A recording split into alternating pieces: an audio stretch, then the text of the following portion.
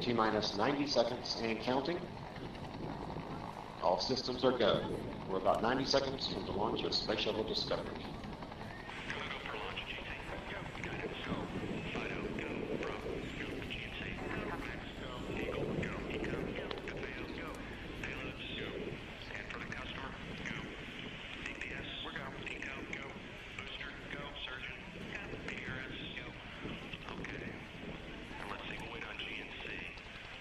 T-minus 60 seconds and counting. We are transferring to orbiter internal power at this time. Discovery is now running off its 3 onboard fuel cells. Coming up on a go for auto sequence start.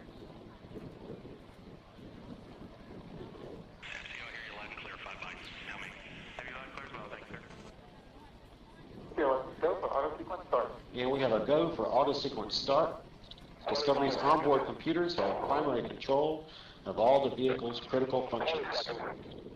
T-minus 17 seconds and counting. 15, 12, 11, 10, 9, 8, 7, 6, start, 2, 1, booster ignition, and liftoff of the Space Shuttle Discovery, returning to the space station, paving the way for future missions beyond.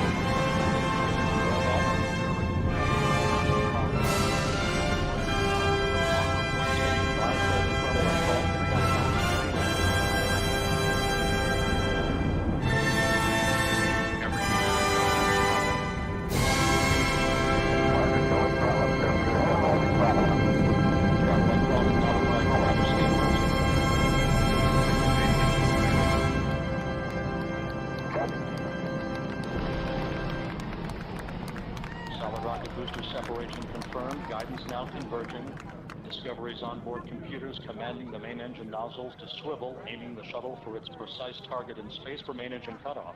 Should have a good forward leg now and okay, you sound good.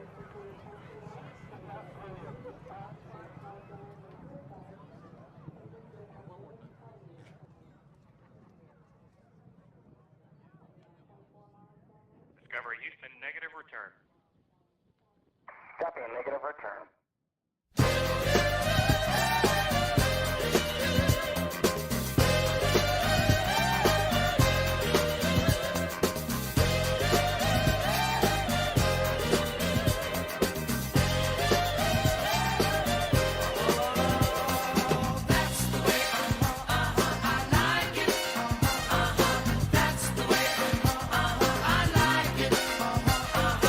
That's the way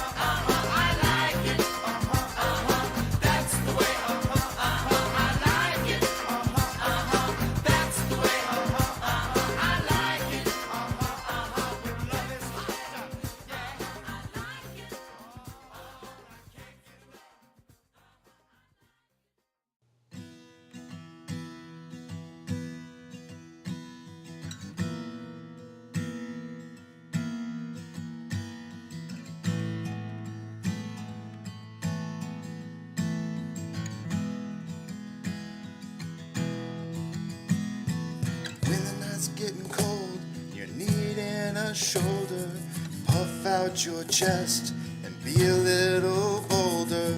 All we do is we buy and hold. There will be shills who wanna steal your thrills. There will be friends who hold till the end. There will be doubt, fear and cloud, but it's all in your head. Those hedges are dead. Panic and fear really are near, but it's not ours to own. We have shown that all we do is buy and hold.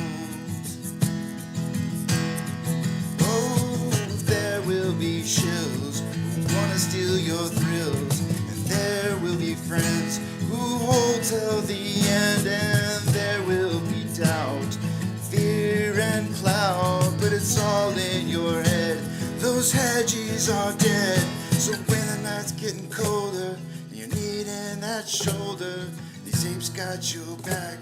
We got each other. All we do is we buy and hold.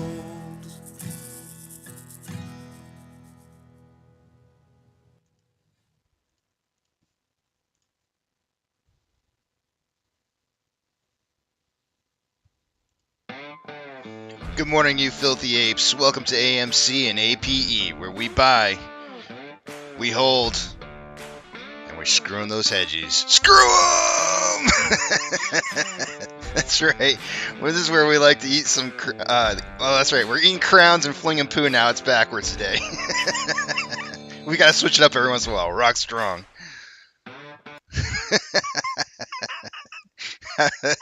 I almost did it. I almost said, and we're eating. I was like, oh shoot, here it comes. I was gonna be like, this is the day. This is the day where I'm doing it backwards. Oh man. Whew, recovery. I didn't say what I thought I was gonna say though. That's the good part.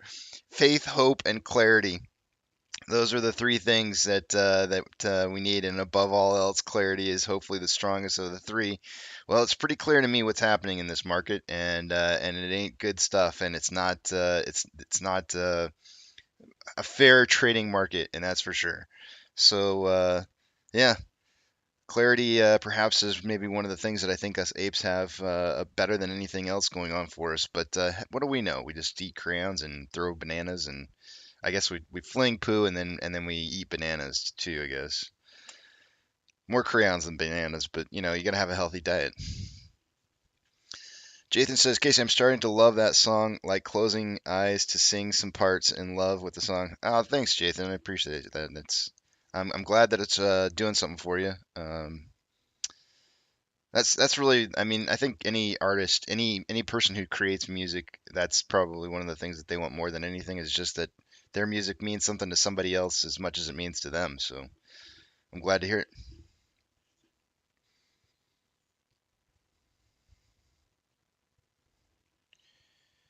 Well, my biggest fan says I finally now understand how the market works and I'm broke.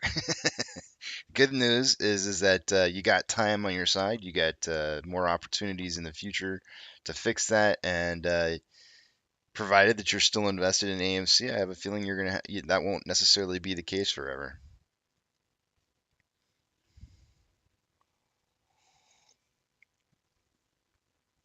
Um, so I saw somebody talking about BB, and I'm guessing that's Boss Blunts.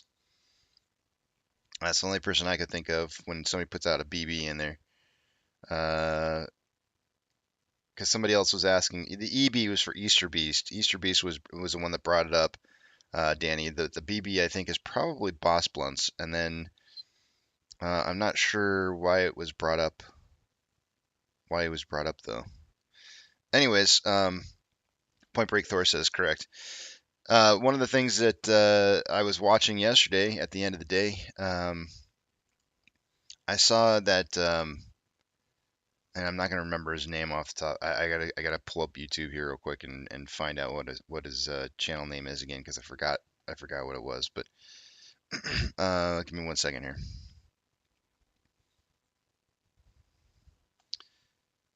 the new guy on the block that I mentioned the other day. He's got another video out here. Stock Retail, that's it. Stock Retail has got another video out that he put out 11 hours ago regarding goodwill impairment. Another good video. I really like this guy. I think he's got some good videos. I'm cautious as usual, just because you never know. When somebody new just kind of pops up out of nowhere, it kind of starts making you wonder, like, okay, what's going to be the spin on this one? So it's always like I always have this like apprehension now whenever I go to watch somebody, and it's it doesn't matter who it is, it could be anybody, but yeah, I really liked this video. I didn't hear anything over this weekend about goodwill impairment, so I'm not sure exactly what he was listening to. He said he was on Twitter or something like that, and he was hearing somebody talk about goodwill impairment, and he was just saying that how they were presenting it was just completely not accurate at all. So I didn't hear anything. Kim says Casey, yes, he is good. I like where he's coming from. I like his factual, no drama kind of attitude. Um, that's what I do like about him. I don't know anything about the guy yet though, and I'd like to know more about him. And that's kind of one of the things that I've found that in this community, that sometimes I'll reach out to people that are new in the community, or people that I feel that are new in the community who are creating content, and just kind of get to know who they are, find out who they are, and how they manage to become part of the community. Uh, what do you guys think? Should I reach out to them and find out? Maybe we can get them on for an interview or something like that, and find out more about them. Casey's Broken Mug says, Casey, did you see the tweet from Randall Cornett yesterday? Yes, I did. Was it you? Was it you that sent me the link to? Somebody sent me the link to or a copy of the tweet that he put out. I did watch his video. I missed like the last five. Well, it was a little less than 5 minutes, like 3 minutes of the video, which is probably like the best part. But I did watch most of the video, and I think those 606 files are stuff that I've kind of perused through. Perused, I think that's the word. Perused through on a couple occasions, but because I didn't understand what the meaning behind all the information was, I just kind of was like, okay, well, I don't know what this is, and I'm not gonna be able to figure it out right away. So, and then I just kind of walked away from it because there's no headers for any of the information. So,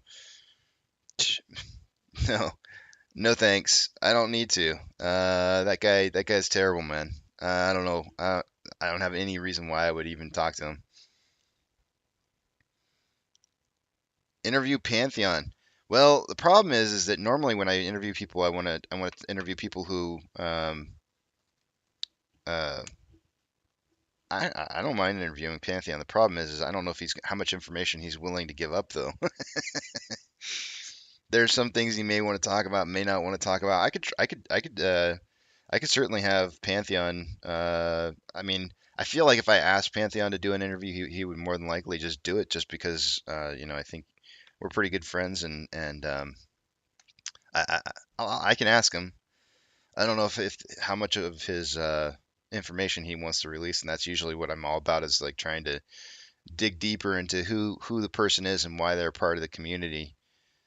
But I feel like that's something that most people already know, and he's been around long enough for people to know all that information anyways. But I can do it. I can always ask. Randall would be a good one. I could do Randall, and I talk too, so I could do Randall as well.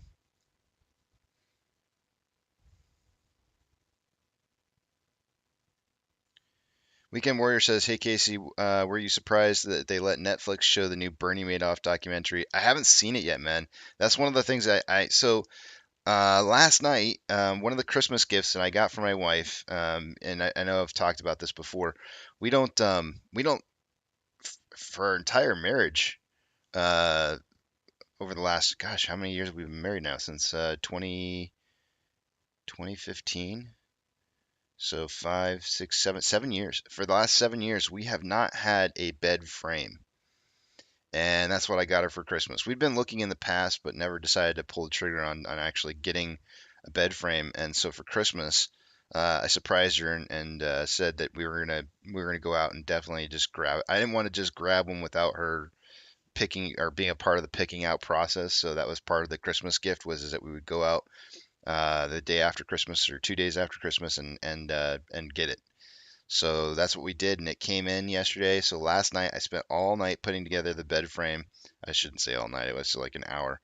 But it came in three big boxes, and I got it all together. And we don't have a box spring, so so I've got this like beautiful bed put together upstairs in the bedroom, and no box spring. So I was spending a lot of my night last night trying to figure out. Since the Jeeps at the dealership, we only have one vehicle. We're down to one vehicle right now, and since the wife worked last night, I didn't have any way to get out to go grab a box spring and have it all set up and surprise her when she gets home this morning. But Gus says, "Does it squeak?" Not when I put it together. It's when I take it apart. But yeah, Apex says you can interview me.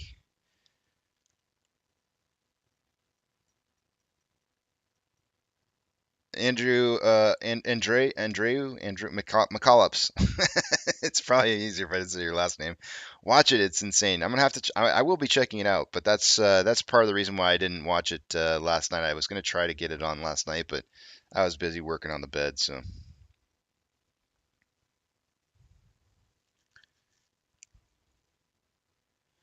can you believe that though? After 7 years, finally getting a bed frame. It's kind of weird. Nah, it doesn't do. We didn't get one of those kind of fancy beds, Sammy boy. Nope, we we didn't do that. We're simple over here.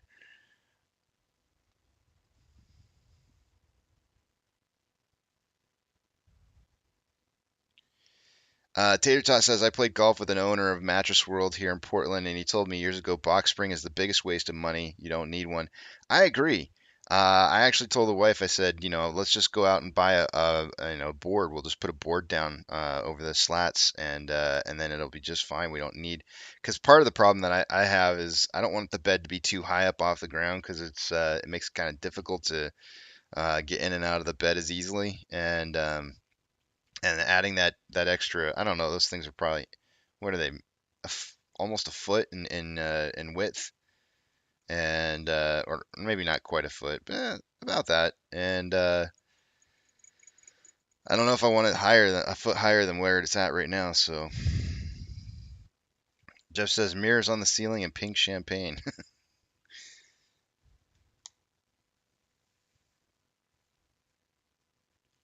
Go plywood.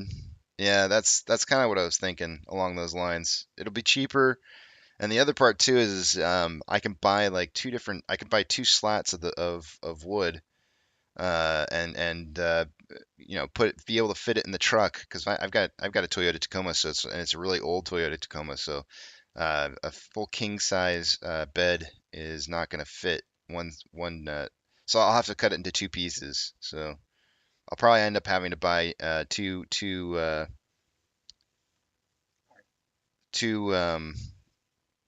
boards and then have them trim them down so that I can get it half and half.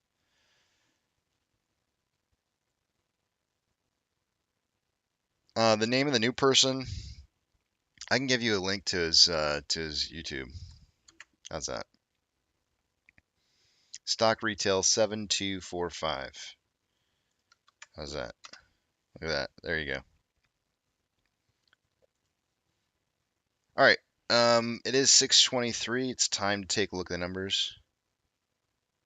Oh, 2001 Skinny says king size box springs come as two pieces. I'm gonna tell my wife this morning. I'm gonna be like, you know what? Let's just buy the wood and do the wood because I think they're a waste of money too. I really have never understood like why you need a box spring specifically. Doesn't make any sense to me. AMC is up 7.14% in the pre-market. More excitingly is the fact that the volume's starting to rise. So that is also a good thing. Prime Apex is over here going, dang it, finally. I want numbers. I don't want to hear about your bed.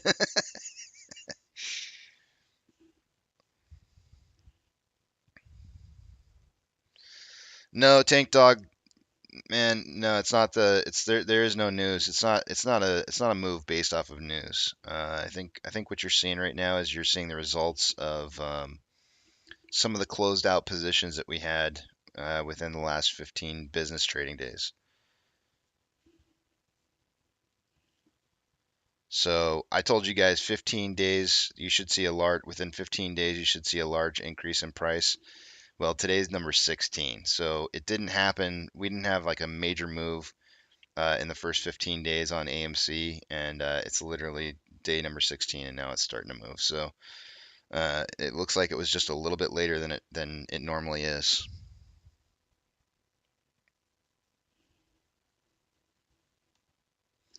But yeah, in regards to Randall's video, again, I think he's working on some really good stuff, and I'm gonna continue to watch that. And I'm really interested in seeing. I'm not gonna overstep his work. You know, when somebody's dived into when somebody's diving into something like that, you don't want to go in there and double work over the top of them. And I was thinking about sending him because I know originally when he compiled the data together, he didn't have it sectioned out in Excel, and I was going to send him a couple copies of that what is it called, delaminated or whatever they call it, sorted by in Excel, because apparently he didn't have he didn't know how to do that in Excel, so I was going to send him that information. But it looks like since then, since he's put up the video, he's got that set up now, so somebody's helping him out already. I'm gonna keep letting him do his work. Dang it, these glasses are a little foggy today. All right, let's take a look at our numbers here, guys, and see what we got going on here. Apex says T plus 2 on 15 days. Well, the 15 days is an average, right? So the normal signal that I usually look at, which is the on loan average age per day, the average was 15 days from the past. It's always been, usually it falls more often than not on like day number 7 to 9.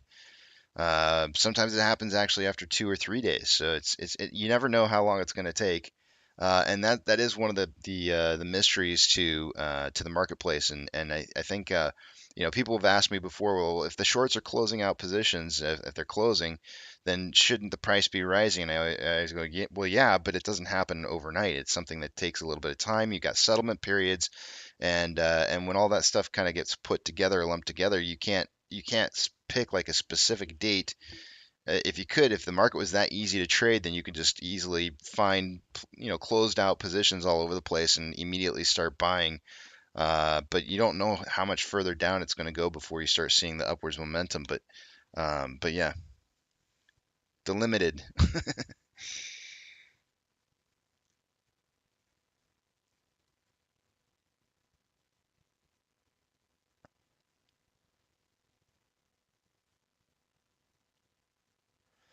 All right, let's take a look at our numbers here, guys. I got the glasses clean. They're a little foggy today.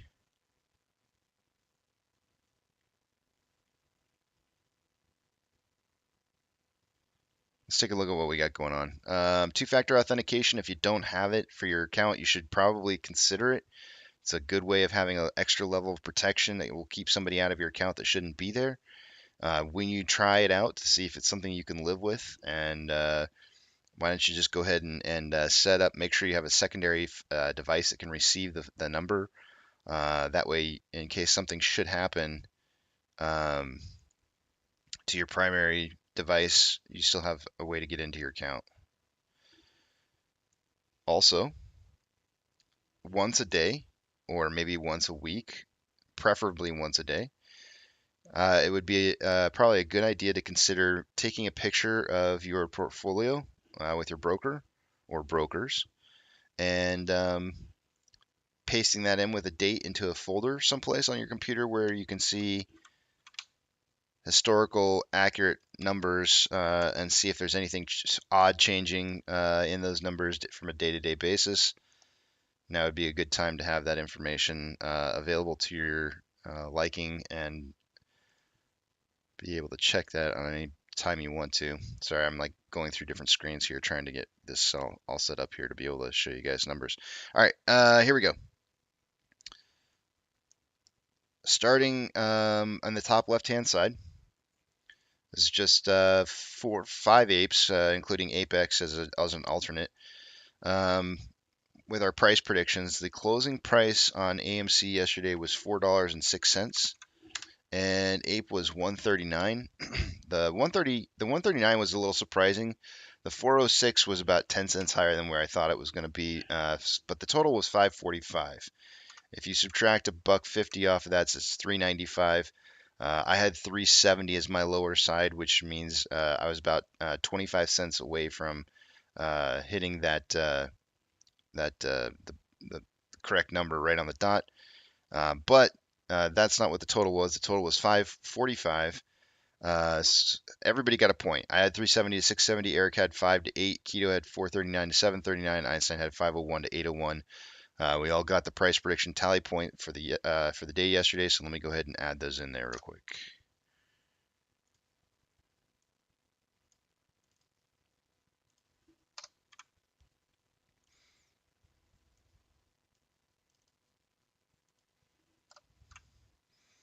I'm going to get a haircut today, or yeah, today after the market closes, and I'm wondering like if I should, I was thinking about having them like shape the beard or trim it up a little bit and make it look a little nicer and everything. Now I'm thinking about like just leaving it and being like, you know what, I'll be in the back in 2 weeks. I'll be back in 2 weeks. We'll see. We'll see. Short exempt volume for the day yesterday, because volume was so low yesterday, I would imagine that short exempt volume is going to be also very low, so don't be surprised by these numbers. We had 117,000 in short exempt volume on AMC.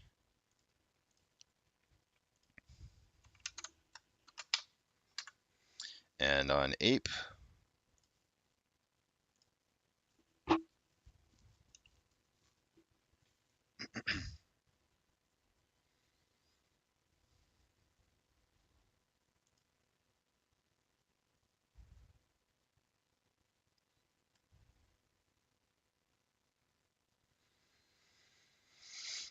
we had 135.7 thousand.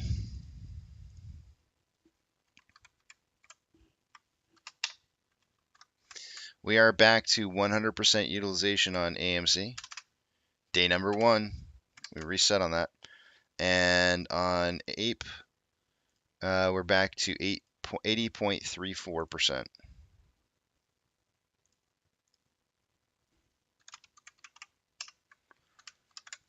Yesterday, AMC was up 3.31%, and Ape was up, or no, it was breaking even. We broke even. Closed out the day the same amount as we had the previous day, so no change. Taking a look at, oh shoot, you know what, guys? Give me 1 second. I got to do something real quick here. I just, I noticed that I seem to be losing internet connection. I gotta check something real fast. Give me 1 second here.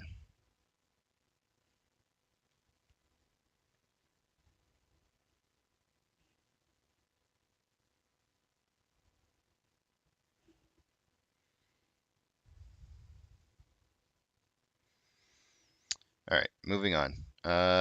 Max Pain.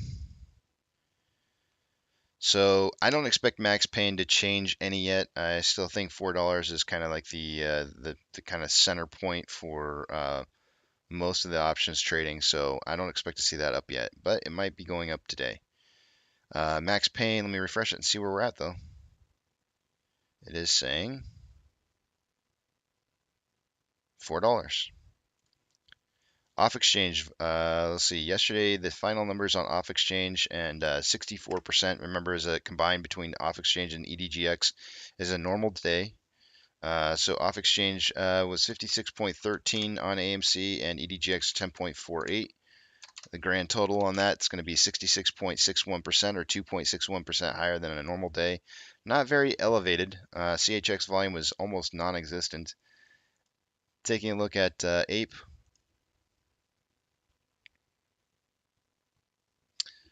Off exchange was 63.72% and EDGX was 5.39. There was some additional volume yesterday in a few other exchanges that was just a tad bit higher than normal. But 69.11% was the combined total on that. Nice. That is 5.11% higher than it should have been, and CHX volume was pretty low. It was like half what it should have been. GME has Jimmy has CHX volume that was low, half the amount, and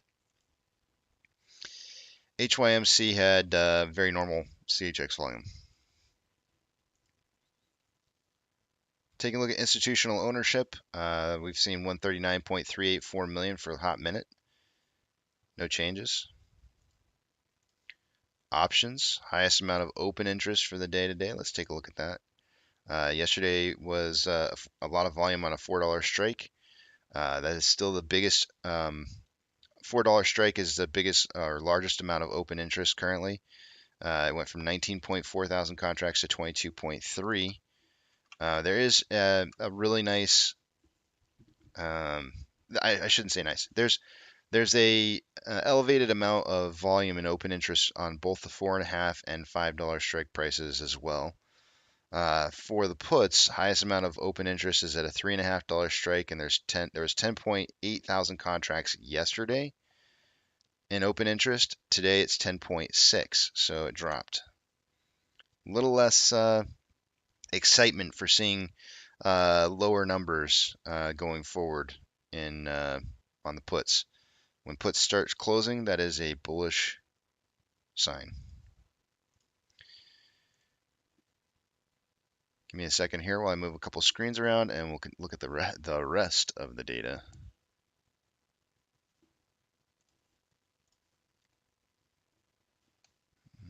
Move this one.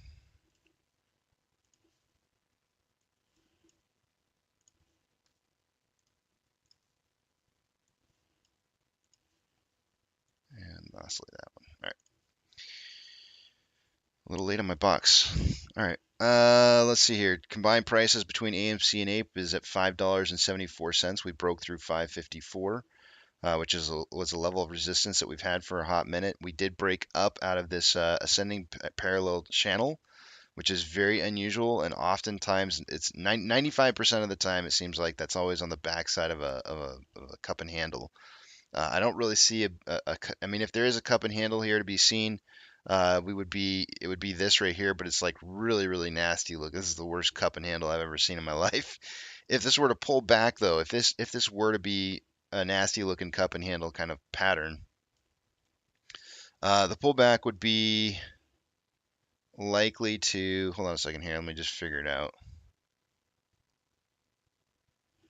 Actually, I could just look at the high and the low. Hold on a second. Let me calculate it out here.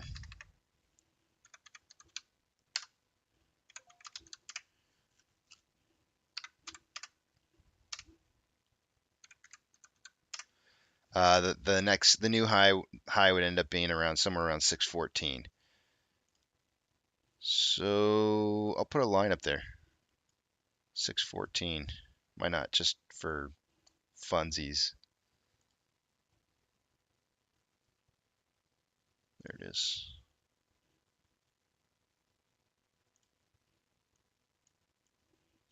But likely we would see this. Hold on a second. Let me subtract that out. Let's see. 579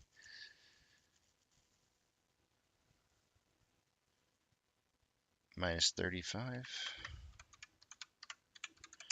Likely we would see price pull back down to 544. I think that 554 is really close to that. So likely what we'll end up seeing happen is this price rising up to some point really close to around maybe 579-ish, and then maybe coming back down and retesting 554 level of resistance before pushing back up to that 615 level.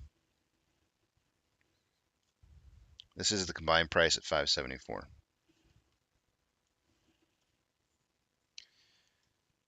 Taking a look at Ortex. Here's our utilization back up at 100% again after dipping down yesterday. We've had two small dips in utilization. We've got 21.6% short share interest of the free float. Shares on loan. Let's zoom in here a little bit and check this out. Let's see what we got going on. Shares on loan for the day today did increase, it looks like, very slightly. It went from 179.21 to 179.47. So I'm just going to call it 200,000. It's like 250,000. 250. We'll just call it 250. 250. 250,000 new shares on loan. Probably have about 80,000 of that will probably end up being short interest of the free float. Let's see what we got going on here. That increased from 21.57 to 21.6. So it's actually 0.03. It's going to be a little bit higher than I would have thought. Oops.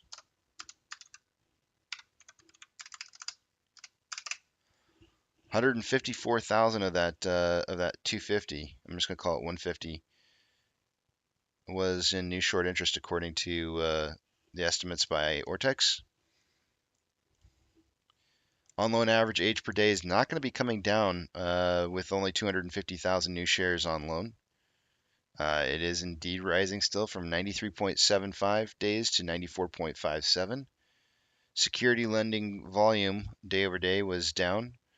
Actually, you know what? I don't think we don't have reported information for security lending volume. Either that or we don't have reported information for security lending volume from yesterday. None. And I'm not sure why. It might just take some more time for that information to show up. But as of right now, let me just refresh this and see if it's got it now.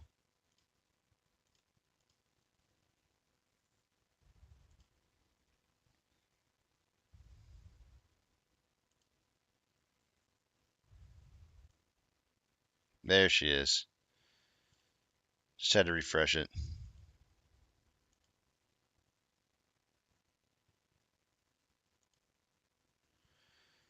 Security lending volume went from 3.42 million down to 1.88 million shares.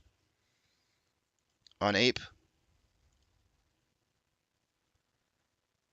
currently our short share interest, the free float's at 7.07%. Utilization went back up again to 80.34. Let's zoom in on this just a tad bit here. On loan amount day over day decreasing from 28.96 to 28.4. So 560,000 shares off the books.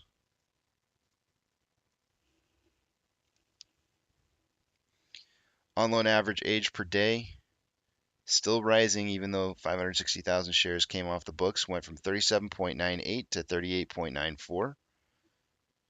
That should be the case. Usually it only goes down when you see new shares added to the books or closed out positions that are really, really old.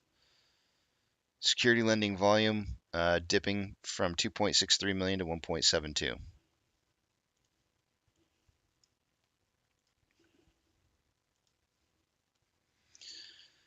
Due to low volume yesterday, and this is only for the last 4 minutes of trading as the order sizes are obviously very, very low on this. AMC, Ape, and GME had a difficult time making onto the list here of 30 most heavily traded stocks. However, it looks like they did do settlements on the last 4 minutes on at least GME and AMC. Let's see if Ape made the list too. Nope, just GME and AMC. In the last 4 minutes of settlements that occurred, they put a lot of orders through for both of those two. We had buy sell ratio on GME was and this is just for the last 4 minute settlements, was 55% to 45% buy sell ratio, and on AMC it was 45 to 55 buy sell. So those are low numbers, but remember this is just the last 4 minutes of settlements of the day. It was not a representation of how the whole day went.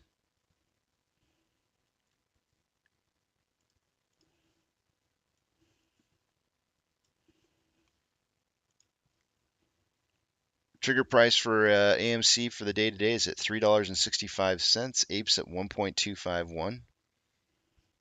There are 0 shares available. Earlier this morning there was 15,000 shares that were returned, and those are now back on again with a 99.1% fee.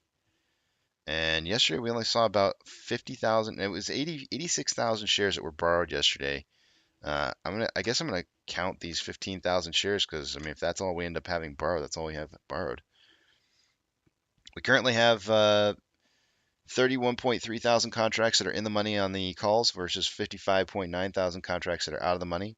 31.8 thousand contracts that are out of the money on the puts versus 17.4 thousand contracts that are in the money. The number that I like seeing stay under 100K is going to be the addition of both the out of the money puts and calls. As it stands right now, we're at 86, 87, about 87,000 contracts. I'd like to see that stay under 100. It's getting awfully close. If price starts ripping, you can almost bet your bottom dollar this thing is going to definitely start showing signs of going above 100,000 contracts that are in the money or out of the money.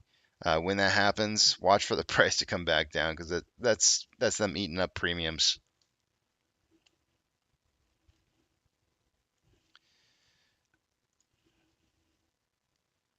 And it looks like the market as a whole is currently showing signs of being up in the futures, anywhere from 0.1 to 0.2%.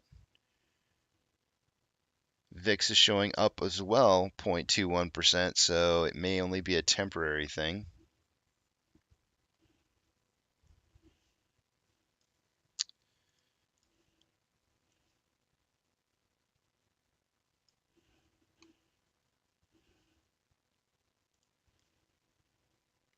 International markets,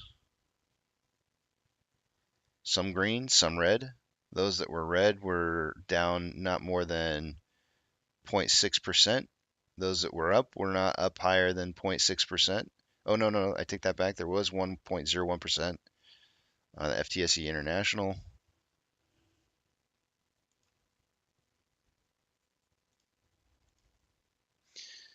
Ethereum Classic is down 1.84%.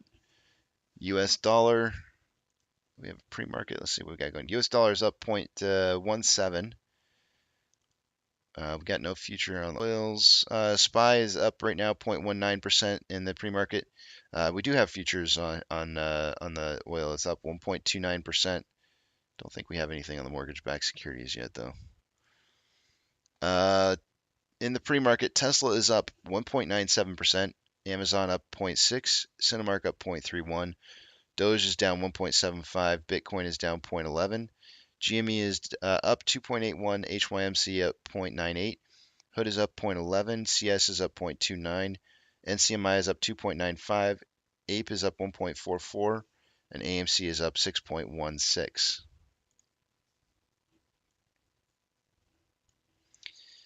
Yesterday, inflow versus outflow on AMC, there was about $300,000 more, $350,000 more outflow than inflow. 86,000 shares traded so far this morning with about 13 minutes left before our pokey stick of volume. On a 4, we have more buying pressure than selling pressure with an RSI of 67.86, which is above average. On a 1-hour time interval, we'll wait for it. More selling pressure than buying pressure with an RSI of 78.96, which is extremely hot.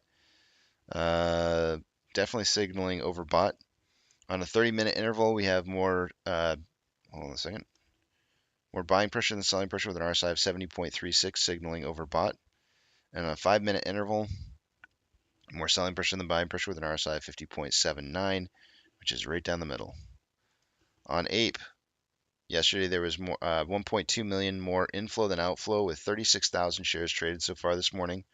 On a 4-hour interval, we have more selling pressure than buying pressure with an RSI of 55.73, which is slightly above average. On an hourly, we have more selling pressure than buying pressure with a divergence of the vortex indicator, an RSI at 57.01, which is slightly above average.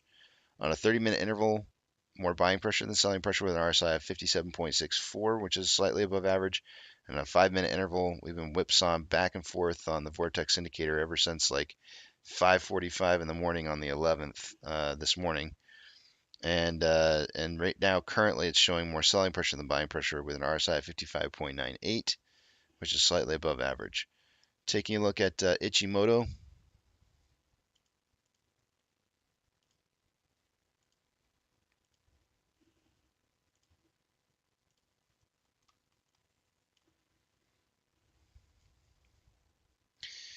Lagging line is just barely above price line. Not sure if you can even see that. but it is just slightly higher than price line currently. We've got the conversion line is still below the base after it had flipped yesterday to cross over the baseline.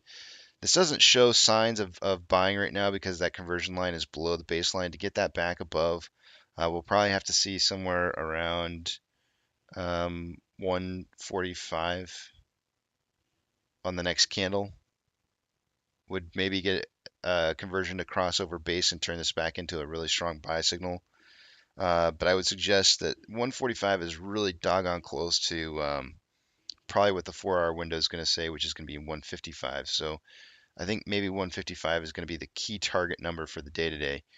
To cross, yeah, 155, I think, to cross over at least midday today, it's going to be 146. So I'm going to write down my first number that I'm going to write down is 145 and then 155. Those are the two numbers that we need to kind of cross and hold above in order to see price movement running. Lagging line on the 4-hour chart is above price line. Conversion is above base. This is as strong on a 4-hour window or time interval here. This is a very strong buy right now. Very, very, very strong looking buy. Because once these numbers cross through the cloud, everything else is set up perfectly. And you got a nice big red cloud coming up in the futures, which means this could run a fair amount. On AMC, on a 1-hour time interval, we have conversion above base, lagging above price line. This is a very strong buy. We have broken through the cloud. There is a green cloud forming on the 1-hour time interval. This looks good as of right now. What we don't want to see have happening is dropping back down to where conversion line is. Right now, conversion is at $4.20. So we want to see price staying above conversion. So I'm going to write down 420 as my first value that we want to stay above to continue to see more buying pressure. 420. And on a 4-hour time interval, we are entering into the cloud. So lagging line is above price line. Conversion is just now starting to cross base. Yeah, it crossed base, and because it's at 4.085 and base is at 4.075. So conversion and base. The key trick for the day today is going to be getting above the leading B number, which is going to be at $4.55. That will be the trick for the day today. If we can see price above 455 and maintaining that at any given point, we could see massive buying pressure coming in. This price movement currently moving upwards is causing a green cloud to start forming within the next 5 trading days, 3, 4, 5, 6 trading days. So this is strong momentum and could carry through to the other side of this cloud here.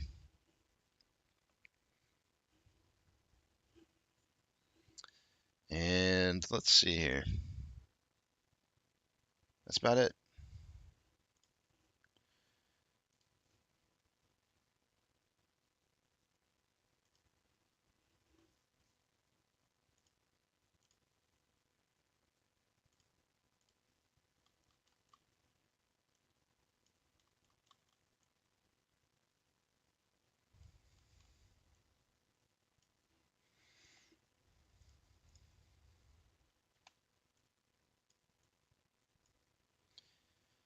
All right.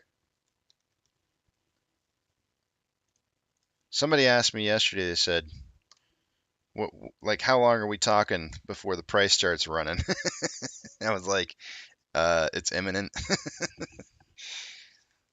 I said anywhere within the next 48 hours, I think is what I finally settled on, but I did say it was imminent. Left Wing Wacko says, toke it up, 420. Easter Beast says, any word when popcorn comes out? The only thing I've heard last was this year. So I don't recall if they had more specific dates than that.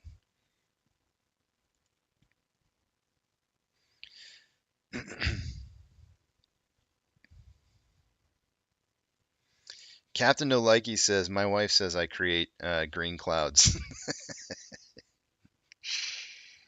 Oh man. As long as you're not trapping her in with those green clouds, then you're probably okay. I think she'll stick with you. John, good morning to you. John, I assume you probably saw my message to you earlier this morning.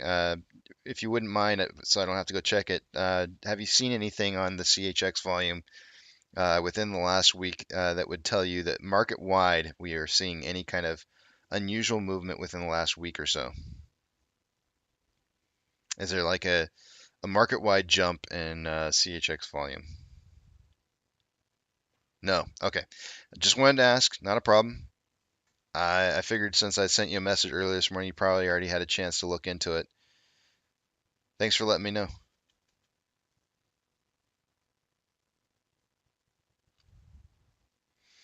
Francis Boyce says, "Good morning, Casey and gang. If Ape converts back to suck, squeeze, bang, if Ape converts back, will suck, squeeze, bang, blow be back?" I don't know, man. I really don't know. I, to be honest with you, suck, squeeze, bang, blow was not something that you could carry over to like any other stock. It was a pattern that was seen on AMC specifically, where you could see these cycles that were happening, and they were pretty consistent. It wasn't a way to kind of tell you where there was going to be where price was going to move in the future. It was just letting you know where you were in the cycles that we were seeing in price movement and volume movement. Whether or not that comes back or not, I have no idea. It's a great question. We can always start tracking it and seeing.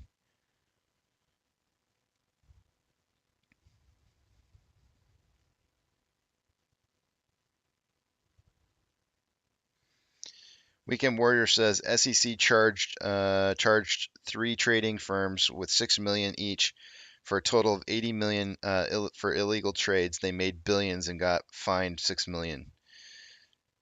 Uh, uh, this is why we were talking about this yesterday. A lot of people are saying like jail time for anybody who violates these trading rules or laws. And I'm saying like, we don't necessarily have to do jail time, but what we could do is we could increase the value. I mean, especially since Gary Gensler is so adamant about him being underfunded, then why doesn't he just increase the fine levels and actually make it painful enough for these companies to not continue to do what it is that they're doing, and then we won't have any problem.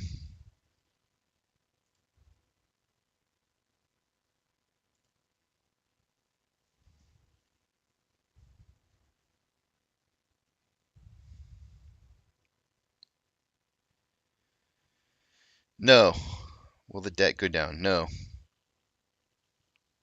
A 10 to 1 conversion, the 10 to 1 reverse split and conversion will not cause the debt to go down.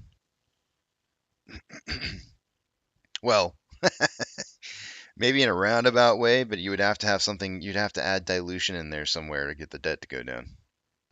Dilution and then some payment of on the debt.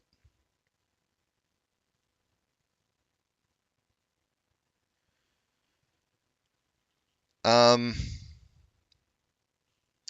it's a great question, Tank Dog. I don't know the answer to that. I really don't know why he's choosing to do it the way that he's doing it. I don't know.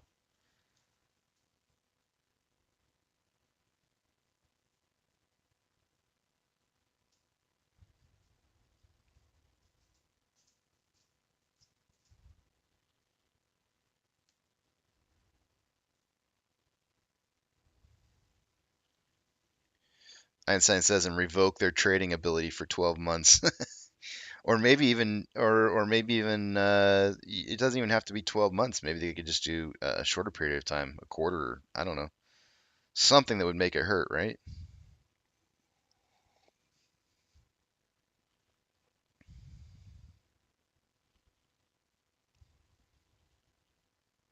Tanner, good morning to you.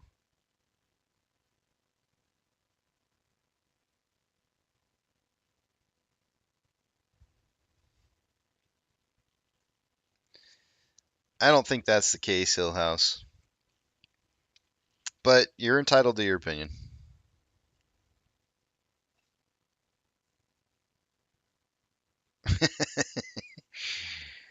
When you're pokey stick of volume hitting here. Hold on a second. Pokey stick of volume hitting.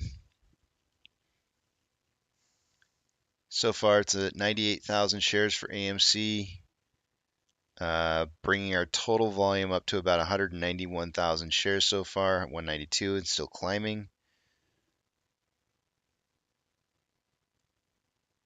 Yeah, we're definitely going to see a spike in volume today for sure. All right, let's see here. Gotta do some math in my head. 50. Let's see, 250. Every 5 million for 25.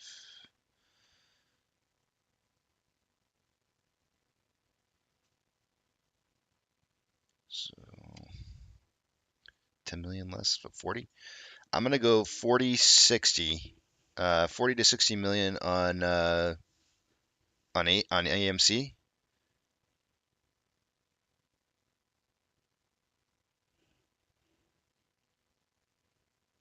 I might be cutting it a little close. I'm gonna go 30.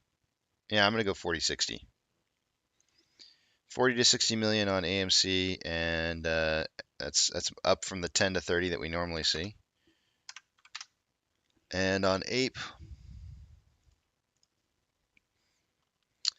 Pokey Stick of volume was 72.5 thousand shares, bringing our total to 109, which means we only had like 30-ish thousand shares going into that. Let me figure this one out here. Ape has been kind of a difficult one. Like it's been all over the place. This volume is not all that exceptionally high.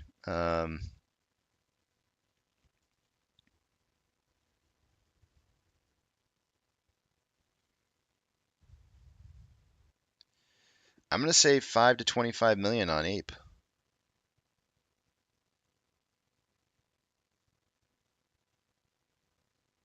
I think I could maybe raise it to 10 to 30. Let me just check yesterday's volume.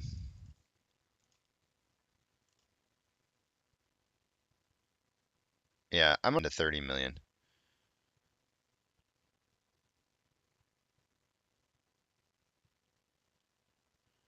Yeah, not a problem.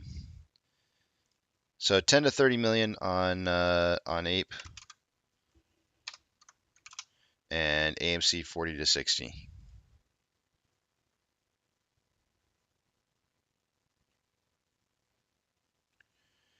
Left Wing Wacko says, what a day, looking forward to green charts. Also, today is the first day that we do not have to wear hard hats at work any longer. That's awesome.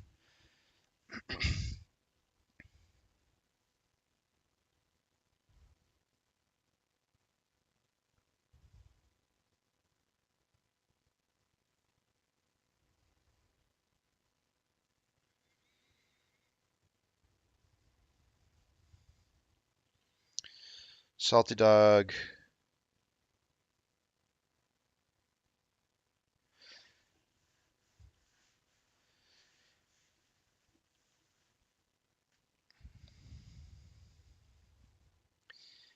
I don't think so. In regards to what it is that we're talking about here, though, Salty Dog is. I don't think that you can you can't sit there and compare apples to hand grenades. You know, it doesn't like it's not. I don't think that that's a fair. I don't think it's fair to compare stocks. Like you can't just go out there and cherry pick every single reverse split that's had a positive movement upwards and say, oh look, see this is a reverse split's a good thing. So I don't think that's a fair. I don't think it's a fair comparison. Like I said, if you're going to go out there and start cherry picking every single uh, one that's popping and saying this supports the idea that we need to do this, then you need to go back out there and start telling me how many for every single time you come in and you start telling me that there's one stock that's having huge upwards momentum because of a reverse split. How many had negative returns for the day because of a reverse split? So you can't just cherry pick like that. It's not how it works. So I'm right now in my opinion, like I don't think in regards to the discussion of like Whether or not a reverse split's going to be a good thing for AMC or not, I don't think it's a fair thing to do, because it's misleading people to think that that's the right thing to do.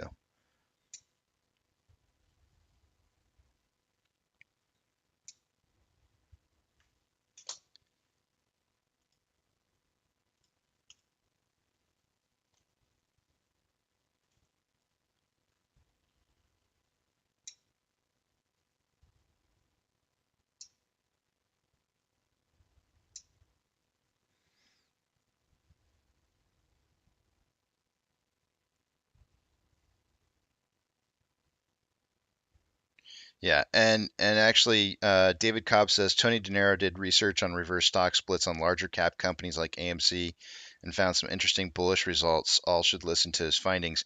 I actually do plan on going and watching that, David, because I saw his post on that just yesterday. So I plan on going and watching that myself, because I have not done the research that I'm sure that he's done already, and I will be checking that out to see.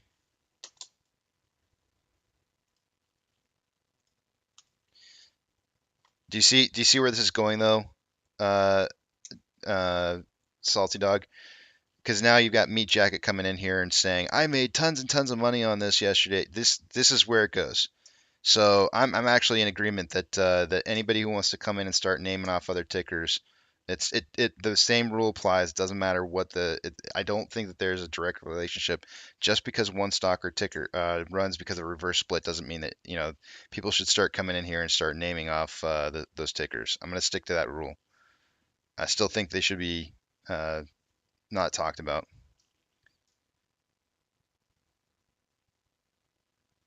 Got to be. I think you have to be consistent in the rule.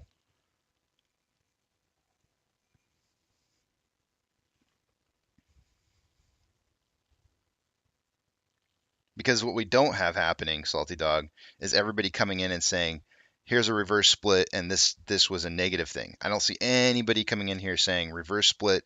Oh, look what happened! The price failed on this stock. The only ones that they're throwing out there is the ones that are running, and that's it. That's the only ones that are being talked about.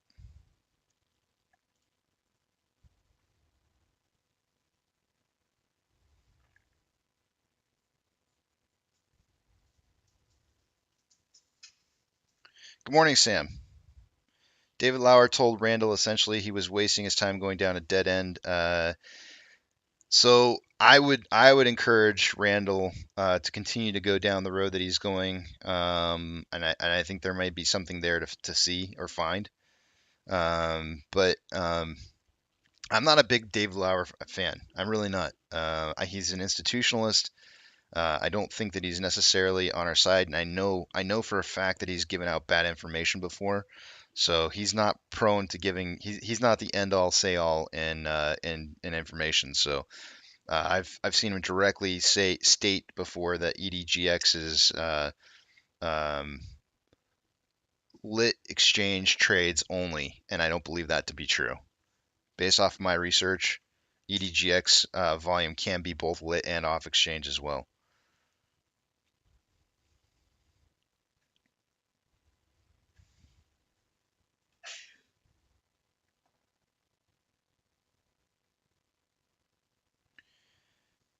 Nate says, Casey, you ever think what you're doing doesn't matter? Just know I lost a loved last night, and as weird as it sounds, listening to your show is helping. Dude, I'm really sorry for your loss, Nate. That's that's really sad. I'm sorry for that. Um, don't sit around alone. Make sure you're with people, and you need to talk. Make sure you talk to somebody about what it is that you're feeling and all that kind of stuff, because it's never good to go through a loss by yourself.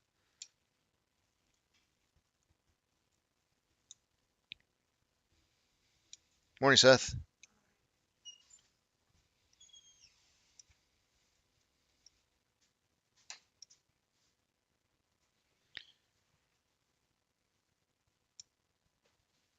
Ape says more than 90% of reverse splits Tony D talked about had gone down more than 90% in value after.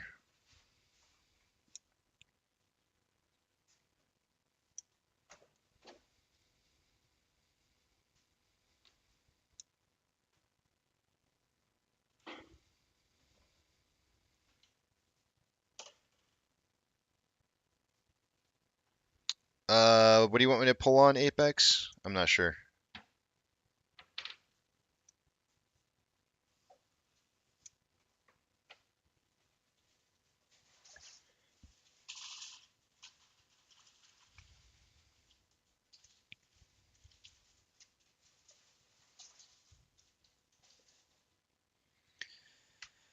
Roaster guy says Lauer did tell Randall this morning it was great work.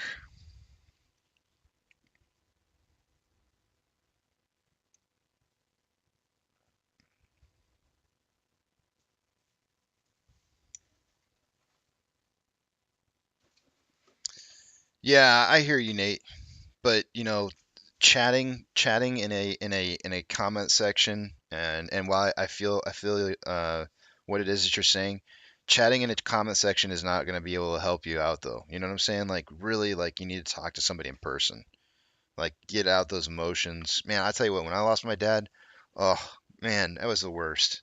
It was so bad, and I didn't even want to talk to anybody for a while.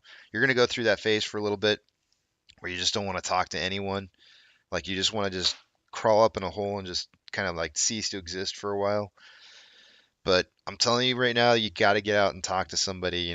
Somebody who's dealing with the loss with you, so that you can share in the memories, because you got to talk about the good stuff. Remember the good times.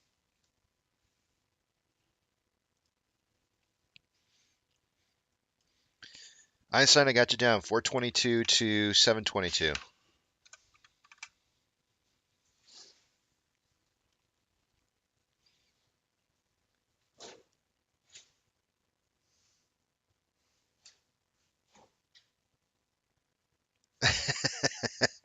Apex says he wants me to do a poll on whether you like banana splits or reverse stock splits better. I don't want to do that. UPS delivery guy says, I believe Tony was talking about penny stocks. He then compared splits with similar market caps. I got to watch the video. I haven't seen it yet. I got to go see it.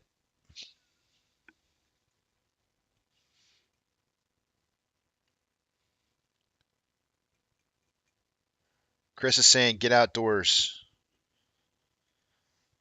I don't know if you golf, Nate. I don't know if you golf, but golf can be kind of one of those healing kind of things, because you kind of get out and walk the course. Don't drive it, walk it. If you can find like a good what do they call those? Oh shoot, the par three courses. There's a word for it, and I can't remember what it's called. They're called executive. If you can find a good executive par three course, go out there and walk a par three course, because it's a lot less yardage, and walking wise, it's not as hard on you. You can play 9 holes on an executive course, and walk it, and then maybe drive the second half, or vice versa, drive the first half, walk the second, and it really gets you out there and just kind of it feels better.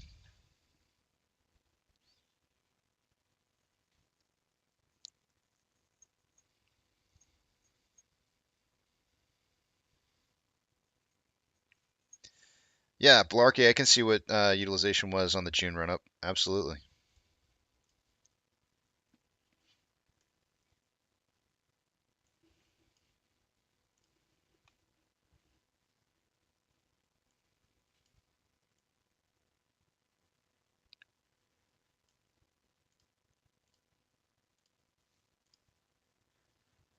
So just prior to the June run up, and there was, believe it or not, there was a small little tiny dip, similar to like some of the dips we've been seeing.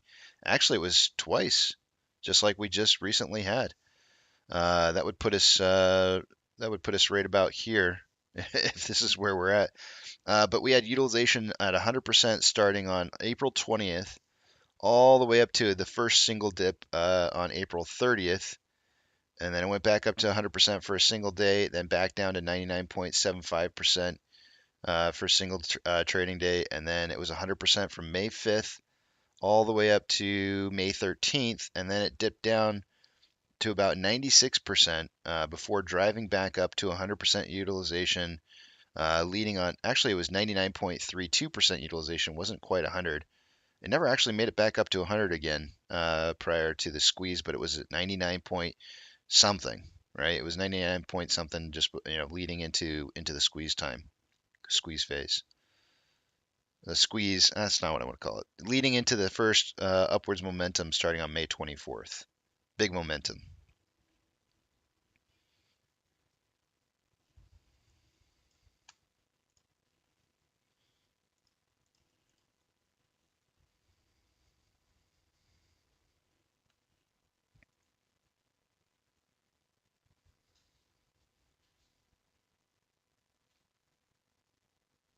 Oh man. You guys started coming in hot and heavy here. Thanks, Keith, for the. You're welcome, Nate.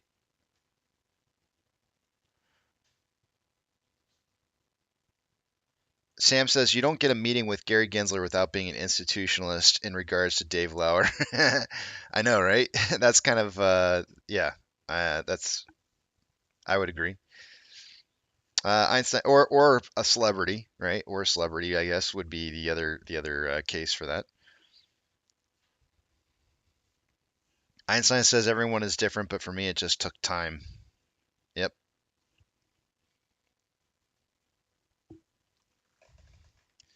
Yukon, we'll toast to your granddad today. Give me a second, I'm gonna write it down. I'm gonna actually toast to Nate as well, if you guys don't mind, later today. Nate Ross. I gotta write these down on my board, otherwise I forget. Nate Ross and let me see, who was the other one? Yukon. Cornelius. Multipass.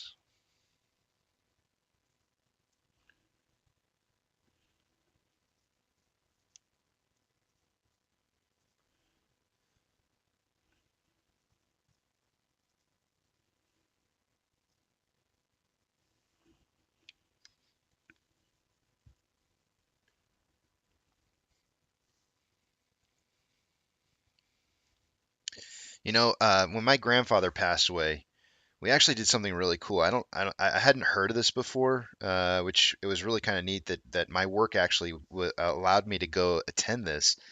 But he had Alzheimer's, and so and he was on my we were told that he didn't have much time left, and we were able to go out there and have a life party for his birthday, one of his last birthdays he was alive.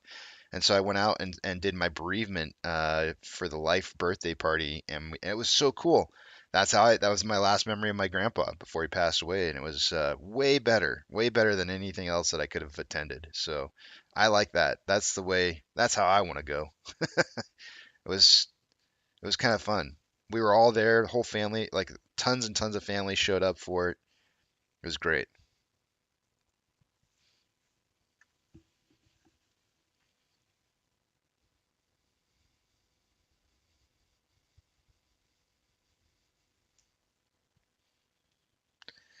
Tony, is Tony in here? I see somebody said Tony. Tony, if you're in here, I got to go check out your video, man. I heard you did some heavy research into reverse splits and market capitalization and how those affect larger market capped stocks. And it sounds like it's really good information. I saw the video title, I think it was last night, and I was like, "Ooh, I got to check that one out." I haven't had a chance to though. I was working on a bed last night.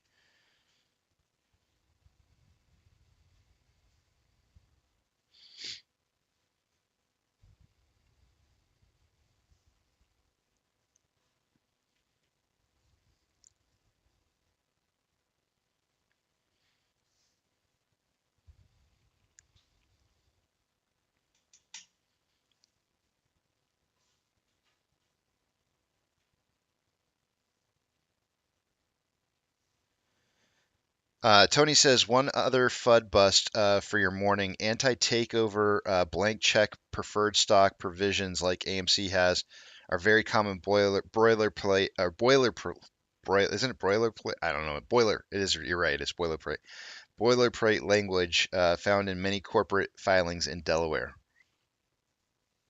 And I was mentioning a video about Goodwill. Shoot, I forgot it was Goodwill son of a gun, I forgot the second word. But there was a video that I saw. I can't remember. I keep forgetting this guy's names. Stock retail or retail. What is this guy's name? Hold on a second.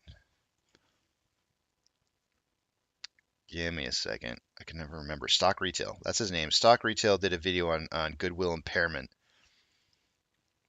which was something that I guess it was brought up over this weekend in Twitterverse, and I had not even heard of it, being mentioned at all. And he did a breakdown on that as well. Good morning, Shali.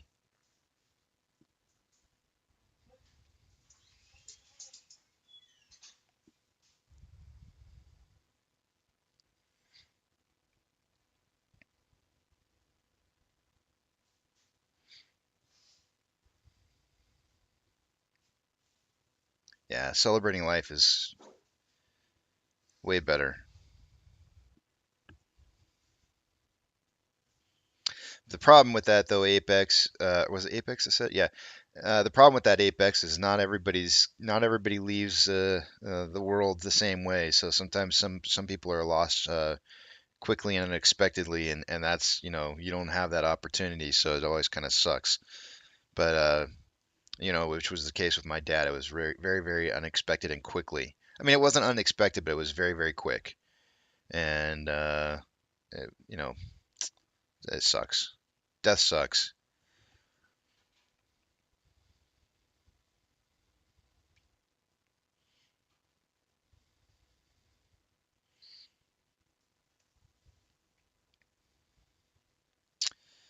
Yeah, you should check out that Goodwill video, Tony. Stop. What was it? What I can't even remember his name again. One of these days, my memory is going to be better. I can hope. I can hope, anyways. Here, I'm going to link the video to Stock Retail and post it here. So if you want to go check that out, it was kind of interesting.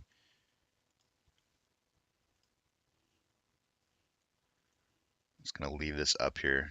I've mentioned it enough times.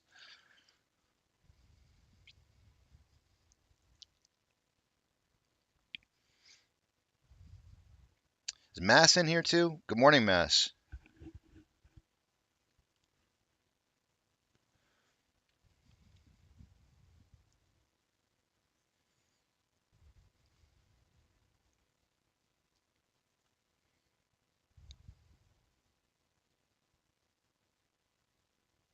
I missed it. Where's Mass's? I don't see Mass comment in here. I'm looking at it. I just don't see it. Why am I not seeing it? One second, I'm looking. Oh, there he is. Good morning, Mass.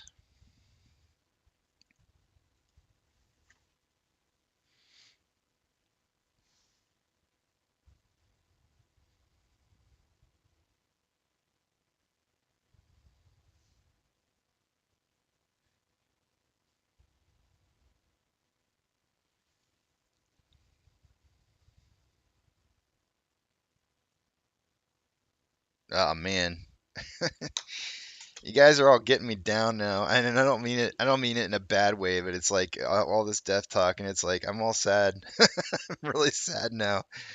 Like we all talking about our losses. It's like it's sad to me. We're. Oh, hold on. I feel like I need a bobblehead Ross moment here. It's like bobblehead Ross. I need you to pull through here and just kind of give us like a brighter side of the day here. Hold on. This be a good place for my little squirrel to live. Why has it got to be a little squirrel? Why has it got to be a little squirrel, Bob Ross? Wait, I need one more bobblehead Ross moment here. Let's put a few little highlights in here just to make them little rascals just sparkle in the sun. It doesn't help any.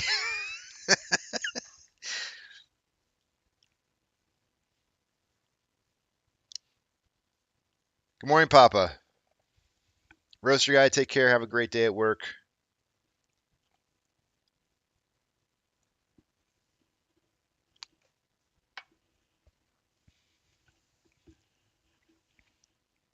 Who had recommended to me a small little hot plate for the coffee? Somebody had recommended a small little hot plate for my coffee cup. I was walking through Costco, like I think 2 days ago. Was it 2 days ago? Yeah, 2 days ago. I was walking through Costco, and I saw this little hot plate thing that was like a. I want to say it, for all intents and purposes, it looked like it was basically an I cup. And they might as well have called it because it looked like it was wrapped up like an iPhone. But it was like 100 and something odd dollars for a coffee cup and hot plate that you could apparently control temperature from your phone. Um, Seemed way ridiculous to me.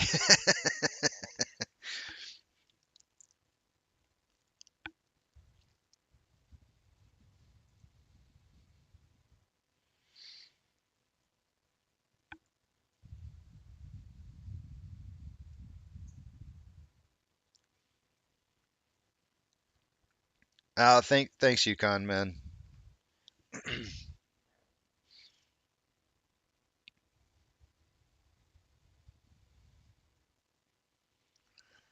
Michael says, Casey, I asked you a question in Discord under educational, a bit long. I value your opinion on it as well as everyone else.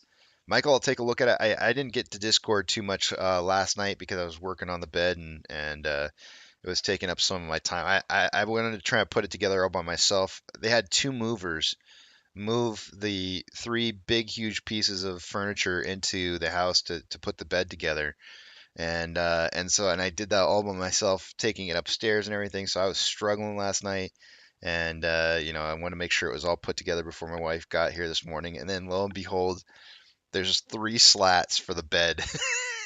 Three. I thought it came with like tons of slats across the whole bottom of the bed, and it came with three. So now I threw the mattress back on top just so for presentation purposes.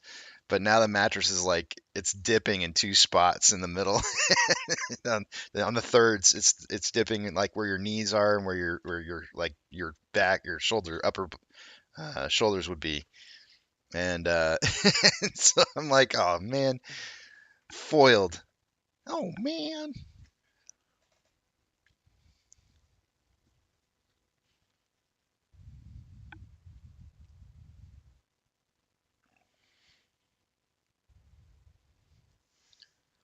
What's wrong with your jaw, Mass?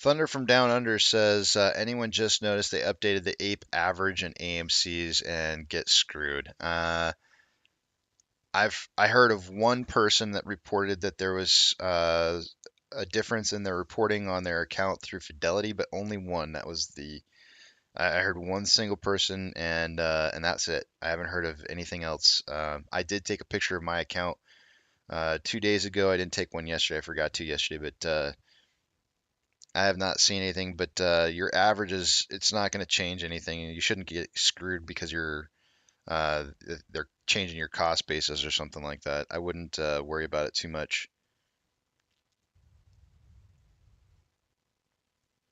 Oh, okay. Nothing's wrong with your jawline. Okay. Dana's causing more problems over here, huh?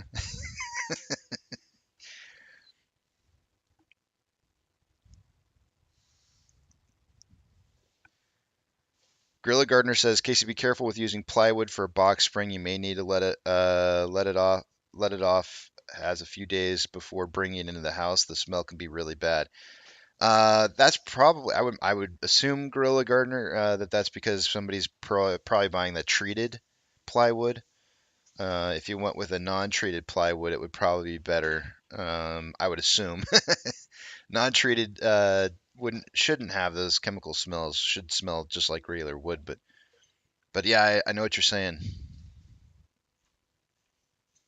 Yeah, Tony's saying it does not matter what your broker reports as your cost basis. Tony, I mean, I understand, Tony, why people look at cost basis, perhaps maybe for like penny stock trades, because it could make a difference, or maybe perhaps like maybe even like small cap stocks where the price is like really low, and the trades are being made. But the idea that cost basis would even matter at all on a play like this makes no sense to me. Like nobody should be looking at cost basis. Like you're not like unless you're actively trading AMC back and forth, trying to swing trade this thing, like cost basis it shouldn't be a problem for you. Like there's just no reason to even look at it.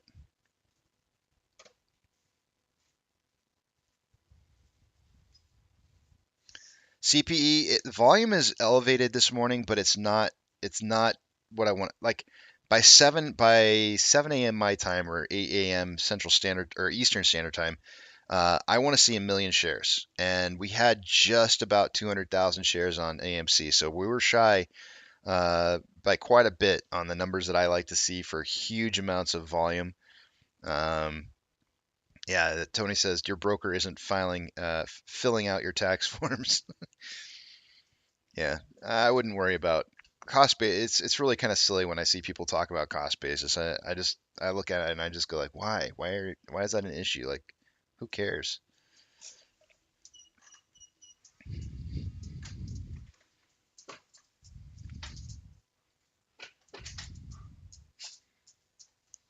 Yeah, cost basis does matter for taxes, Ace, but the problem is that if you're not actively trading this stock, what's the difference?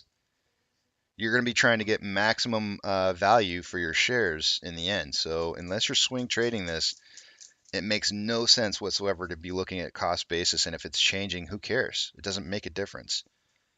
You're going to be trying to get maximum valuation for your position, and that cost basis will not factor into that at all.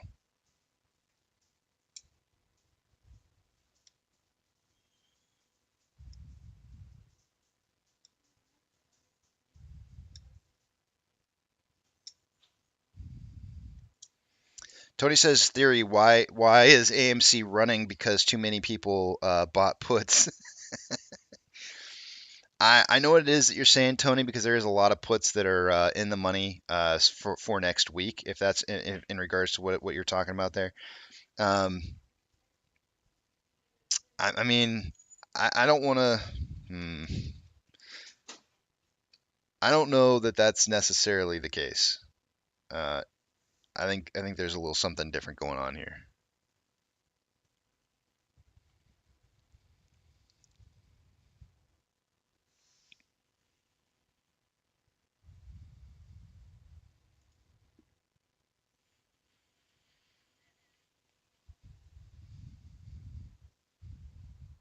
Glenn saying no shares available. Well, that is that is part of the problem. There doesn't appear to be any shares available. However, that doesn't stop them from creating additional shares. Um, we saw closing of positions uh, about 15 trading days ago. So some of those closing of positions are resulting in price improvement, and I think that's what you're seeing. You're seeing that happening now.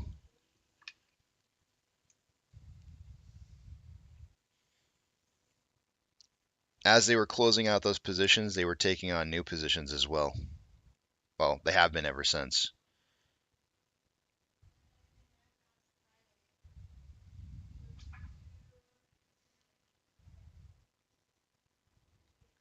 Alrighty, guys, I'm gonna head to break here. Mass, Tony, thanks for stopping by. Always good to see you guys. I will see you all back here at 8:15. We'll go over my price prediction for the day today on AMC and Ape. Today's going to be a fun one to try and guesstimate.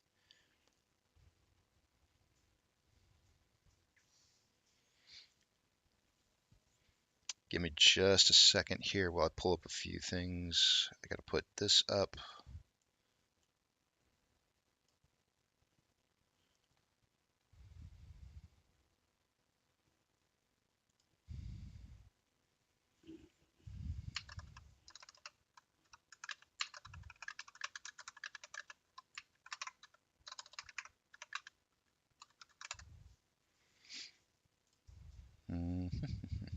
All right, I'm gonna throw up some music for you guys here, and yep, throw up music, and I'll see you guys back in about I guess about 40 minutes.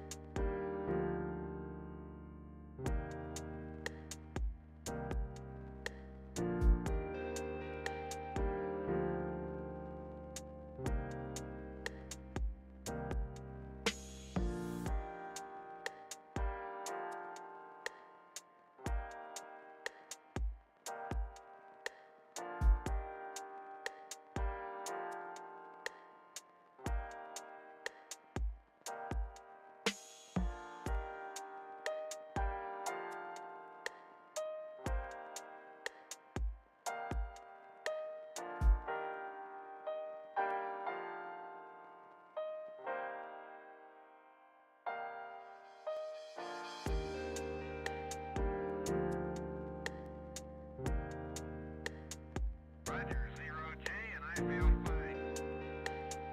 Discovery Houston, press to ATO.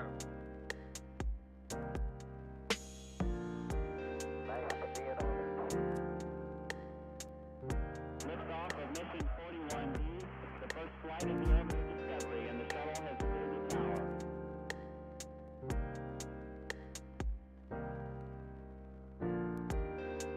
Three, two, one, zero, zero. Discovery, go and throttle up. Discovery's 4 computers now have primary control of critical vehicle functions.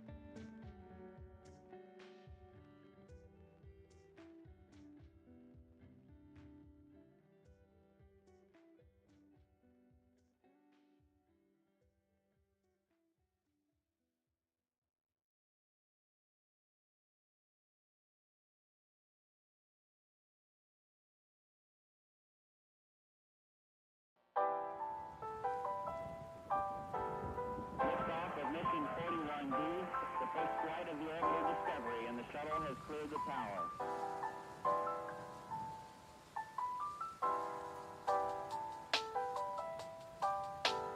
Discovery's core computers now have primary control of critical vehicle functions.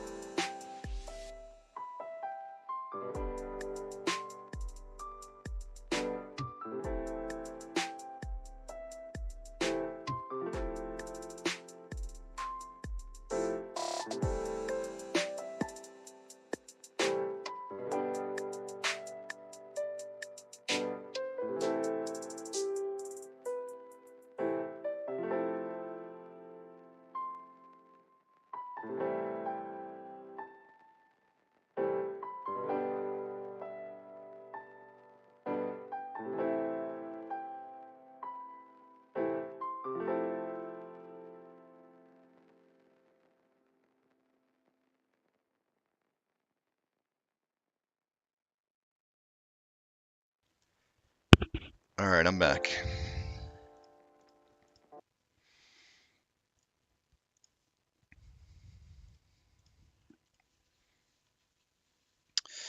All right, let's see here what we got going on. We got Ape moving up a little bit here. AMC moving up a little bit.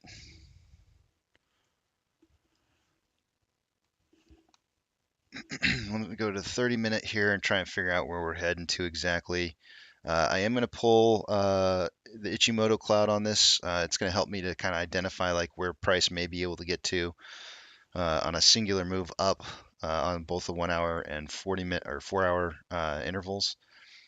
We are hugging the other upper side on a 1 hour interval. We are hugging the upside of a Bollinger Band trend, which usually sees price moving back towards simple moving average. Let's see here. Let me look at a 4-hour chart. Getting through the cloud is going to be, we need to hit 455 was the number that I said, and maintain 455 to break through the cloud on the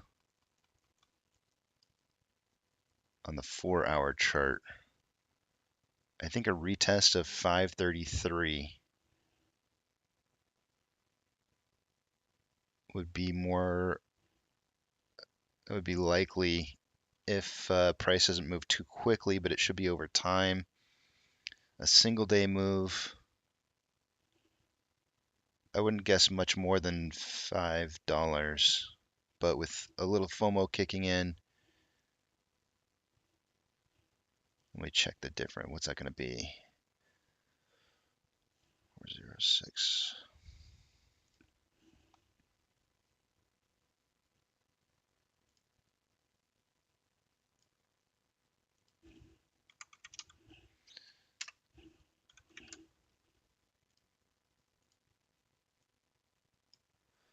That would be a 30% increase in price, and that's awfully high. So $5 would be a 23.2% increase in price day over day, and 480 would be 18%. So we're already hitting some pretty large numbers at this point at 444.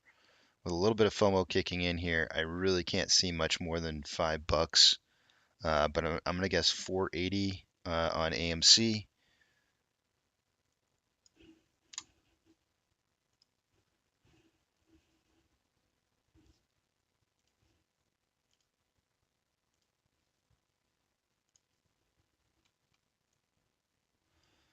And on Ape,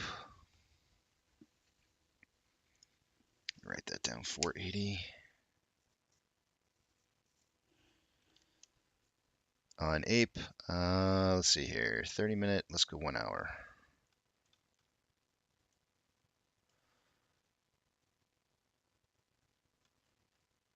So I had a window for breaking out of this wedge here, and looks like it's going to be a little bit after that. I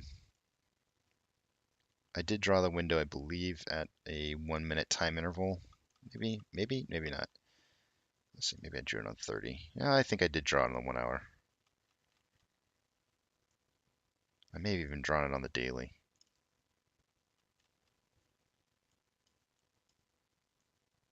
Yeah, I think I drew it on the daily. I drew this box yesterday. Somebody was asking me yesterday, like, when do I see Ape starting to rip? And I said it looks imminent. It could be within the next 48 hours, but really likely the next 24 was kind of the time frame.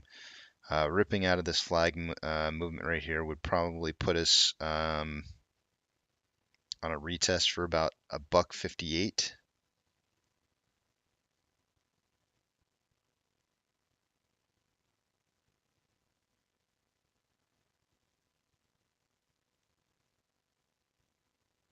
I'm gonna go $1.50.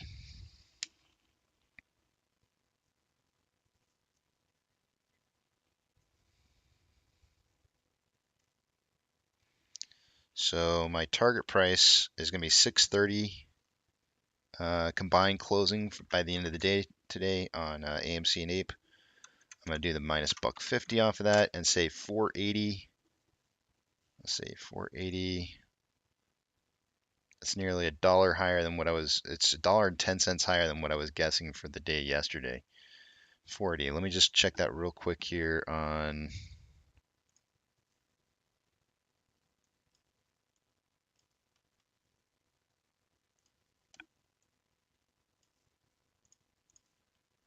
Trading View.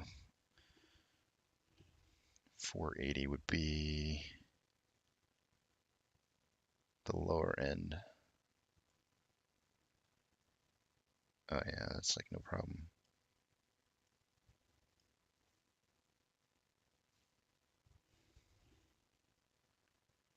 Combined prices AMC and Ape is currently at 586. So I think the 480 to 780 isn't a bad price prediction.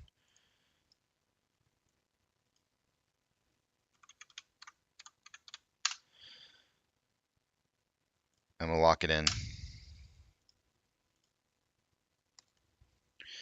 Keto's got 439 to 739. Thank you very much, Nana.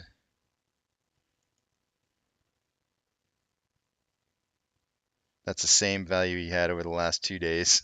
He hasn't changed it at all. I'm pretty sure I put in Einstein's numbers earlier this morning, if I'm not mistaken. I think he had 422 to 722. I'm actually running a little more bullish than the other guys. I've been the one who's been bearish lately, but I'm a little more bullish on price movement for the day to day than they are.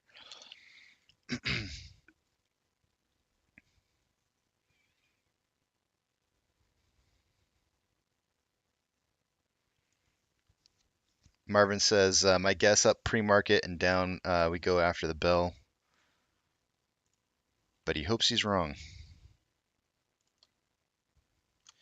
So a lot of times, what this is one of the things that I was kind of mentioning before on a couple different occasions, where anytime long institutions want to create more lending of shares, they want to create a situation where they can make money on the front side of a squeeze. Typically, what they'll do when the premiums start drying up on the market is that they'll raise price. We saw this last time we ran up to $34.33. The week leading up to that point in time, there was options were drying up, and in order to create or generate more revenue through options, you saw price run, and it ran really good for about a week or so, driving up to $34.33 before immediately driving right back down to where it came from. And I got you down, Apex. And it was kind of one of those things where I was like, yep, saw that one coming.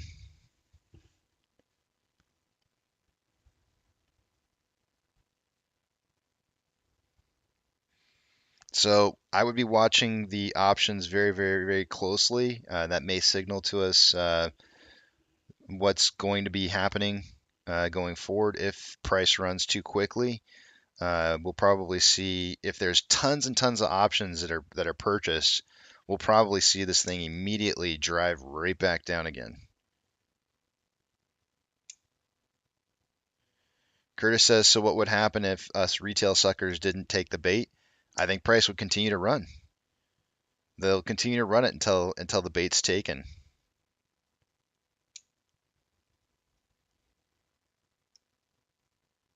And I'm telling you, man, there's not enough people out there who can't resist. There's just really not. The thirst is strong.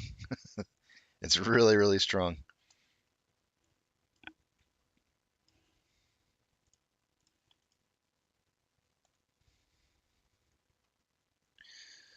SC Formula says, how many times will we trigger the circuit breaker today? That's a great question. I do have or had. Let me pull up my. Where is that?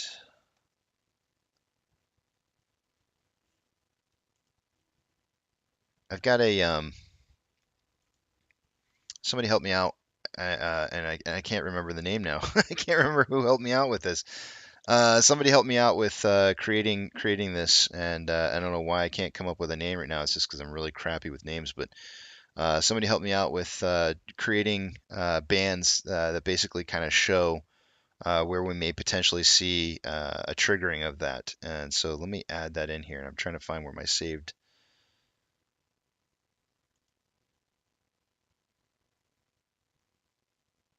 Let's see.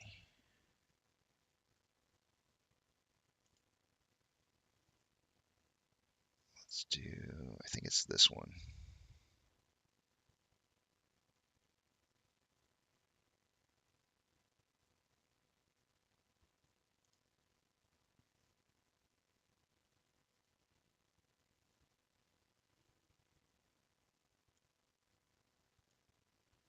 Oh, that's not it.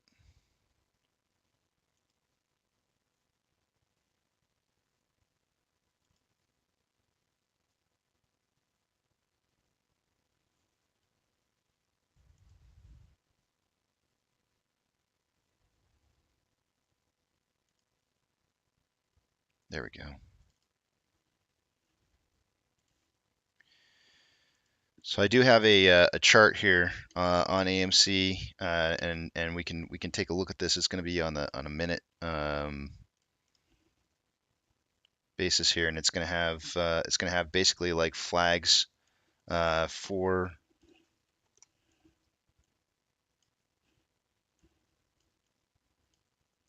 knowing when that's going to trigger some of those market halts. Let me make sure this one. I think this is the right one. Of course, some of these values are going to change as soon as market opens, but I think the first 5 minutes of trading are probably not going to, you probably won't see a halt until at least the first 5 minutes.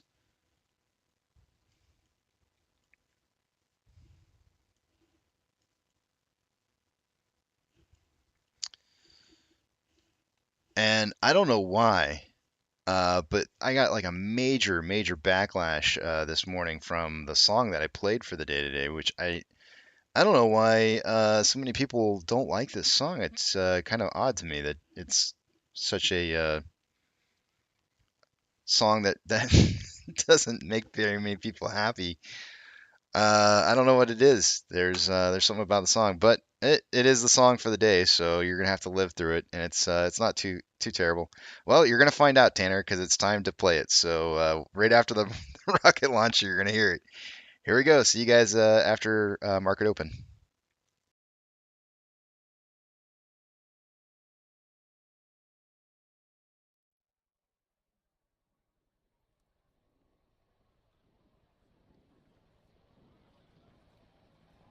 T-minus 90 seconds and counting. All systems are go. We're about 90 seconds from the launch of Space Shuttle Discovery.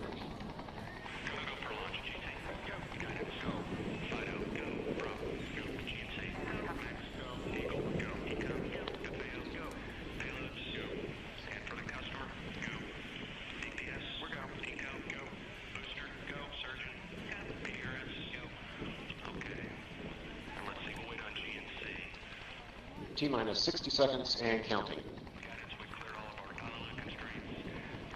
We are transferring to orbiter internal power at this time. Discovery is now running off its 3 onboard fuel cells. Coming up on a go for auto sequence start.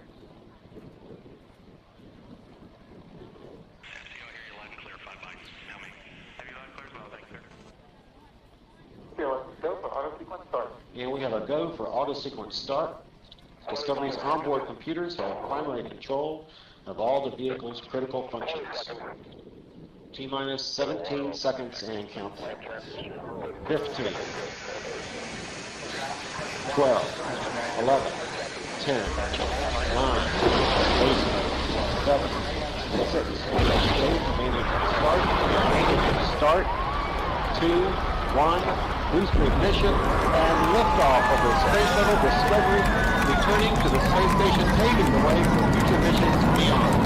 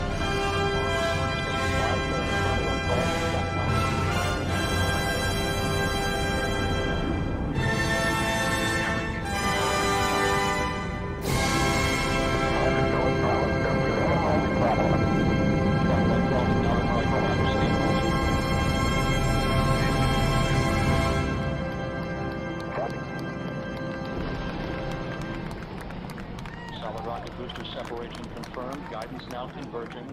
Discovery's onboard computers commanding the main engine nozzles to swivel, aiming the shuttle for its precise target in space for main engine cutoff. Should have a good forward link now in estimate. Okay, you sound good.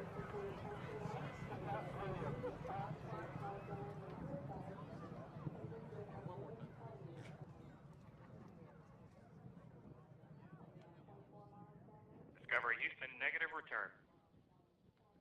Copy, a negative return.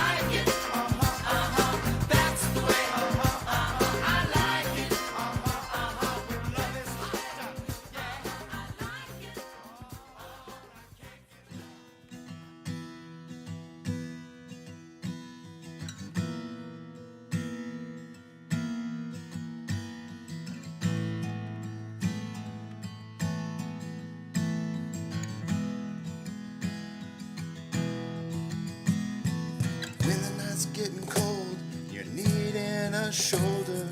Puff out your chest and be a little bolder.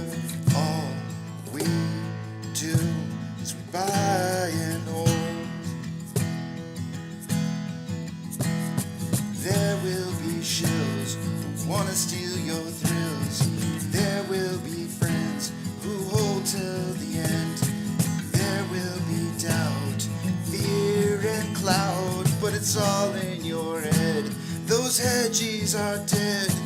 Panic and fear really are near, but it's not ours to own. We have shown that all we do is buy and hold. Oh, there will be shills who wanna steal your thrills, and there will be friends who hold till the end, and there will be doubt, fear and cloud, but it's all in your those hedges are dead. So when the night's getting colder, and you're needing that shoulder, these apes got your back. We got each other. All we do is we buy and hold.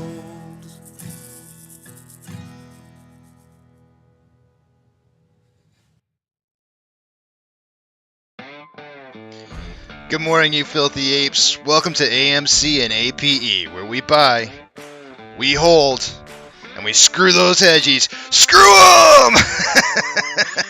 That's right, this is where we like to fling some poo and eat crayons for breakfast. Rock strong.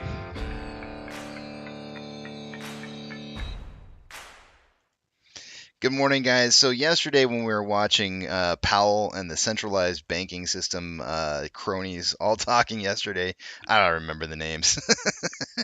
They said faith, hope, and clarity as to some of the things that you need to trade in this market to be a banking system, and one of the top of the three was clarity. And in my opinion, I think it's pretty clear what's happening in this market. I think all of us are really pissed off about what's happening in this market, and I know a lot of us want to screw them. So I'm all about trying to fix this market, and I think a great way of trying to fix that is to continue to be an investor in the market. And I say continue because that's what it used to be. We need to get back to that. We need to get back to being true investors. What does that mean to be an investor? Is talking about buying and holding a security that is something that you know that is not a bad security, and that it can be a profitable security. And I do believe that AMC is that. I think a lot of you also do believe that as well. Some of you not so much, but that's okay. You can have differing opinions, and that's all right. But I do believe in the security. And that's why I'm going to be an investor in the security, not a gambler. There's a big difference between somebody who takes a gamble and somebody who invests. It's a major, major difference. This market has turned into a gambling system, and they want you to try and buy and sell out of positions, turning you into a loser in this marketplace. And we need to turn it back into an investor's market. That's really what we need to become as investors. So I'm about trying to help this company get back on its feet again and get back up and running, be profitable, and I'm here for the long haul. And I tweeted something out earlier this morning while I was on break, and I said, if I can remember, I can't remember word for word, so I'm just going to pull it up here. Integrity wins the race.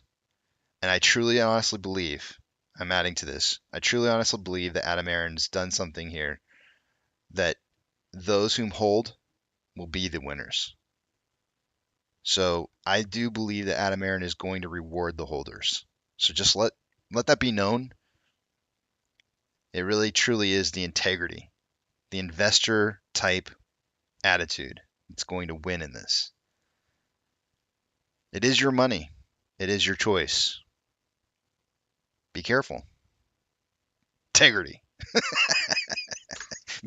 Billy's like, integrity. Be careful what it is you're going to do for your choices.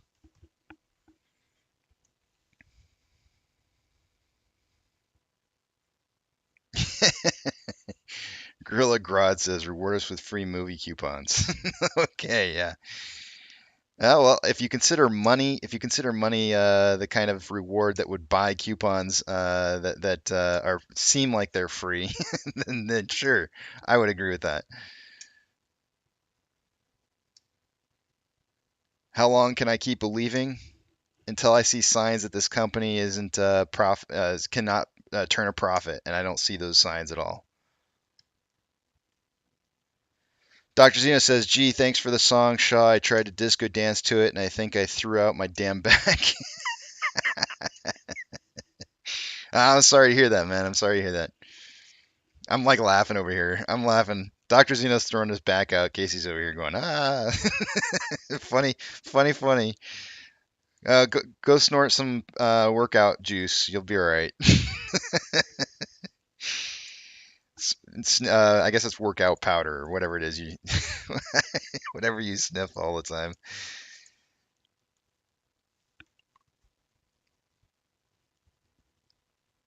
Damn Yankee says, "Wow, what's going on? Good stuff." I really think that a lot of this, a lot of the price improvement that we're seeing, as a result of some closed positions about 15 trading days ago.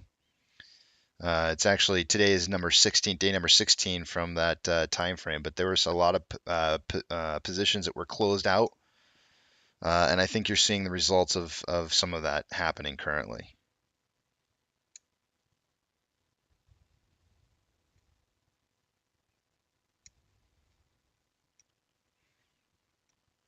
Sammy says, Casey, keep in mind we are not dealing with honest people. Never trust anyone.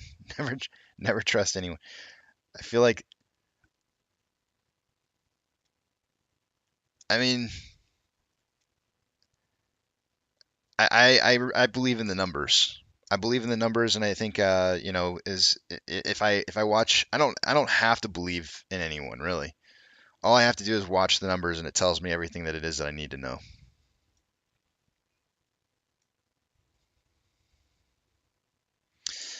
Hey Z Wade, I talked about you at length yesterday. I don't know if you saw it or not, but we were talking about your epic beard. That thing. Somebody said something about like that's not a beard, that's a cat wrapped around his neck. Yeah, epic beard, dude. I went on probably like a good 10-minute rant on your beard yesterday. And when I say rant, it wasn't a rant. It was like I was admiring it.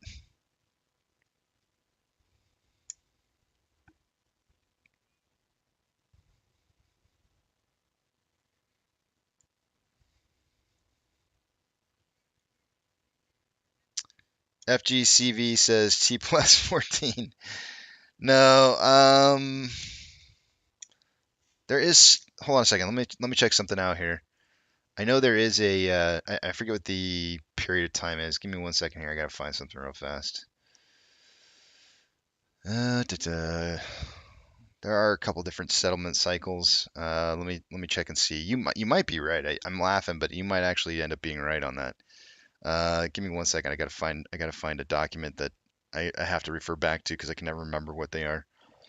I only know the final amount, which is 35 T35. But I know there are some specific um, markers along the way or significant time frames that cause certain things to happen. Let me see what those are. So you have T plus 15. Broker dealer fails to delivers, where basically they send the failure to deliver to the market maker. T plus 6 is where they send the FTD to DTCC, and then DTC settles failures to deliver with pure black magic effery, and that's a T plus 14. So when you add those all up, you get the 35. The broker-dealer plus market maker settlement cycle is T plus 21 that we use to determine when the DTCC takes over the market. So the very first one would be the broker-dealer fails. So a little bit of the bump up could be possibly from that.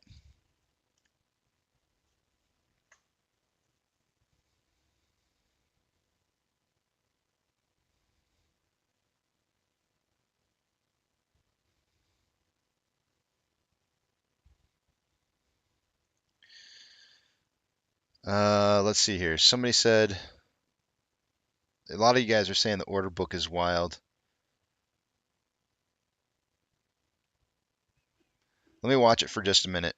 I'm actually going to take you guys over the other page here real fast, and we'll watch it together as price moves. Hopefully I know the numbers are probably a little bit blurry, but you can see the orders going through a little bit better probably this way.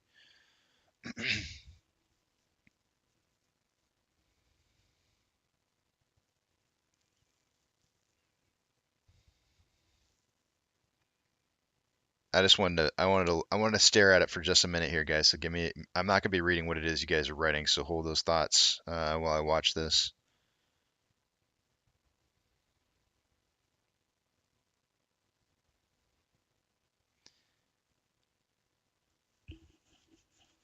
It's different settlement times for failure to delivers, FGCB.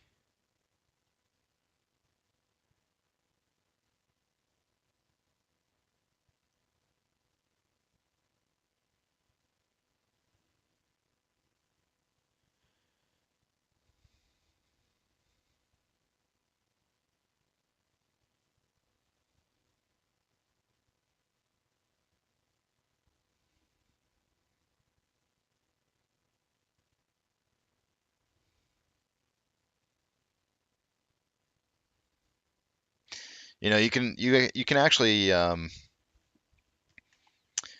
if you actually sit there and watch the order book long enough, you can actually really start to see patterns starting to form. It depends on how your mind works, I guess. For me, when I sit there and stare at the order book for a while, I can kind of tend to see some patterns that are occurring. You know, you can see repeat numbers that start showing up on the bid and ask side in values. Um, Currently, there's just a bunch of zeros at the very end of the values that are there right now. There's also I see the 22. I see 71s or anything ending in a 1.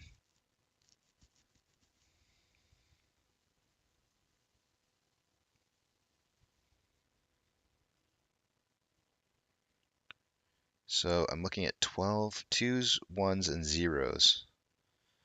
And let's see here.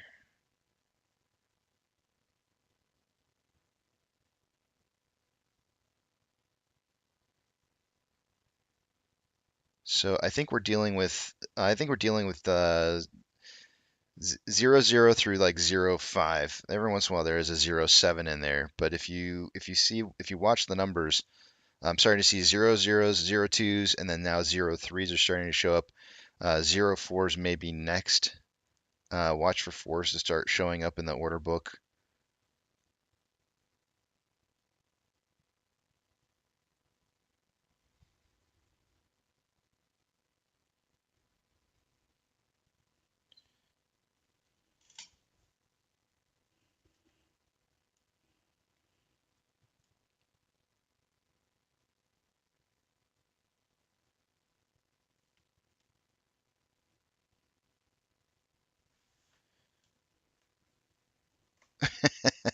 Gus says when you stare at something long enough, you will see black dots floating in the air too.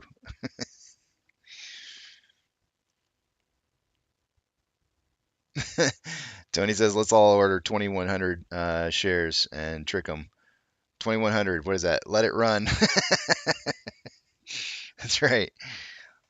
2,100. Okay, I see oh 06. I'm waiting for the oh 04s to show up though. There should be some oh 04s starting to show up here in a little bit.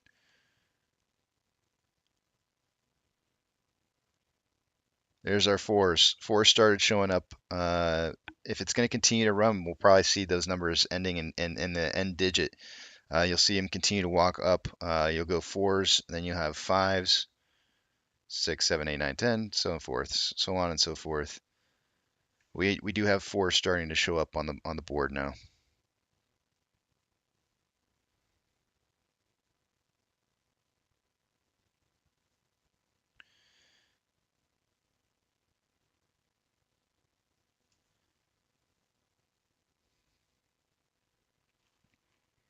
But if the fives don't start showing up, then we may see a little bit of a pullback.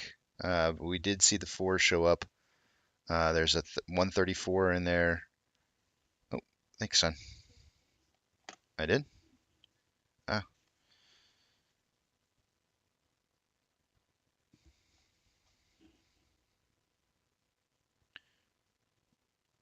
5, 8.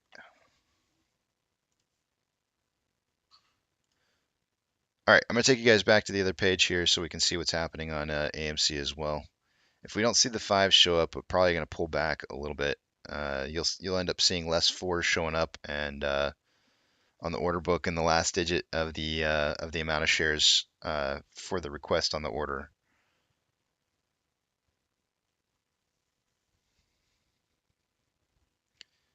But if fives start showing up, you'll probably start seeing the price rise back up as well.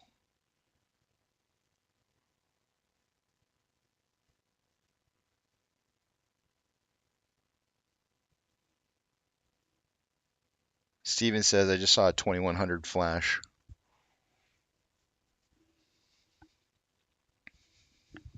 Oh, we got fives showing up now. They're showing fives. We're still gonna continue on the rise, I guess. On the ask side, started showing fives on the order book there.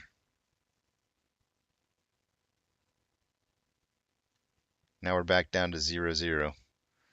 0-0 across the board. Now we got some 2s, another 4 in there. And there's a fight going on for sure right now.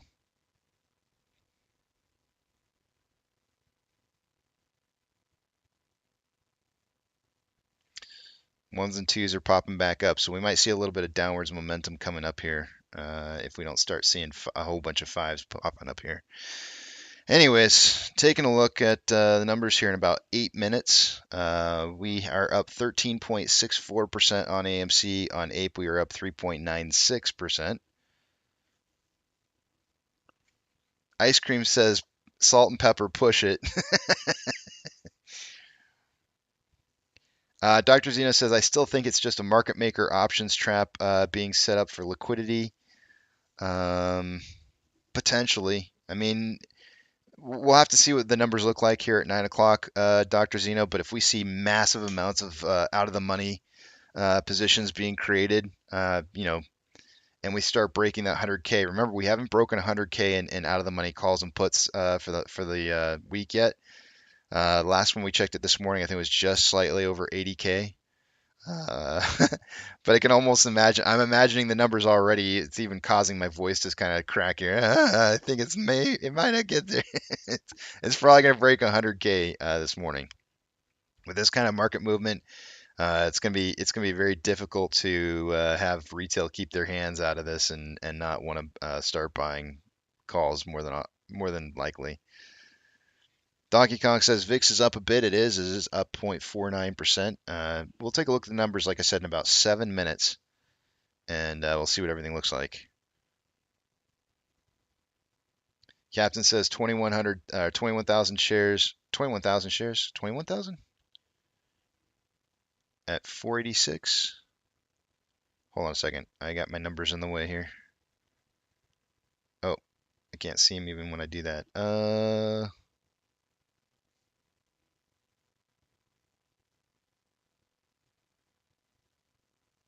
Yeah, 21,760.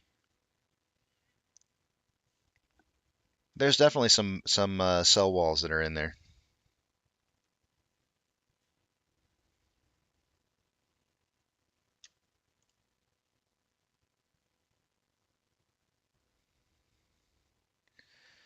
It's really difficult. All day 365. It's really difficult to see spoof orders when it's this loaded up though. Very, very difficult because I mean it's a 1 penny difference between the bid and the ask. The spread is fractional pennies, and so it's very, very, very, very difficult to find that spoofing or see the spoofing happening when that's the case. I mean, it's really, really difficult because like I'm trying to think of an example of a stock where we could probably see spoofing a little bit easier. Let's look at Cinemark for just a second. On Cinemark, you might be able to see it because there's no spread right now. Anytime you see a spread on the bid and the ask of greater than a penny, it's going to be a lot easier to see that spoofing.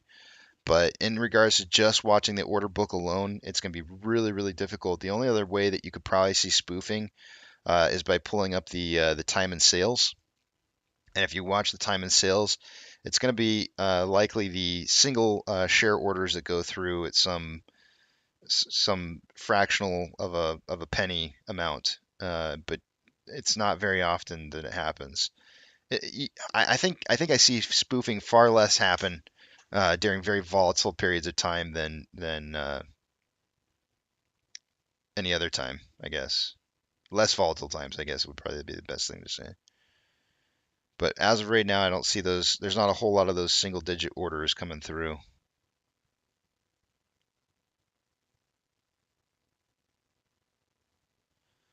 Technically, spoofing is canceling of the order, but I do believe part of spoofing includes dropping the price by that fractional amount, and a share does have to be traded at that amount to get it to drop. So.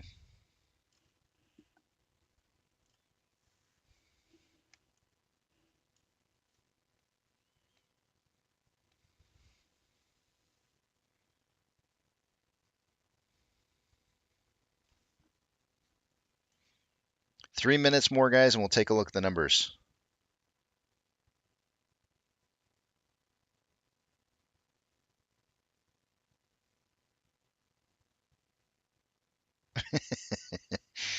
Z Wade says, I took out a second mortgage to buy 10 shares. I now have 10 shares.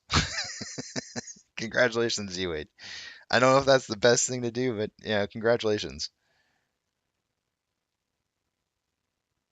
You'd think the ape would be climbing quicker if AMC is on a run. Yeah, yeah, you would. You would think that. Let's just do a quick math calculation on this. See what 36.5% of 4625 is.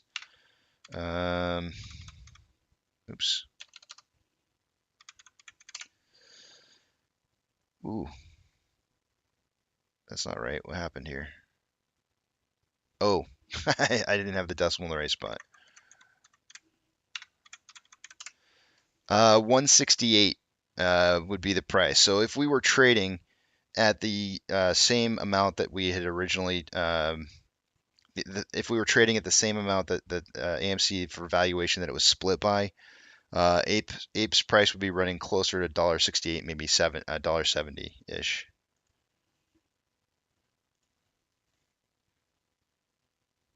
I could have just moved the decimal point without even recalculating that. I don't know why I did that, but whatever. You'd think that Ape would be climbing quicker. Yep, you would think that.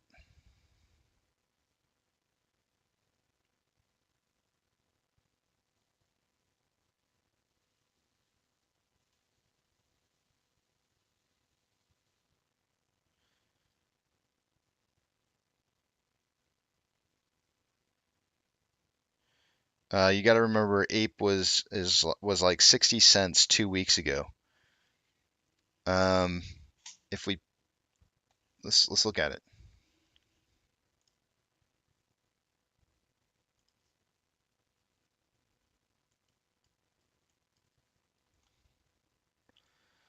When the 8K announcement came out on the December 22nd, and that's when price ripped from 65 cents of a low. 3 days later, after the announcement, running all the way up to a high of $2.06. So we had a little bit of consolidation afterwards, and now we're starting to get that breakout. So we may be heading back up to that $2 range to retest it.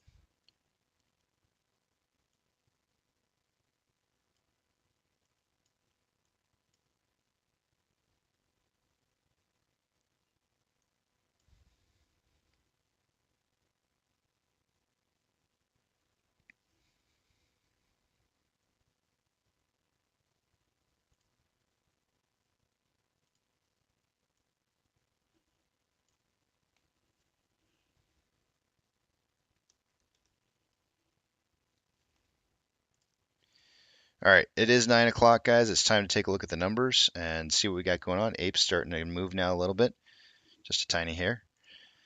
Let's see what we got going on.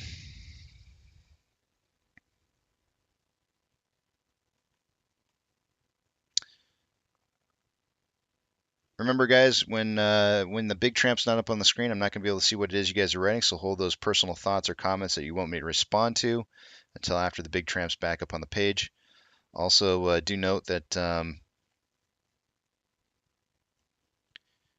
two-factor authentication, if you don't have it set up for your account, it might be a great idea to get it set up. It could keep somebody out of your account that shouldn't be in there. When you're setting that up, make sure to have a secondary device set up to be able to receive the code for two-factor authentication. In case something happens to your primary, you're still going to have access and you won't get locked out of your account.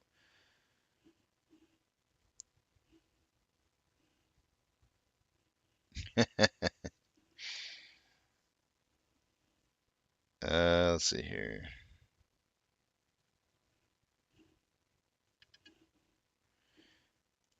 Also, since I'm talking about safety things, you might want to start taking pictures daily or at the very least weekly of your account, labeling that picture and then putting it in a folder, labeling the picture with the date that you took it and putting it in a folder on your computer just for your own personal records. You never know when you're going to need that information possibly in the future, and it's always a good idea to kind of keep an eye on your broker, make sure they are not flawless. They do make mistakes on at times, and it's always good to keep records on that and tracking everything and making sure they're being honest. Alrighty, let's take a look at what we got going on here. I'm actually going to put this up as well so you guys can see this. Okay, let's take a look at what we got going on. As far as price predictions on the top left-hand side, guys, it is not meant to be financial advice in any kind of means whatsoever. It's just 4 or 5 apes of trying to figure out what price is going to on a daily basis. I have 480 to 780 for the day today. Eric has 5 to 8. Keto has 439 to 739. Einstein has 422 to 722. And Apex has 407 to 707. I came up a full dollar day over day on my $1.10 to be honest with you. To be exact, I mean, I had I had 370 yesterday as my low, but I've got 480 found for today, so I'm expecting some increased price movement coming in for today. Taking a look, and this is not obviously meant, for financial advice by any means, but short exempt volume for the day yesterday, we had 117,000 shares for AMC. Ape had 135.7 thousand shares. Utilization's back up to 100% again. So we're now on day number 1 after having 9 straight days of 100% utilization. And Ape is at 80.34%, which is also an increase. Day over day, AMC had a price increase yesterday of 3.31%. Ape had zero, was flatlined the day. Taking a look at Max Payne, it was $4 again for the day. We started out the week at $4. Continue to have $4 up until today. I do expect to see that to move up though, going into tomorrow. Off exchange by this time in the morning. Now, if they're heavily suppressing price through off exchange, we're going to see some really high numbers here. By this time of the morning, I would expect to see about 44% through the off exchange, and EDGX to be somewhere around 10 to 11%. Let's take a look at where we're at now. On AMC, look at this, guys. You want to know why price is running? They're not heavily suppressing price through the off exchange. 39.1% going through off exchange right now. This is a purposeful move. They are allowing price to run right now for a reason. You want to talk about an options trap? This is it. 39.1% when normally we're seeing like 50 something percent by this time of the day or more. 39.1% of our volume is going through the off exchange. EDGX is showing up at 17.87%. EDGX is options. So yeah, there's high amounts of volume going through those options. The combined total right now is at 56.97%, which is only about 2.97% higher than what I would consider to be a normal average day. So you can see that they're definitely trying to sucker people into buying options so they can collect on the premium. It's crystal clear to me. That's what I'm seeing happening. Because that off exchange volume is super low on AMC. Ape, on the other hand, want to know why it's not running? 55.65% of the volume going through off exchanges. EDGX is at 11.25. Combined total 66.9%. That's 12.9% higher than where it should be by this time of the morning. So yeah, it's pretty apparent what's happening. CHX volume, nothing to bad. There's actually zero CHX volume on Ape for the day today. I don't know if I mentioned on AMC. AMC has 238 shares so far in CHX volume. Nothing unusual going on there either. GME's CHX volume is currently at 0.24% when their normal 30-day average is 0.21, so it's very slightly elevated. And HYMC's CHX volume is elevated as well. It's at 0.1% of their total daily volume, where normally the 30-day average is 0.06, so slightly elevated on both of those. Taking a look at institutional ownership, that has not changed in quite a few days, as the reportings for the quarterlies are not going to end up being due until next month. I think like halfway through the month or so. We have 139.384 million shares 139.384 million shares owned by institutions. I'm going to take you guys over to the other page here real quick. I just wanted to show you. Price started kind of moving up here really quickly, and I do have these. I have these indicators for when we're going to see a limit up, limit down halt. We are getting really, really close to flagging for our first one for the day here. It's if it hits that blue line, we're going to hit it, and it's going to halt. I just wanted to throw that out there that that will be likely the case. Just wanted to throw it out there so you kind of warn you guys in advance what might be happening here near future. Going back over to the numbers again, taking a look at options. Here we go. Let's see how many suckers there are out there. Oh, there's tons of suckers. Tons of suckers out there, guys. They're absolutely loading up on $5 call options and $4.50 call options. $5 call options are the big winner right now in volume. At a $5 strike, that is $1 more than what it was yesterday. There's currently 25.6 thousand contracts. When normally a normal day for us by this time of the day would be about 3,500 contracts, right? So we're looking at like eight times the amount of volume than we would normally see at this time of the day.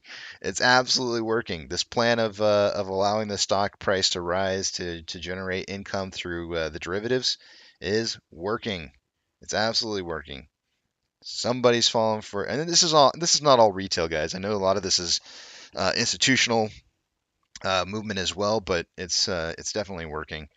On a put side, up from $3.50 from yesterday, we're at a $4 strike with the most volume, and there's 8.3 thousand contracts. So we have a 3-to-1 ratio in call versus put volume, with market signaling for a closing price by the end of the day somewhere between $4 and $5 for AMC, where we're currently at $4.88. Taking a look at we'll go back to Ortex data here in just a minute, but we'll take a look again at the price. Here comes our market halt here real quick. We're getting really close to flagging that. We're going to see this market halt here. Market halts are not something to be afraid of. It is not market manipulation. It is simply a rule that's set in place to cause market to stop trading once you see price move over a certain percentage in a certain period of time. It is not meant to be some kind of market manipulator or something like that. So we may see it halt here. It looks like it crossed over, but then pulled back almost immediately after touching. I don't know if this is going to halt or not. It may not halt if it just barely touches and then bounces off of it.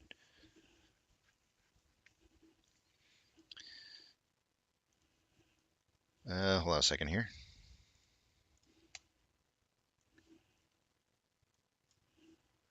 Combined price of AMC and Ape is currently at $6.43. We are getting a really nice push up right now. RS is likely going to be really, really hot. I can't even really draw anything for this, guys. I have one of the combined prices that I thought we might make it up to was around 579 combined, but we're out obviously well above that. Let me go back out to 10 minutes and see how this is holding up compared to past. We do have a level of support and resistance right now at about 654, which is just a little bit more from where we're at currently. There is a Fibonacci retracement at 635, where we may see some consolidation in this price range. If we do, let me get rid of some of these lines in here just to kind of clean this up a little bit and see where we could potentially be moving to.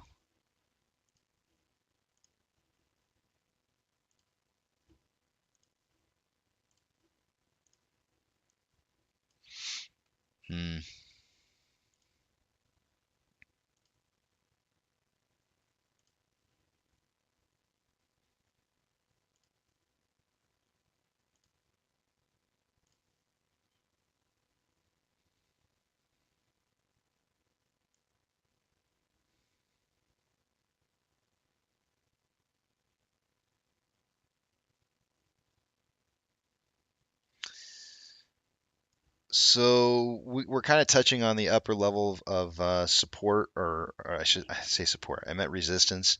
We're touching the upper level of resistance right now on what appears to be a pretty big wedge that we've got going on here. We may see a bounce off of this and get some consolidation in here before perhaps breaking out at a later date. But it does appear to be a little bit of a wedge. If I were to draw where I thought we would break out of this wedge, it would likely be in this time frame, and that has me drawing out to like the 19th of this month. It could break out before. If it does, I'll just have to refigure where we're going to be heading to, but I can imagine seeing some consolidation, considering for how much price we've gone up here in just a short period of time. Consolidation would be very likely. We also did move past the 614 value that I had written down earlier this morning, where I said if it was a cup and handle type situation that we were seeing, where price was going to hit somewhere around 577 and fall back down to 554, we might see a jump back up to wherever this red line's at, 614. That didn't happen. We just continued to shoot up through there. So that the whole idea of that cup and handle on a much shorter period of time scale didn't pan out. There was no handle.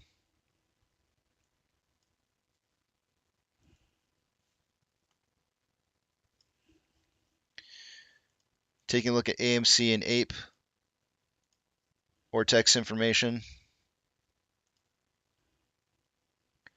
Borrowed change amount for the day-to-day, we've got about 300,000 shares having been returned on AMC.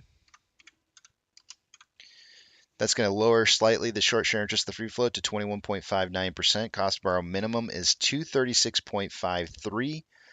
Average is 274.09 and max 293. Very, very high numbers for that cost to borrow. Currently, we have 100% utilization. Day number 1, because we were down yesterday after having had 9 straight days of 100% utilization. Our on loan amount day over day increased by 250,000 shares. Ortex estimated that about 150,000 of that 250 was in new short interest. We do have the because of the on loan amount increasing, we have the short share interest, the free float rising from 21.57 to 21.6% day over day.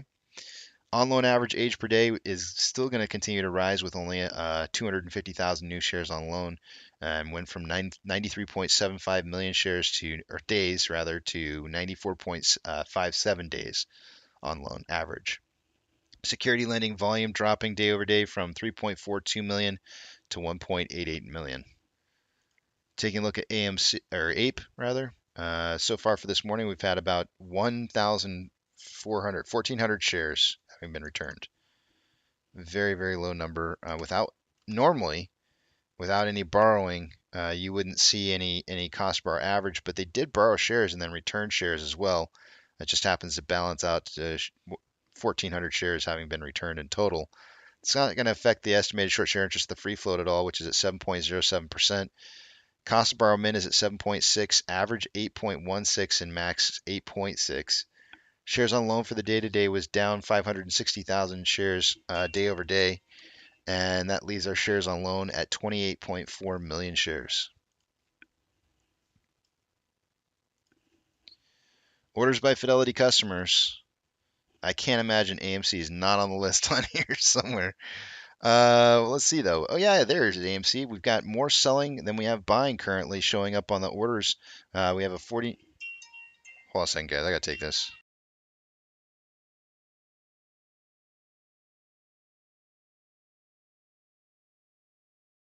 Those bastards, man. It literally was back-to-back spam calls from the same phone number. It's insane. Insane. For Medicaid. It's always Medicaid. It's like, I'm not freaking old enough for that crap. Stop calling me. 40. So on the AMC buy to sell orders, we've got 49.43% on the buys, 50.57% on the sell ratio. So we're seeing a little bit of selling pressure going on right now as price is moving. That's always going to be the case. There's always going to be some level of paper hands that are involved in a move upwards. Accumulation is always a thing. GME is currently showing up on the list here with a 64% buy to 36% sell ratio. And Ape is not on the list. I don't see it. Let me just re-verify. Okay, Ape's not on the list.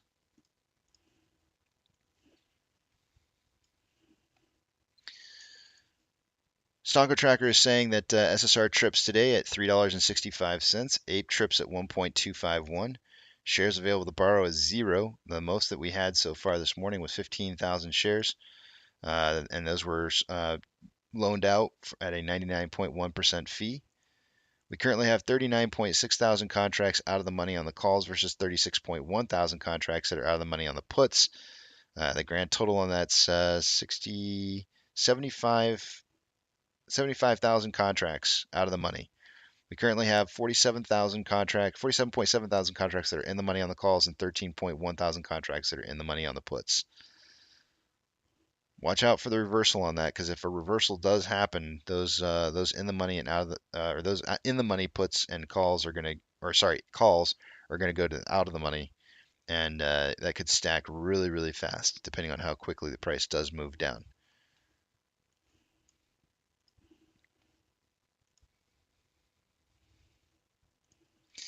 Nasdaq is currently up 0.81, Dow Jones is up 0.22, and the S&P 500 is up 0.5. I'm wondering where all those people are going to be like, well, if the market's up, how come AMC's not up? where are we going to see those people today? Are they going to show up and be like, how come there's not? I know it's coming. Those guys aren't coming today. They're not coming out today, but they're out there. They're out there. Well, the price is moving. If the market's moving down, how come we're moving up? I can just tell those people are out there. Advancers, we have 4,500 advancers to 1,998 decliners. The market is heavily advancing. It's cooking with bacon grease in my book. Anything less than 2,000 decliners is cooking with that bacon grease. Hot, tasty, and greasy. ETC or Ethereum Classic is down 1.94%. US dollar is currently down 0.06. The market should be going up if the dollar is going down. Oil is currently up 2.76. Mortgage-backed securities are up anywhere from 0.39 to 0.4, and the SPY is up 0.47%. The VIX is up 1.12%. That's 2 days in a row now where we've seen upwards market momentum and the VIX going up at the same time. Kind of weird stuff going on right now. That's not very typical. VB is up 0.92, VBR is up 0.76, Tesla is up 5.12, Amazon is up 4.11, Cinemark is down 0.21, Doge is down 2.2, Bitcoin is down 0.16 at 17.4 a coin, GME is up 9.45, HYMC is down 0.58, Hood is up 0.57, CS is up 0.44, NCMI is up 2.33, Ape is up 7.1, and AMC is up 16.25%.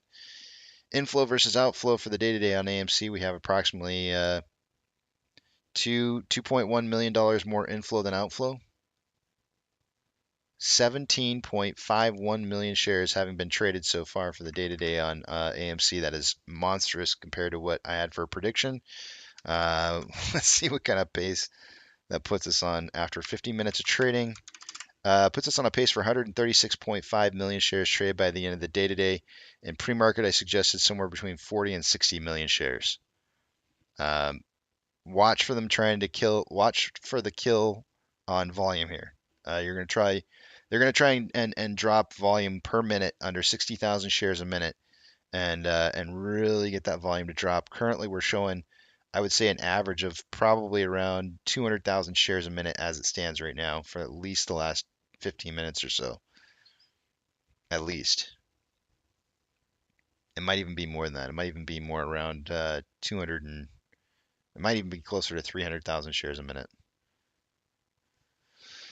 Let's see what's next. On a 4-hour time interval, we have more buying pressure than selling pressure with an RSI of 78.57 on a 4-hour. That is signaling overbought. On a 1-hour time interval, more selling pressure than buying pressure with an RSI of 89.7, which is signaling overbought. On a 30-minute interval, we have more buying pressure than selling pressure with an RSI of 81.11, signaling overbought. And on a 5-minute interval, more selling pressure than buying pressure with an RSI of 58.62, which is above average. Taking a look at Ape. So far for the day to day on Ape, there's about $400,000 more inflow than outflow. No. Sorry, $300,000 more inflow than outflow. 11.35 million shares traded so far for the day to day after 52 minutes of trading, putting us on a pace for 85.12 million shares traded by the end of the day today. I only suggested that there would be somewhere between 10 and 30 million shares, so we'll see how that pans out by the end of the day. But these numbers are extremely high, so seeing some good unusual volume happening. On a 4-hour time interval, there's more buying pressure and selling pressure with an RSI of 63.97, which is just above average. On a 1-hour time interval, more buying pressure and selling pressure with an RSI of 71.17, which is signaling overbought. I'm so used to saying oversold. It's overbought. On a 30-minute interval, there's more buying pressure and selling pressure with an RSI of 72.47, which is signaling overbought. And on a 5-minute interval, more selling pressure than buying pressure with an RSI of 64.62, which is above average. Taking a look at the 1-hour time interval for Ape, one of the numbers that I wrote down on my board was $1.45 is what we needed to see and maintain for us to see additional buying pressure come heavily rolling in. Lagging line is well above price line. We have conversion is back above base, and price is at $1.50, which is going to be we're maintaining above the conversion, which is what we need to do. Conversion is currently at $1.45, so we need to maintain $1.45 or greater, continuing forward. Later in the day today, it's going to be closer to $1.55 range because, as you can see on the 4-hour chart here, we have the lagging line above price line, conversion above base. Price is currently right at the cloud. When we move into the next 4-hour candle, if price can stay above $1.46, if we can be in that like $1.55 or $1.45 range, going into the next 4-hour candle, that's going to really start showing strong, heavy buying pressure in the marketplace. So we could start seeing in the later portion in the afternoon, we could see Ape start running some more. On AMC, on a 4-hour time interval here, we have lagging line above price line. We have conversion above base, and we are above the cloud on the 1 hour. Oh, this is the 4-hour. Dang it. Well, I'm showing you the 4-hour first. We are above the cloud here, which is $4.55. Anything above that shows strong signs of buying. Usually you want to see the price stay off the conversion in the base in order to continue to get that buying pressure coming in. There's not a green cloud forming for at least another 5 more trading days beyond today.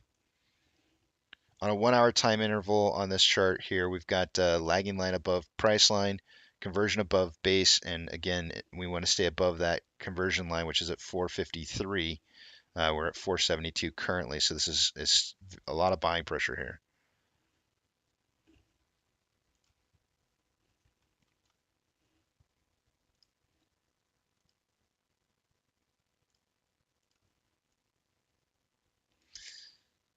Some consolidation is okay. We were hitting on the upper side of the Bollinger Band here earlier this morning. We are seeing price coming back down and attempting to try and hit that. Wow, I just lost. I completely lost my mind right there. The simple moving average. I don't know why I couldn't come up with that word. The simple moving average? Hold on a second.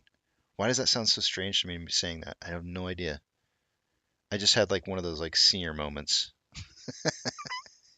What the heck's going on with me? Let's see here. It should be the simple moving average.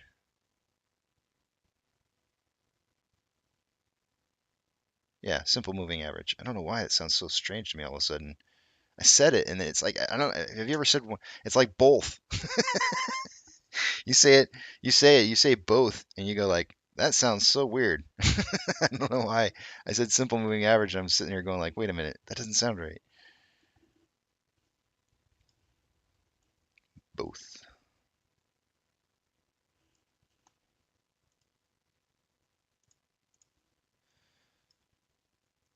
All right, taking you guys back over to the other page here. We've got Ape over here at $1.55.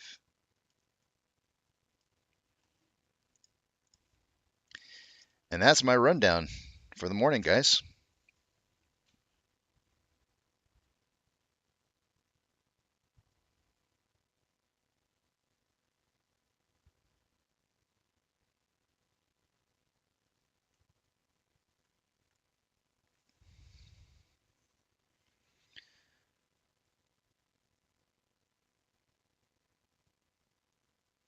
Damn Yankee says acid. I've never dropped acid in my life. Damn Yankee. Whoa. I don't need that stuff, man. It's just normal for me. It just happens. It's like you get to a certain age and every once in a while like you have like this like senior moment where it's just like your mind just decides to do like a purge and then it's like, wait a minute. What do I exist? Papa says, Casey, the mind is the second. What's the first thing, Papa? I feel like there's a joke coming here. What's the first thing, Papa? I'll I'll stumble into this trap.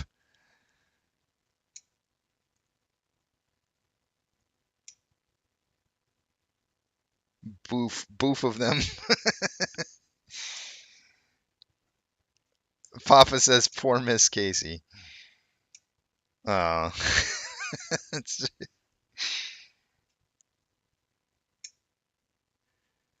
SE Formula says, senior moments in case he wonders why he's getting calls from AARP. It's so true. It's so true. Good morning, Steven. Good to see you. Nosa says, Casey, why do you think? Because they're trying to collect money through the derivatives, man. It's like I've said so many times. Like they literally just trying to trap people into buying options so they can just drive the price rate back down again and collect on retail making dumb decisions. That's really what it comes down to.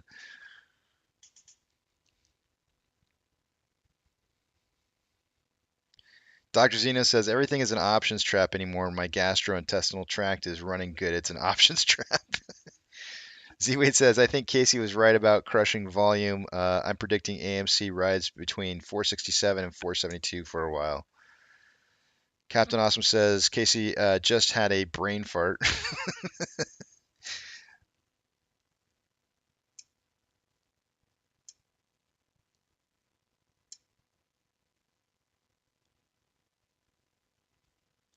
Nova King says, is the data indicating possible options trap for GME as well? Let me check it out real quick here. I'm not real familiar on the off-exchange normalcies for the volume that they trade through there. But I can tell you that it should be pretty close to the same as AMC, and I can add it up for you right now. They're at 58.04% off exchange volume and 9.77 for EDGX, so their combined total 67.81%. I would say no, it doesn't quite look the same. It doesn't look like it's running for the same reasons.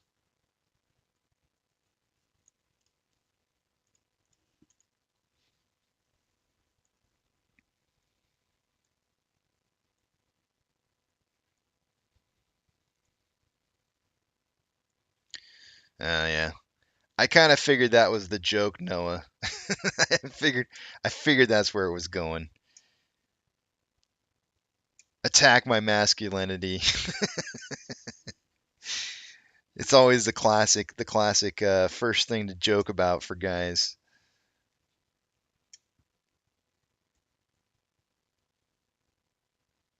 Papa Max says, I feel like you're cheating on me every time I hear you mention the other Papa in chat. I don't know what to tell you. You guys are gonna have to fight it out of the fight of the Papas.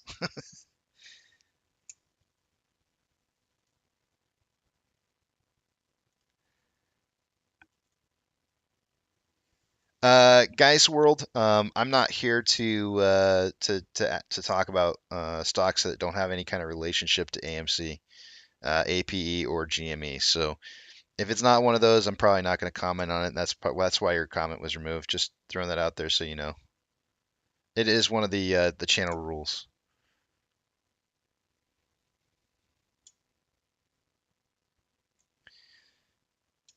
You think this final rip to dip back to Valhalla? There's always going to be pullbacks, Big Tramp, and I don't know. I guess what I will say is this: I'm expecting to see some serious amounts of forced ape buying in the very near future. We're probably right around a month from now. I think it was the 19th or something like that of February, and um, part of the reason why I think we're seeing some of the price improvement, not just because of the off exchange, but we saw positions closed out about 16 days ago on AMC, and then some more reopened positions, and I think we're seeing some of that price improvement coming from there.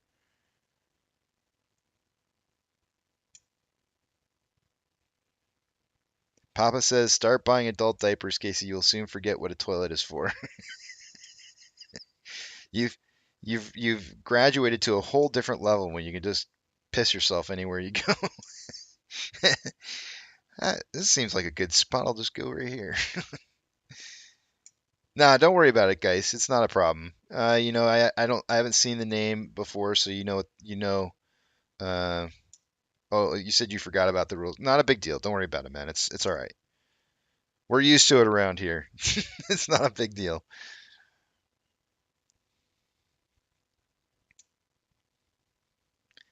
Delayed noise says you're not cool unless you pee your pants. Where do I feel like I've heard that before somewhere? Is that like a movie quote or something? I feel like that comes from someplace.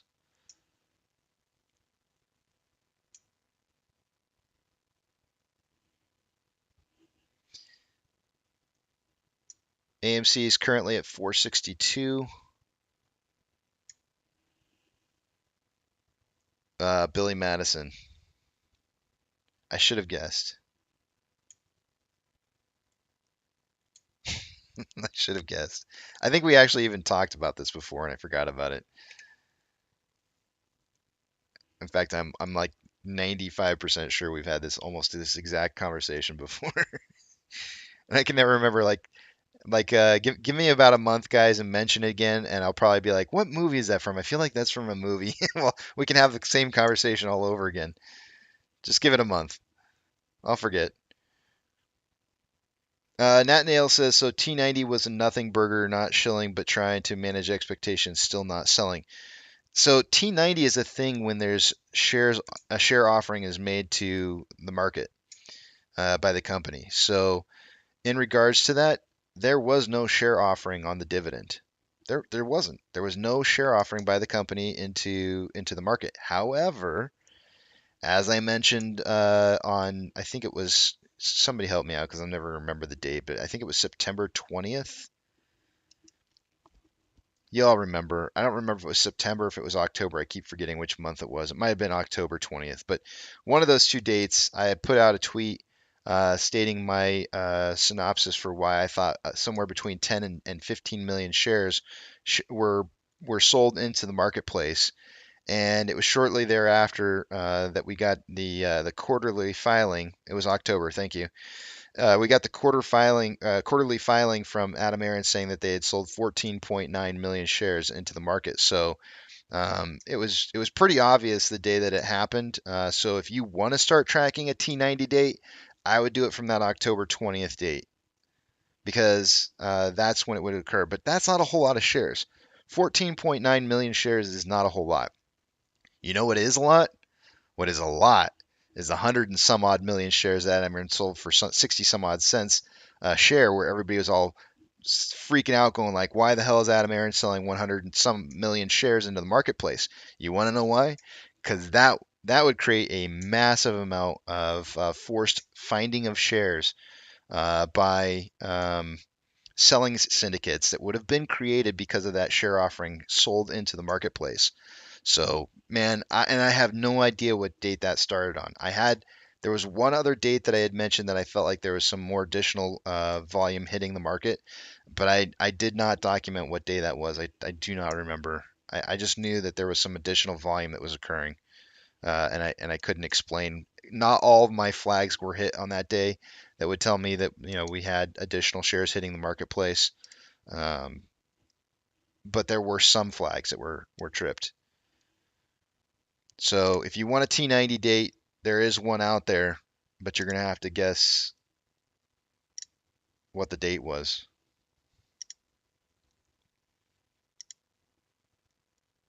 Z Wade says, I've been trying to get Casey to discuss this stock and he just won't.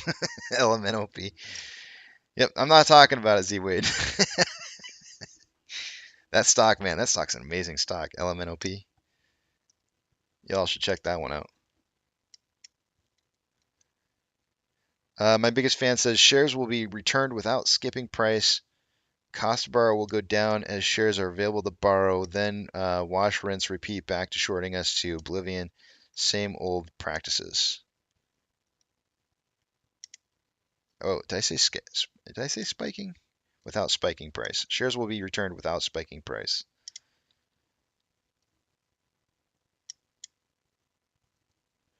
Nat Nail, not a problem. Take care. You have a great day as yourself.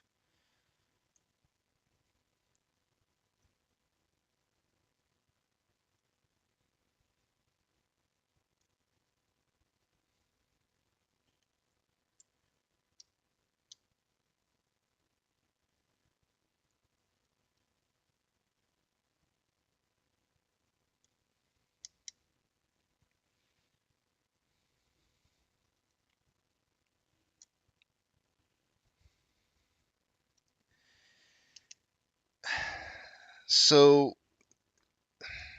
Blarkey is saying if this is a trap, how come everything else is the same as the June run up? Um,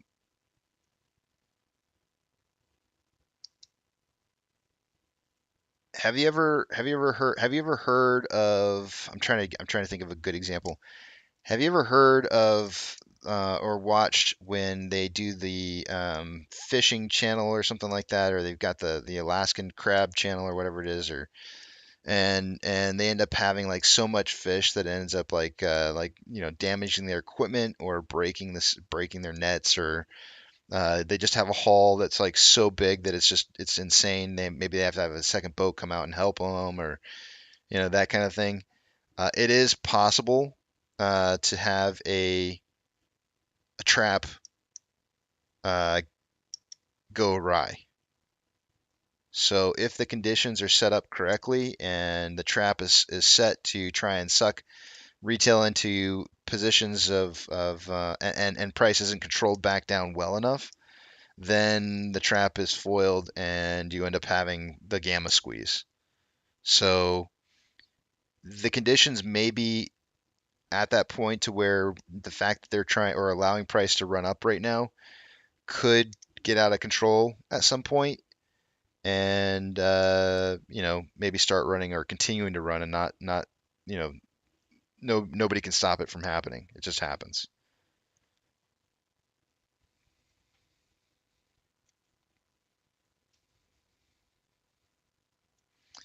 Apex says, Casey, I lost my ass and my house, my car, my wife, and her boyfriend on Element OP. Not funny.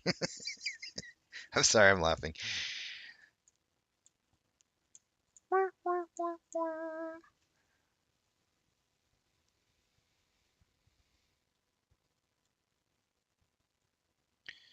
Guys says, what's the percentage on off exchange now? Let's take a look real quick here. I don't normally don't update throughout the hour, but I don't mind looking at it. We are at 58.55% now. So back up, to so why isn't price still running? You tell me. 58.55% from where we were at before. And EDGX has come down from 17% down to 12. Right where it should be. Those numbers are way more closer to what they should be by this time of the day. So you're seeing a slowdown. Trap triggered. Now they just control price.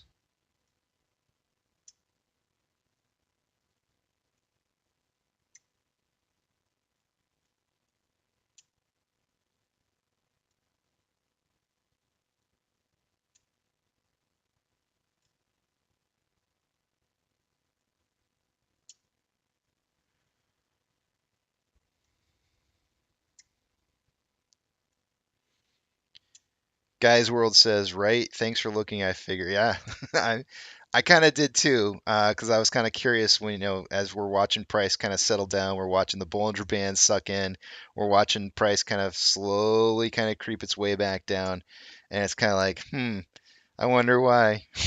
It's not very, hard to figure out. Dr. Zuna says, if off exchange were really high right now and we were really running, boom. Yeah, absolutely.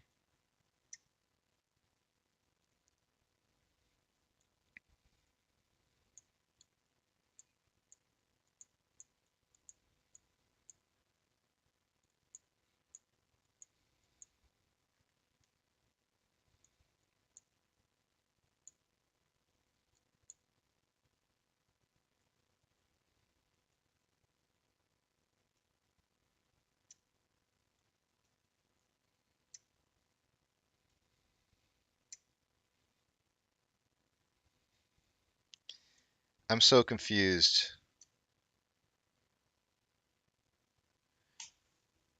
What the heck?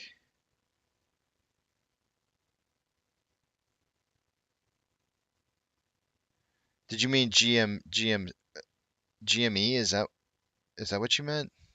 I'm so confused by what you said there, Z-Wade.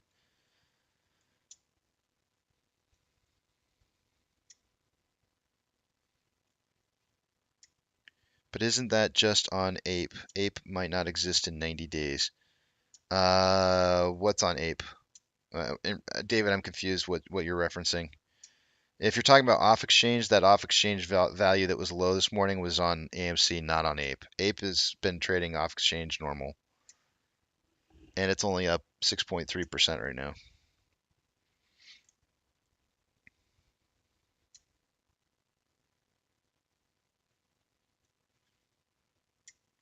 Oh, thanks, Grillionaire. Wait, is this the same Grillionaire that I know on Twitter? Just out of curiosity, I mean, I don't want to make presumptions, but I just kind of curious. The Grillionaire that I know that, okay, dude, like, it's funny that you say that I have a soothing voice. I really feel like, we've talked on multiple occasions, and I would say like I could listen to you talk all day long. So I feel the same way. It's like I don't know why you think that about me, but I would say the same about you. I feel like you know what the funny thing is, Greenlander? I always go back. If I ever have to go back in a stream and check and see where maybe I got to pick some information from a spot, I'll go back and I'll look in the live stream and I have to silence the video because I can't stand hearing my own voice. I don't know if you feel that way or not, but that's how I feel. I listen to my own voice like every single morning. You guys don't even understand. Like listening to myself sing that song every single morning that I play for you guys. Like it's painful for me. It's so painful for me to sit through that and listen to it every single time. Guys World's over here saying bromance. You don't understand. Grillionaire has this like cool, smoky, I hope he doesn't mind me saying this, but northeastern sounding accent. I could probably just say New Yorkish, but I love the way they say coffee over there. I just love the way I want to just move over there so I can like absorb the New York accent so I can say caffee the right way, the way that it should be said. And but anyways, he's got that kind of voice that you can just you could listen to for a while. It's that almost that like James Earl Jones kind of deep, kind of gruff, kind of sounding voice, and it's I like that. It's cool, man. I like it. But man, I hate listening to my own voice on tape. I think we all go through that though, because Glenn's over here saying like I hate my voice on tape. I just can't listen to it. My own voice it's terrible. I listen to it and I just go like, oh, how does anybody? Yeah, that coffee. Love how they say that over there. Coffee.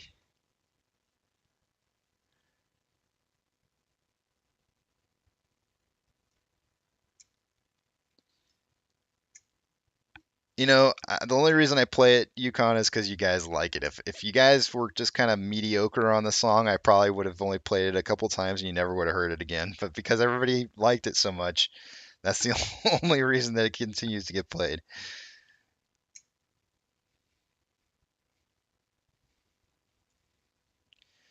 No, Glenn, you can mention other tickers that I've got. So let me take you over the other page here real quick here so you can just kind of see like if you're talking about market-wide tickers, um, hold on a second here. Okay, yeah, you can see. So there's a couple different tickers that I don't mind watching in relationship to Ape, and so I'll go through and just kind of express why. Tesla a long time ago, people used to kind of talk about like what's the difference between a Tesla type squeeze and a VW squeeze, and I think Tesla is kind of one of those ones where it's really kind of interesting to watch to see what's happening with it. It is a good example, I think, of a company who can use dilution smartly to raise the price. But there are some factors that are involved in that to make it work. And some of those factors is that insiders hold tons and tons and tons of shares. So they get to control when those shares are sold into the marketplace and whatnot, and the market sometimes really needs those shares when they're heavily shorted. Amazon, I'm watching Amazon simply because I think that if you want to understand the backbone of retail purchases in the United States, I think Amazon is a great way to know whether or not the market is successful, if we have a successful marketplace or a declining market. And in this particular case, when I first started monitoring Amazon, it was at 3,500 a share. Now they did go through a 20-to-1 split, which means that they should be trading at $175. This was when Jeff Bezos stepped down. I made note of it when Jeff Bezos stepped down. It was 3,500 a share. It is now at a 20-to-1 split. Um, we now have it should be trading at $175, but it's not. It's trading at 92.90. So you can see right there alone that it is a great indicator of a failing market, and because so many people buy so much off of Amazon, I think it's a great indicator. Cinemark. The reason I'm watching Cinemark right now is because I think that it's a great indicator to watch in regards to, like, if you want to know how your companies should be doing that you're invested in, you should know how their direct competitors are faring in contrast. So that's why I'm watching Cinemark. Doge. Um, so I didn't realize this at the time with Doge, and I don't even know if I want to make this comment fully, but there are some factors that tie Doge to AMC that I don't want to talk about because I can't really prove it, but I do believe that there are some factors that are tying Doge to AMC. But what I do want to say about it is that for a long time, I really kind of viewed it as like the blue collar cryptocurrency of North America. Uh, in other words, it's affordable. People feel like it can still rise in price, so they're buying it up like hotcakes or whatever it is you want to buy, candy in the candy store. And so I think that anytime we've seen some price rises on Doge, very oftentimes shortly thereafter AMC price runs. As Doge is coming back down, it's been historically a very strong indicator.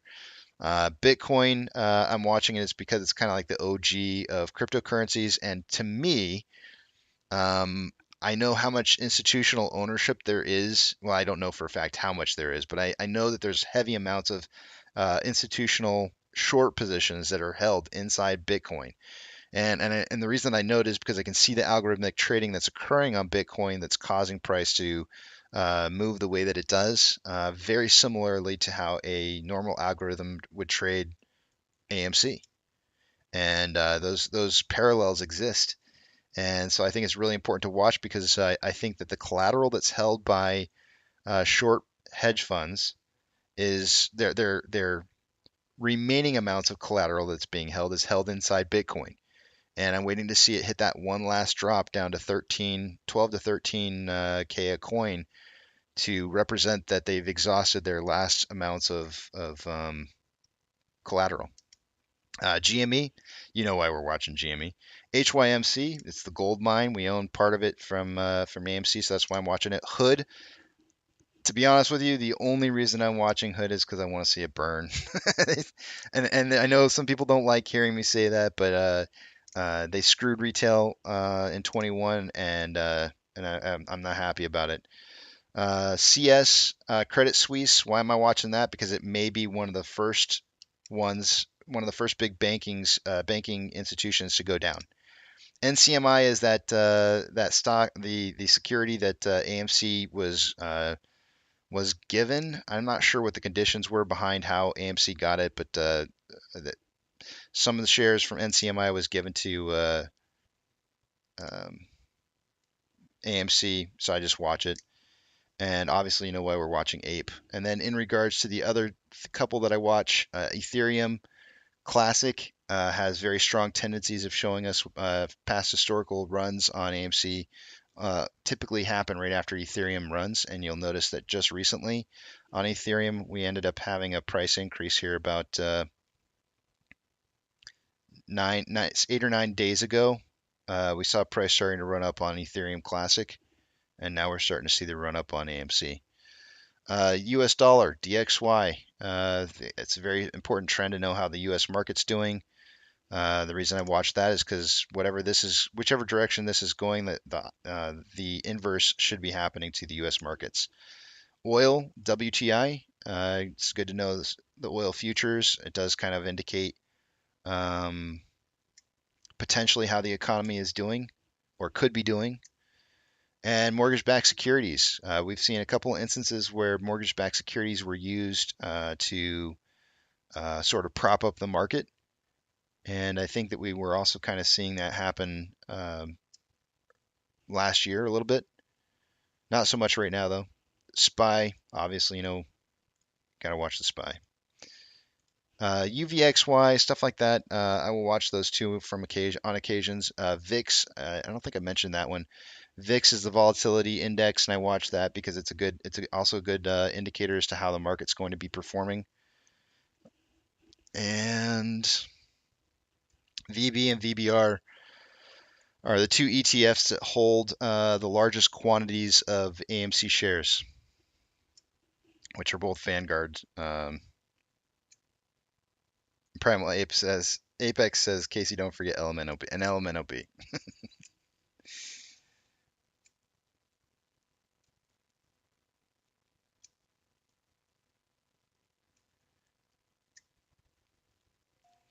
Uh, Long Jericho. So what you're mentioning right there is part of the thing that I don't want to talk about. And it's okay that you bring it up. I don't care. That's fine. I don't have any problem with that. But Doge was heavily shorted via FTX, and there's certain things about FTX and Doge that I don't want to talk about because there's retail investors that are invested in there that I don't want to what's the word I'm looking for here? I don't want to disenfranchise those retail investors from what it is that I have to say. I guess that's probably the best thing that's the best way I can put it.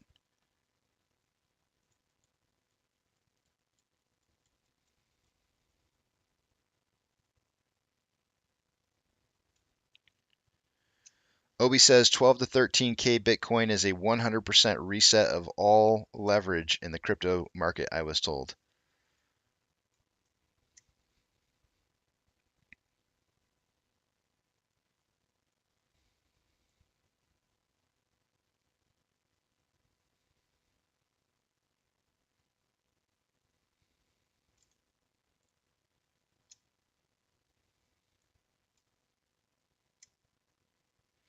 Jathan, I haven't recorded the full version of the song. I was hoping that I could get a singer to actually sing the song, and I haven't gotten anybody who fit the bill for what it was I was looking for. But I don't. I have the version that's out currently is I put it up on the YouTube channel as a standalone. So if you wanted to just play it whenever, you can do that. And everything on the channel is downloadable, so you don't have to like continuously play it through YouTube. I only ask that you super chat me $1, but good luck finding the super chat button.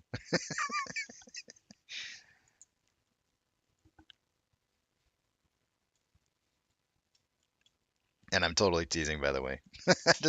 I gotta throw it out there because I know it'll come back to bite me. Somebody will be out there and be like, Casey's accepting super chats. It'll be like, oh gosh, now I gotta fight that fight.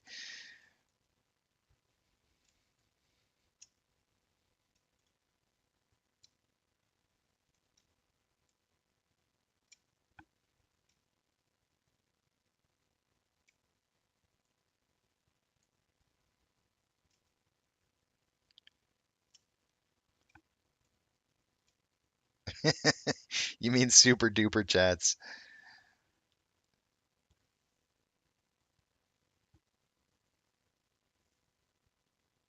Yeah, and selling my fanny packs. That's right. Oh man, it's been a hot minute since I've heard. Has um has Phil for real? Has he put out any more good songs lately? Like some new ones? Because I saw one of his videos pop up on my feed the other day, and I hadn't clicked on it, but it looked like it might have been a brand new song that he's got out, and I was just kind of curious. Like I figured you guys probably would know better than There's nobody else better to ask in this community. Has he put out any new good ones lately?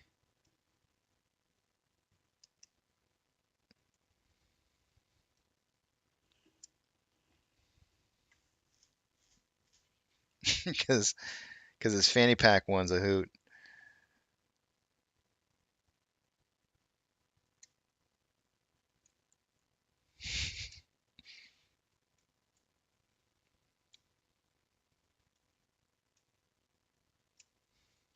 We've got about 3 more minutes, guys, and we'll take a look at the numbers again. There are quite a few extra people watching today, and I just want to mention to anybody who is watching, I don't ever want you to feel like you're a hostage to watch here. I'm documenting history here, and if you just want numbers, I do them on the hour, every hour. I try to do it as close to the hour as possible, but sometimes I'm like 5, 10 minutes late. But for the most part, if you want to just stop by for numbers, quick numbers, you'll catch them on the hour. I do take breaks around 11:10 Central Standard Time and don't, or sorry, 11:20 to 11:30, and then don't come back till like 12:10. So I do start numbers at noon, just a tad bit late. The Morant song, I haven't. He's got a Morant song now. Oh man, he is talented. He is very talented, Doctor Zeno. I agree.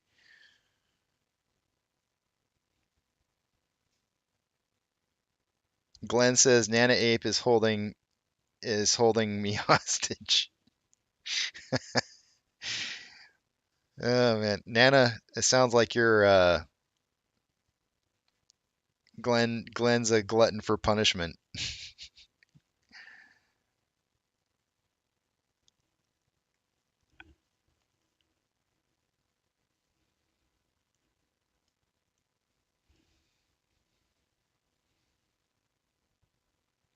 It's me says movie trivia is holding me hostage. You're doing pretty well this week though. It's me. In fact, I think you're winning the week right now, or I should say weeks. Yeah, you are. You're in first place with 14 points right now, which is insane. Yesterday's movie was obviously right up your alley. Because didn't you get like 5 points yesterday? 4 or 5? I think you got 4 points yesterday or something like that. That was insane. I gotta remember to keep away from Terminator movies so you can't get more points. I feel like I gotta.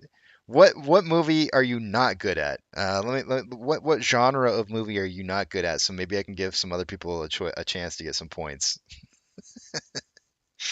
And be honest. Be completely honest here. Don't be fibbing.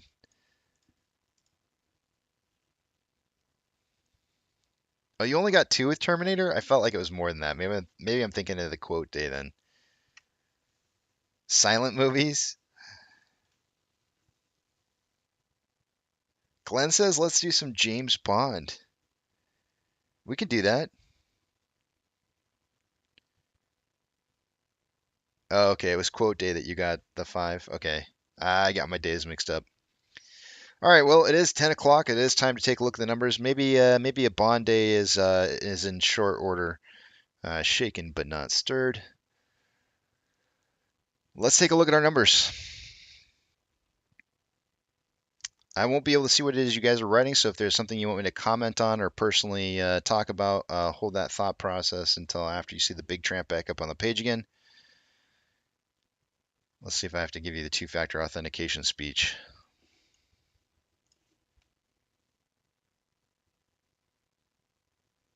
Nope, I don't. I'm going to show you guys how close we were to. I don't know why I'm doing this, but I kind of want to put this up here just so you guys can see how close we were to tripping a synthetic, or what am I saying? To tripping a circuit breaker. But let's take a look at our numbers here. Starting with off exchange. By this time in the morning, I would expect to see about 49% going through off exchange and somewhere between 11 and 12% going through EDGX. That would be a normal day. We currently have 59.69% going through off exchange and 11.55% going through EDGX for a grand total 71.24%. That's about 12.24% higher than where it should be by this time in the morning. Amazing difference that an hour can make. Off exchange for Ape 64.17 through off exchange. That is definitely elevated. EDGX at 7.62. Combined total 71.79%. So what are we looking at here? 49. Oh, wait. Did I say that right? Hold up. Let me go back to. I think I gave you guys the wrong number here. Hold on a second. 59. I'm going back to AMC. 59.69, 11.55. The combined total should be 60, and I said 12. It was 11.2% higher than what it should be. I was off on that number that I gave you. On Ape, we have 64.17 and 7.62.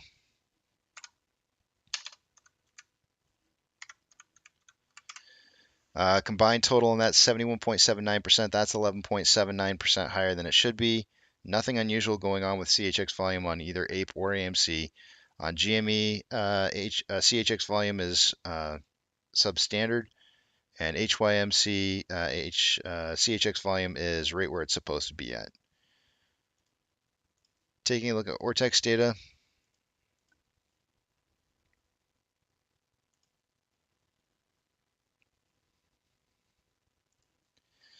Borrowed change amount. An hour ago, there was approximately 306,000 shares having been returned. It's now 184,000 shares.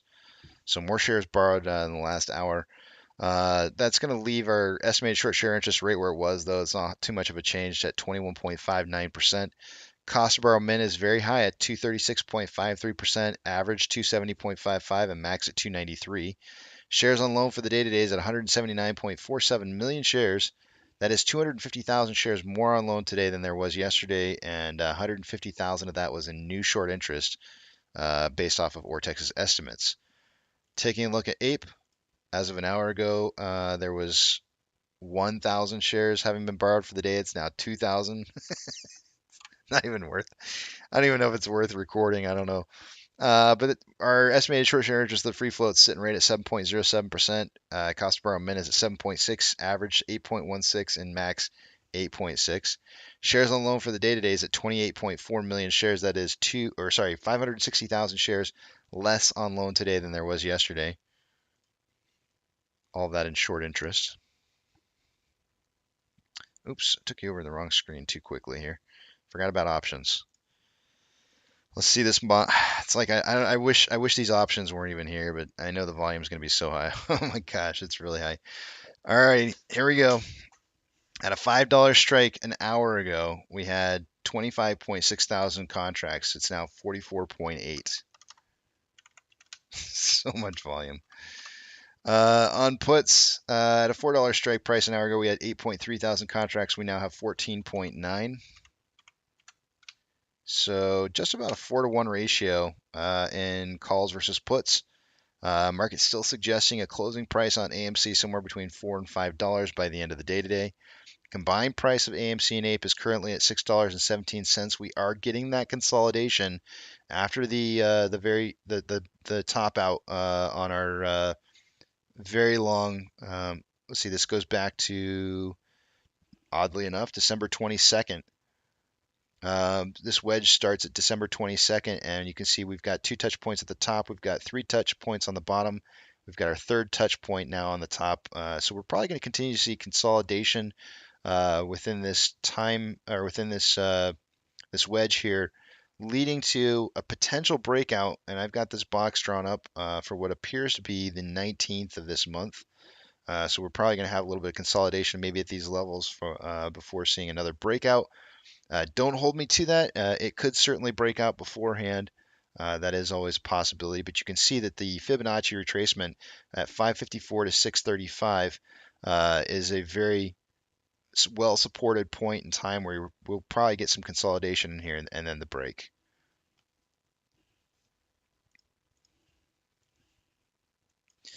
I just wanted to show you this. This is the halt lines. We were really close to having I'm have another senior moment. It's a senior moment day today, guys. Apparently, my brain needs some more power. One of the circuit breaker halts almost tripped at about 10 o'clock, 10:09 this morning Eastern Standard Time. But then ever since then, it kind of cooled off, and I'll bet you that's right about the time that you started seeing off exchange being traded again. It was really, really, really close to having a halt there, but it didn't quite happen.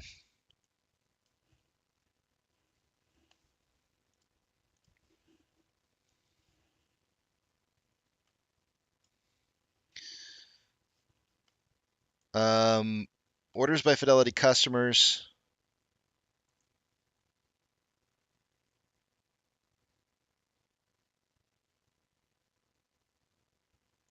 So AMC is on the list.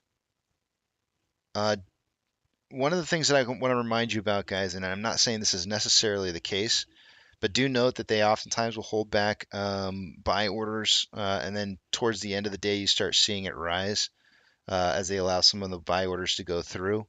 But as of right now, AMC is on the top 30 list here with a 48.5% buy to 51.5% sell ratio.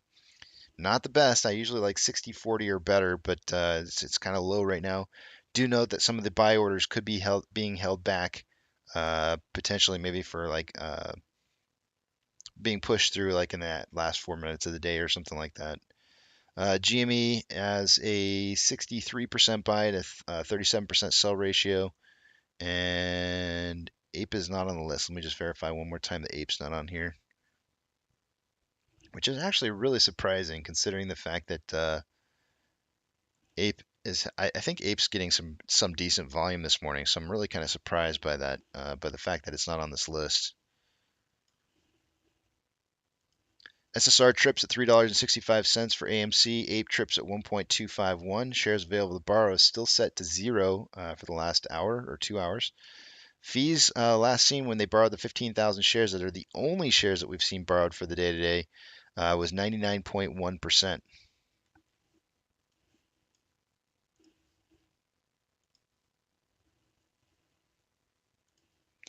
NASDAQ is currently up 0.64, Dow Jones is up 0.08, and the S&P 500 is up 0.35. We have 4,183 advancers to 2,396 decliners. The market is less advancing than it was an hour ago, but still very strong. Taking a look at Ethereum Classic, it is down 3.34%. You're seeing that consolidation here that I'm expecting to see on AMC. It's very possible that this may end up turning into a head and shoulder type scenario. I do want to draw that out really fast. If you guys will entertain me for just a minute here as I draw this, I do want to see if that's the case on this.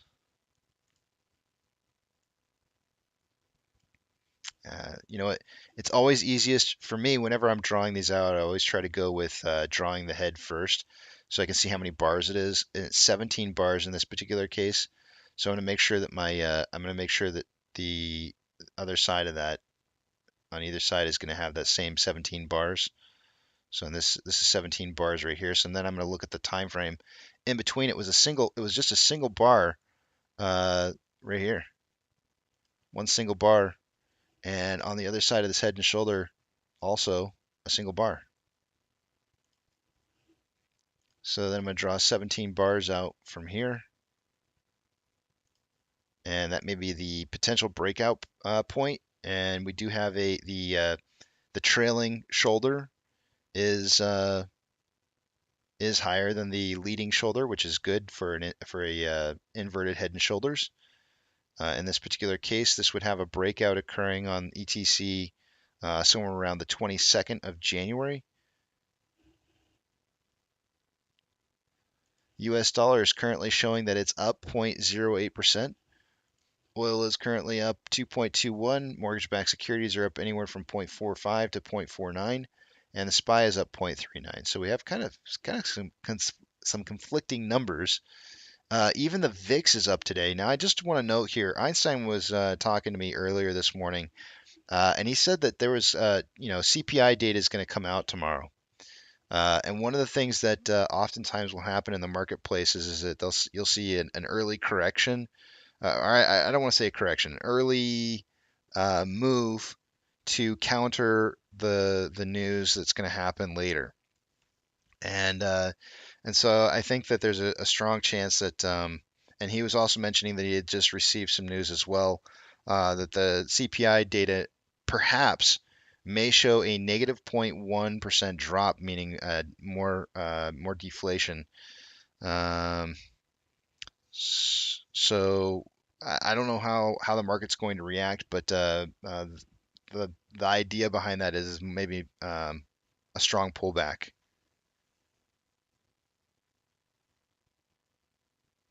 Long Jericho says Phil for real literally just posted a new short tune called Mega Bag. That's great. I can't wait to go see it. I've gotten his permission before to just play. Maybe I'll play that here in just a minute. I just happened to notice what it was you were saying because I was looking back over at the screen over here. Where was I at though on this? I forgot where I was. We'll just go through these numbers here. So VIX is up right now 1.65%. VB is up 0.75. VBR up 0.61. Tesla's up 2.89. Amazon is up 3.84. Cinemark up 0.31. Doge is down 3.36. Bitcoin is down 0.54. GME is up 5.4. HYMC is down 1.18. Hood is up 0.06. CS is down 0.44. NCMI is breaking even. Ape is up 6.12. And AMC is up 16.7% for the day today. Inflow versus outflow on AMC, we have approximately 2.2 million more dollars on inflow than outflow, with 25.68 million shares traded for the day today. Let's see what kind of pace we're on here, because I think that may have slowed down just a tad bit, maybe in the last hour, but let's check it out and see for sure. We're at 104 minutes of trading so far for the day today. That puts us on pace for 96.45 million shares traded by the end of the day today. In pre-market, I suggested that I didn't think that we would see anything above 60 million. My range was 40 to 60. Will we hit that? I don't know. I might be a little bit low, but like I said before, I would rather be low than high on volume predictions. So, taking a look at the 4-hour time interval, we currently have more buying pressure than selling pressure with an RSI of 79.85, which is signaling overbought. On a 1-hour time interval, we have more selling pressure than buying pressure with an RSI of 90.96, which is signaling really heavily overbought. On a 30-minute interval, it looks like equal amounts of buying and selling pressure with an RSI of 81.71, which is signaling overbought. And on a 5-minute interval, more selling pressure than buying pressure with a divergence of the vortex indicator happening within the last 10 minutes. RSI is 63.07, which is above average. Taking a look at Ape, there's approximately $400,000 more inflow than outflow, with 17.3 million shares traded so far for the day today, putting us on a pace for 64.25 million shares traded by the end of the day today. I suggested somewhere in the range of 10 to 30 million shares. We'll see what ends up being right on this. On a 4-hour time interval, we have more buying pressure than selling pressure with an RSI of 62.07, which is above average. On a 1-hour time interval, more buying pressure than selling pressure with an RSI of 58.65, which is above average after having signaled overbought earlier this morning. On a 30-minute interval, we have more selling pressure than buying pressure with an RSI of 57.86, which is slightly above average after having signaled overbought. So it's cooled. RSI has cooled off on some of those lower times. On a 5-minute interval, we have a divergence of the vortex indicator with more selling pressure than buying pressure and an RSI of 50.08, which is right down the middle. Give me 1 second here, guys.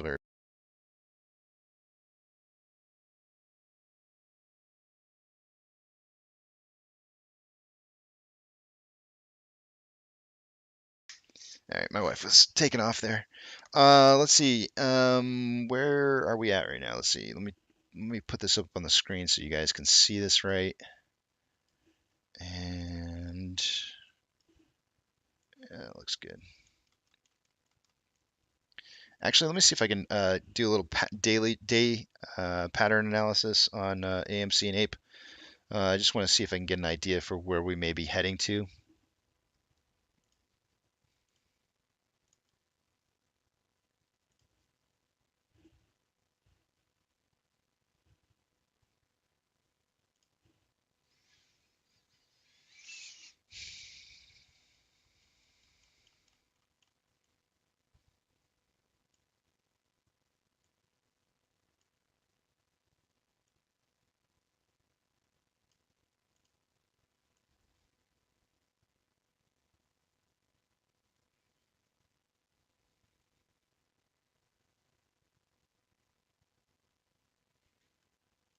I can't. There's nothing on the daily right now that really kind of helps me define where it is that we're moving to at this point. The only thing that I really want to draw right now is this this descending or ascending rather level of support that we've bounced off of once, maybe almost a second time in here. I don't want to draw anything out on this on the top side yet here because I don't really see anything specific. Do note that at $4.07, we have a blue line right here. What this blue line signifies is a reset of synthetic price failures. That may be for AMC. Let me just check and verify. I think.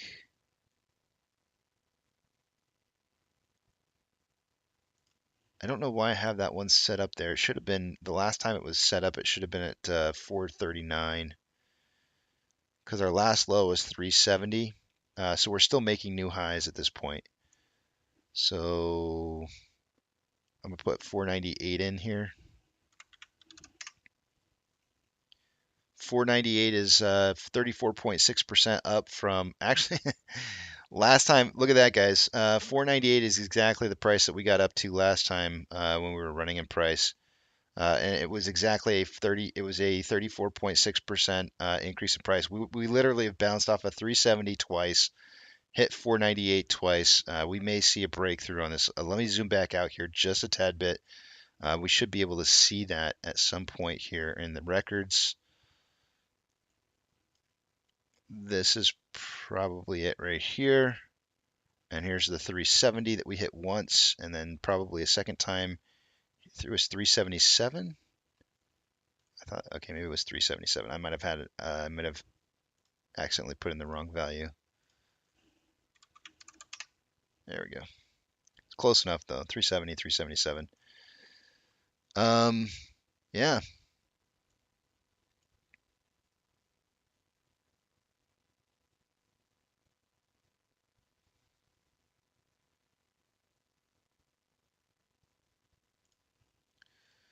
Very interesting.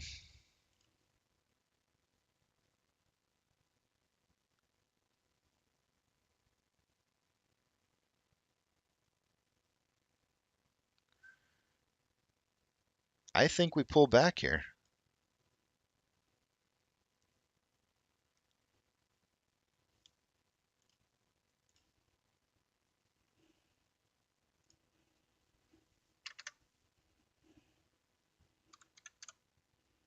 Let's see, 498.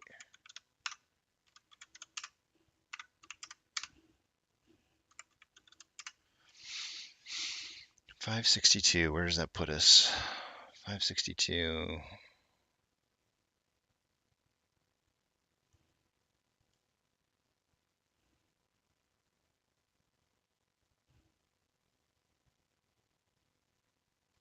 I actually really want to see AMC's price fall back down to maybe about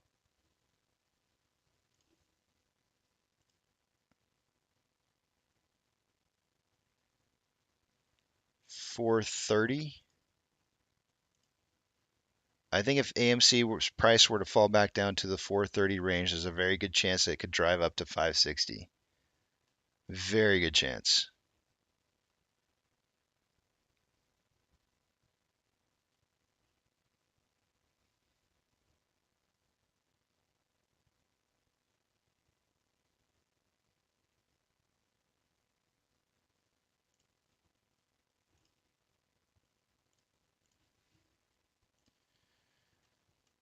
Yep. This does reset synthetic price failure, though, as I had mentioned earlier, which means I'm going to have to redraw out some of the numbers. But a synthetic price failure would occur if price were to drop down as low as $4 from 498.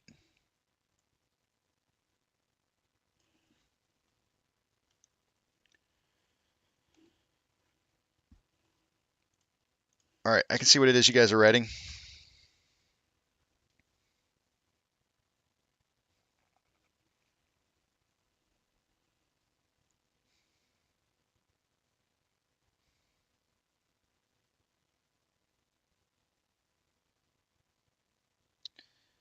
James says this is where you take Casey notes for future trading endeavors.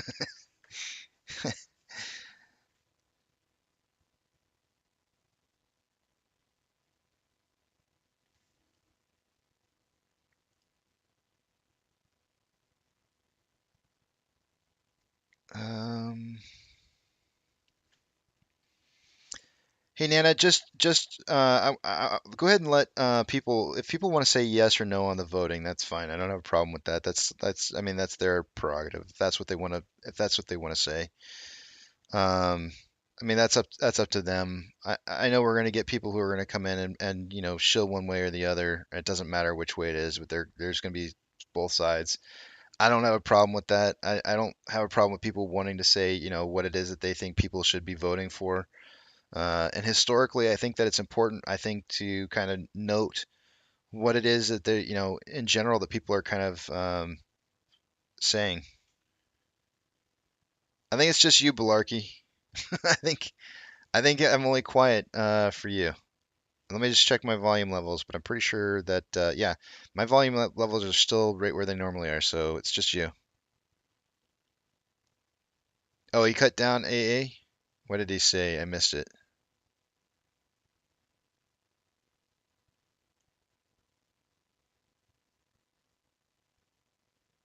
He said vote no everything except firing the CEO and board. Yeah, I see what you're saying. Yeah, I don't know. I get it, but let them have their word on that. I'm okay. If they want to cut them down, that's their choice.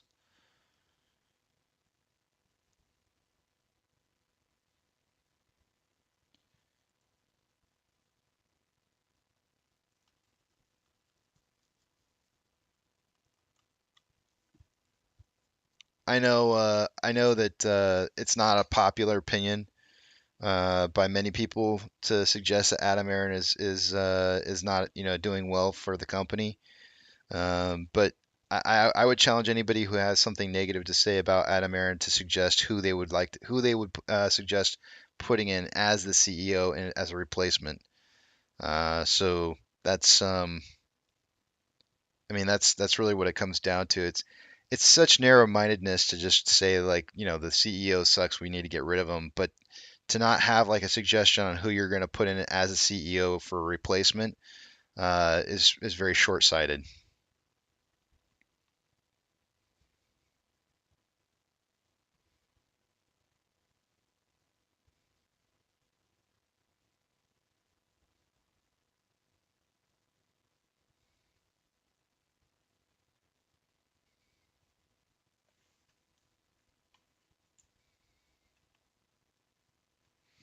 I have a feeling that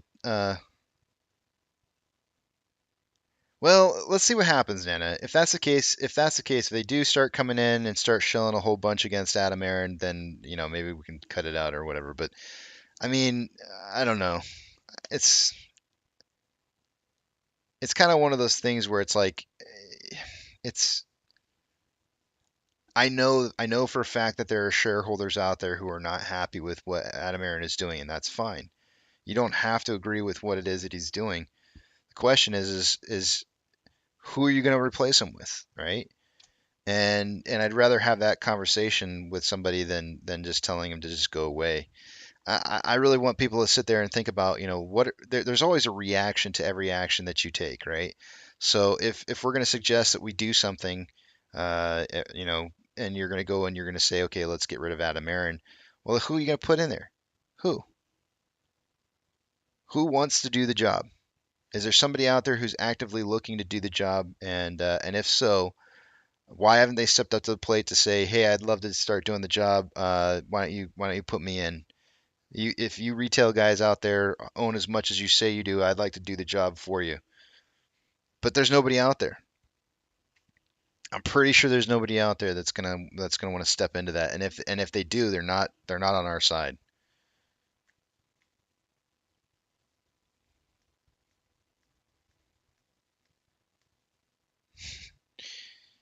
You sound like Ragnar. Who wants to be king?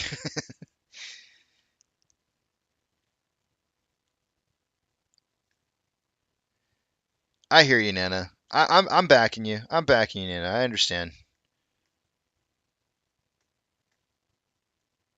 It's not like we kicked him out of here completely.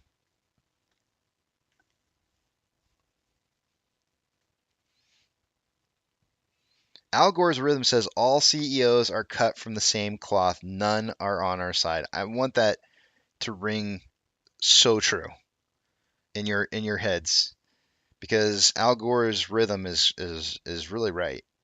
They're not there completely for us. They're there for the company. That's like when you think your HR department's there for you. they're not. They're not there for you. They're there to protect the company. That's what Adam Aaron's job is to do is to protect the company. It's not his job is not to sit there and bow to our demands and wishes. His job is to the company and making the company profitable and having the company be successful. So and all CEOs are going to be will react the same exact way. They are cut from the same cloth. So be always remembering that that's the case. Adam Aaron is not here to create a squeeze. That's not his job.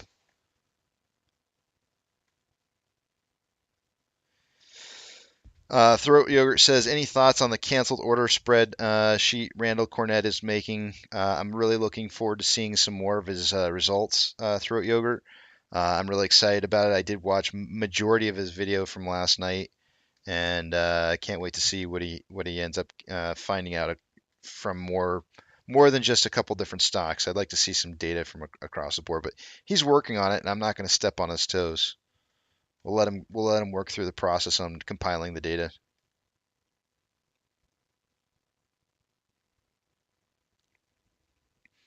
Steven says, Casey, are we loyal to the apes or the company? To be very honest with you, Steven, I think, and I hate saying this, but I think that retail in general, is loyal to retail, meaning to ourselves. You are your own investor. Every single one of us is our own investors. We all handle our money differently. None of us have to make the same choices or the same decisions. That's the freedom of being able to be an investor as a retail investors. We have that right to make our choices for our money. So who are we loyal to? I would say ourselves. If you're not part of the ape community, or you're suggesting that you are part of the ape community, then I think that you probably stand for something more about saving a company and trying to fight for market change. And I think that's what it means to be an ape. That's really what it comes down to. I think if I had to define like how would if somebody came to me and said, Casey, how do you define an ape? What makes the difference between an ape and not an ape? And I would say if all you care about is your pocketbook, if that's it, if that's all you care about is how much money you have at the end of the day, you're not an ape.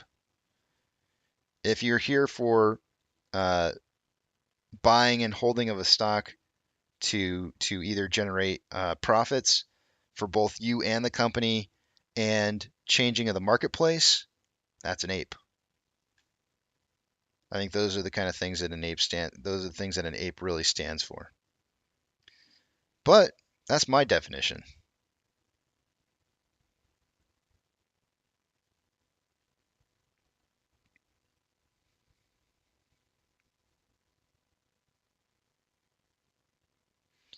CPE says, I think the way to look at Adam Aaron is as if we were long-term investors, not short squeeze only.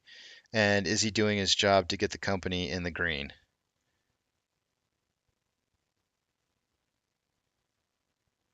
I think he is. Survival of AMC, number one atop the list. Whatever means possible to outlast the out-leveraged criminals. Margins will be waived up to a point where they can't anymore. And then Steven says that should be the poll, Casey. Put it up. Are we loyal to apes or the company? I probably won't poll that. I don't want to create division, and I feel like that would create division. Not everybody's here for the same reasons. And I think that, you know, polling something like that's just gonna divide people. Apex says, "Who does number two work for?"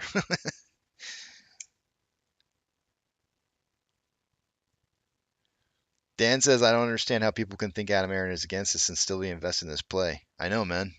I know. I have not yet seen it yet, Papa Mac. I do want to see it though. It is on my list of to watch things, things to watch.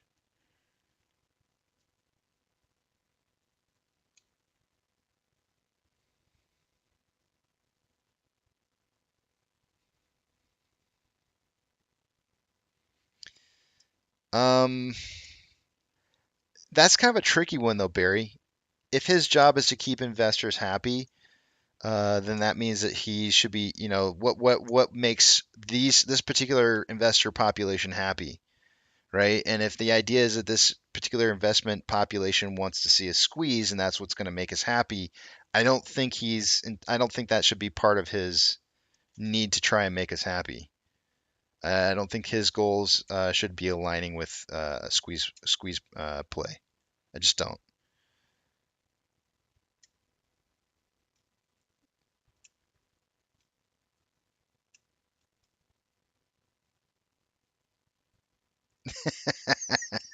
Thanks a lot, Yucca Frida. Appreciate that, man.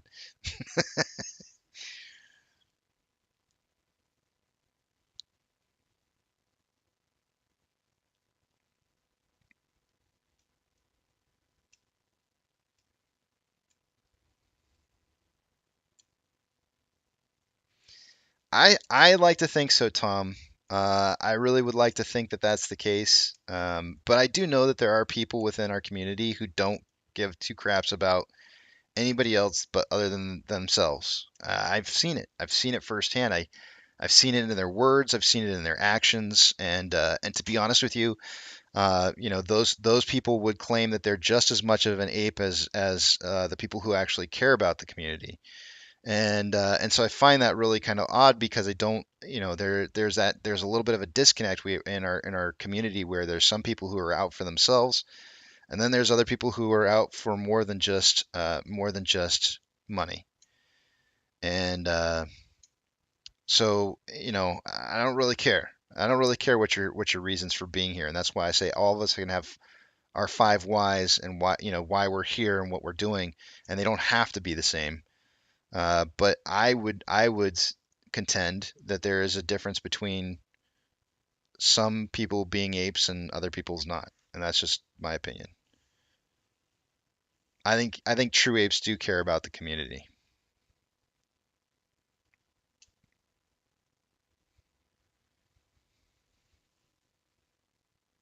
Papa Max says, "I'm here for the trivia points."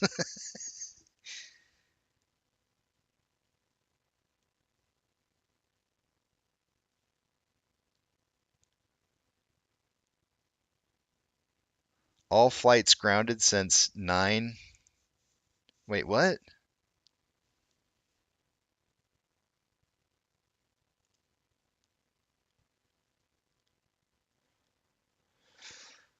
Don, we can take a look at that. Hold on a second. I want to look up what Pilarke is saying here real quick.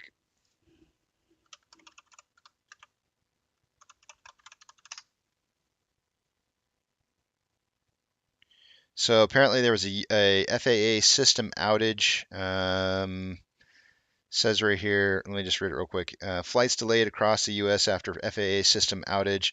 More than 6,700 flights delayed, over 1,000 canceled so far. We saw the same thing happen, or something very similar to that last year, I believe.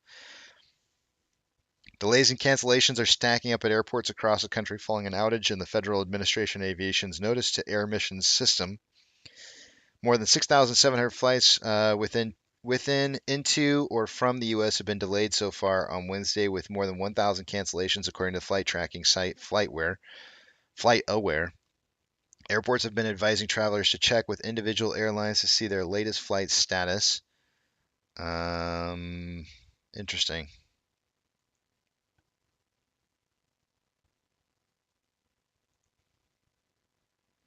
We saw something. We saw an outage like this like last year, I think it was. I'd have to go back and take a look at it, but that's kind of weird.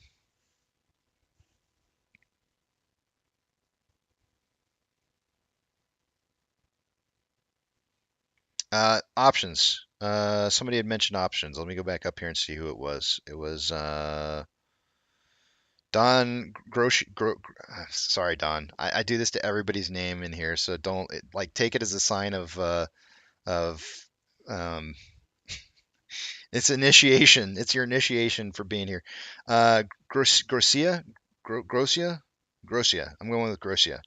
Don Grosia says, "What does the options look like for February and March?" Let's take a look at them and see. I'm not going to be able to see what it is you guys are writing, so hold those thoughts for me for just a minute while I post this up here. So this is information's old by about 38 minutes ago when I refreshed it, or roughly thereabouts. I wonder, does it have a timestamp on here? No, it doesn't. Oh yeah, it does say 11:05 Eastern Standard Time is when I updated this last. So you're talking about, you said for next month, right? Let's see here.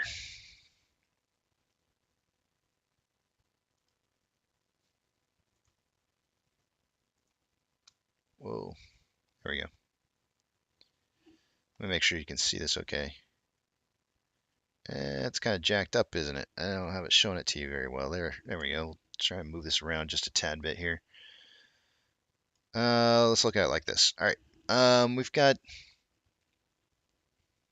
expand this out just a tad.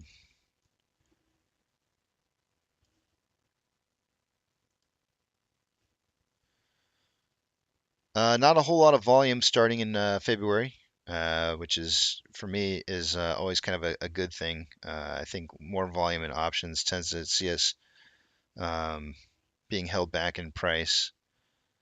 But that's the beginning of February. That's February 10th. February 17th expirations actually have quite a few options stacked in here that are going to be in the money, especially the puts, or not the puts, but the oh, wait a minute, hold on a second here. There's actually quite a few puts that are out of the money at like a $2 and $3 strike. There's 45,000 contracts at a $2 strike and 24,000 contracts at a $3 strike. The open interest on the ask side is not very large. There is some in the money puts at like 15 all the way up to as much as $15. Looking at February 24th, not a whole lot of volume up there for February 24th. March 17th, there is some large quantity of puts that are in the money currently.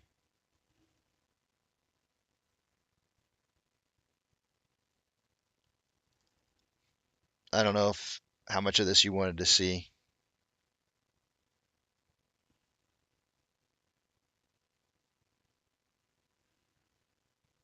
That's a quick scroll through on the futures for the derivatives.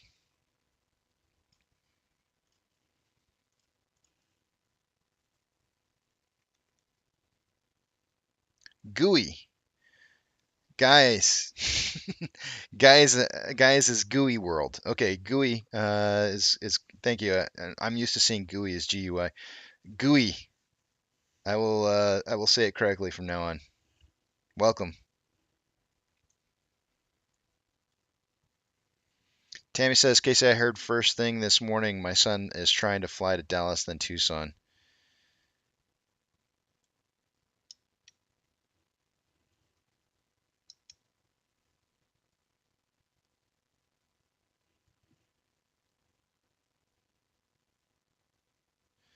Apex says if they said it was not a cyber attack, you can 99.9% guarantee it was.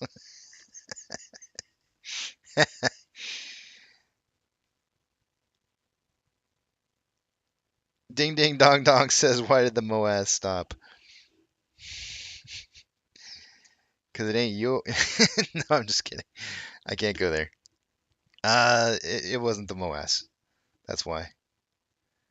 Main reason price was running this morning, Ding Ding Dong Dong, was is that off exchange volume was not heavily being used.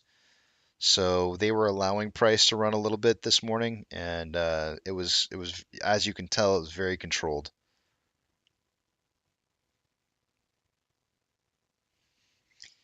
Mindshift Mastermind says APE stands for all people equal. It does.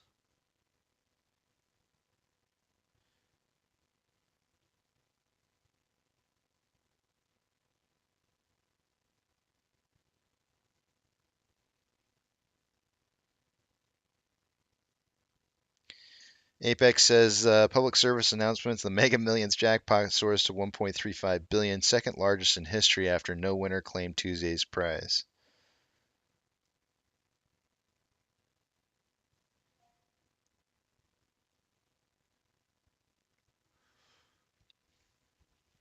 Uh, Gooey, when I see you in the mornings and the very first time, I'm gonna be like, "Hey, you guys!"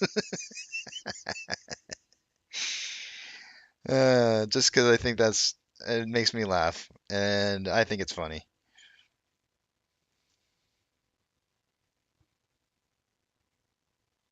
Hillbilly says Max Payne is $4 for January 13th. That is correct.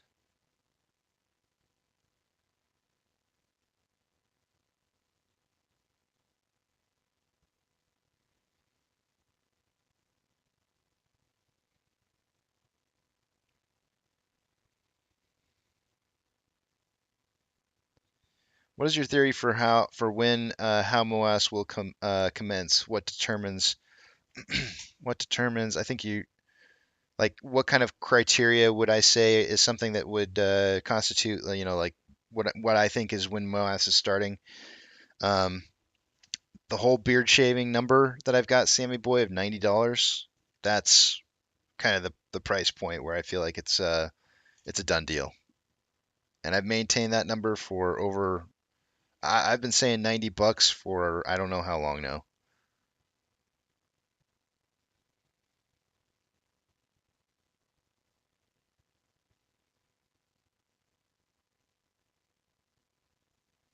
Darren says I need some professional advice. Um, Silicon.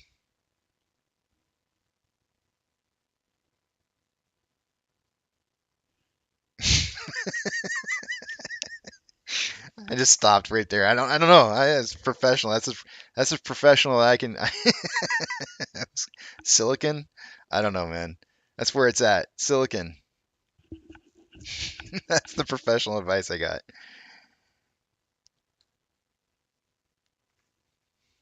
I feel like I skipped over like his real question here.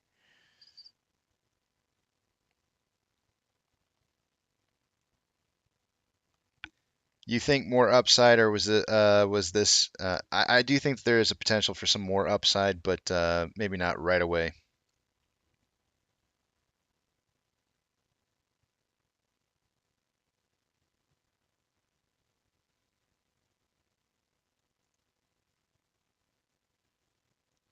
Jabibs, we can take a look at that in about 14 more minutes. I'm gonna hold off on pulling up OBV here. Well, actually, hold on a second. Maybe I can pull it up.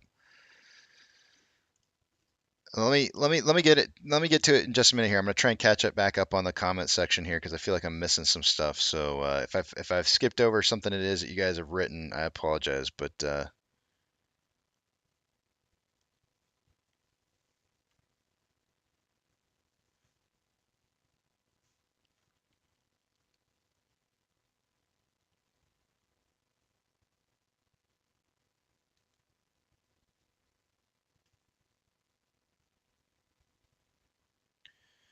Adam Aaron heard your price target, KC. His split will hit.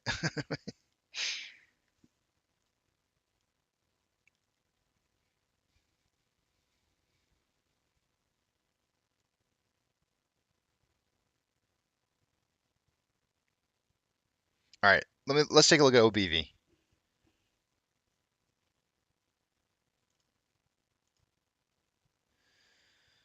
I'm gonna create a different page here. Normally I have OBV pulled up, but I earlier this morning I was looking at well, actually I don't know what it was I was pulling. I pulled up something earlier this morning and I got rid of OBV on there. So let me oh yeah, I pulled up the halt lines. So let me go back to the daily. We'll zoom in on our current period of time.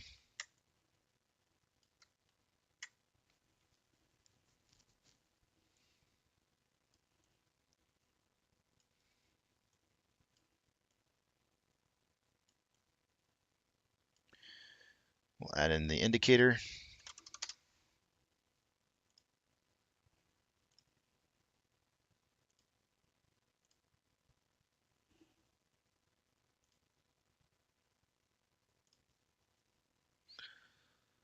Modify it to a histogram. Scale down the intensity.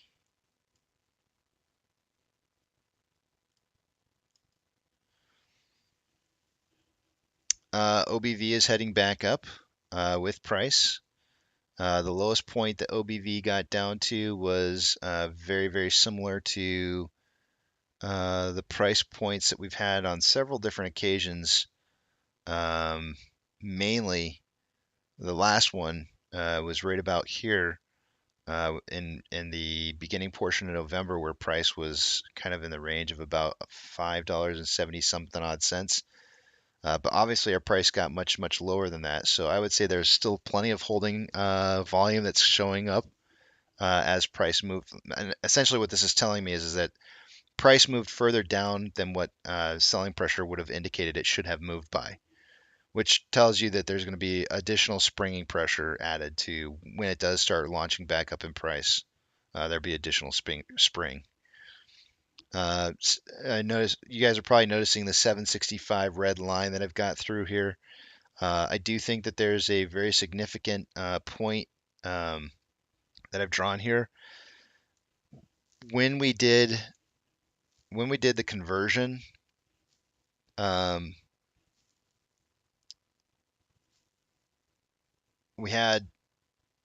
we lost some value out of AMC, and that changed our charts. So 765 would have been equivalent, currently would have been equivalent to our past historical number of what it was just prior to our launch going into June. So 765 on AMC is kind of like a magic number, I feel like, that we've seen held at levels of support and resistance plenty of times from the past based off that valuation after the value was taken out of AMC and put into Ape. So I'm really kind of looking for AMC to break 765 at some point. When it does break 765, we get a clean break out of that and continued price momentum upwards, we could see uh, a gamma, really. But my normal number that I've got set up is 20 bucks. $20 is the number where I kind of suggest that most of the time you're going to see AMC's price just absolutely starting to launch. However, due to the dividend split, it did take out some of that value, so that number would drop a little bit. It wouldn't be 20 any longer. It would end up being something lower. I would say the combined price of AMC and Ape being around 20 bucks would probably be fair.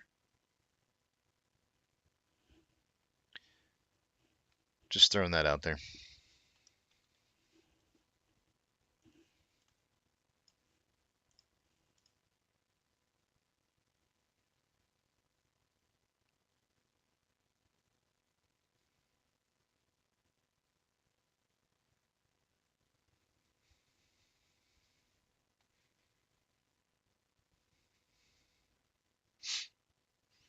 So let me ask you a question, Blood Cell. Do you believe in any technical analysis whatsoever?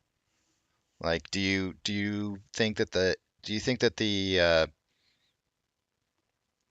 I guess the really smart people uh, in the market who have generated some of this analysis over the years, do you think they're dumb? Or do you think that they've created these reports for a reason that they do indicate things just out of curiosity? Because what you got to realize is that it's not like OBV isn't like something that that somebody you do think they're dumb. Okay, that tells me a little bit about your level of understanding. Maybe I guess is probably the best way I could put it, understanding of how the market works and who created some of these different indicators that tell you why the market does what it does. Um, I don't know what to tell you, man.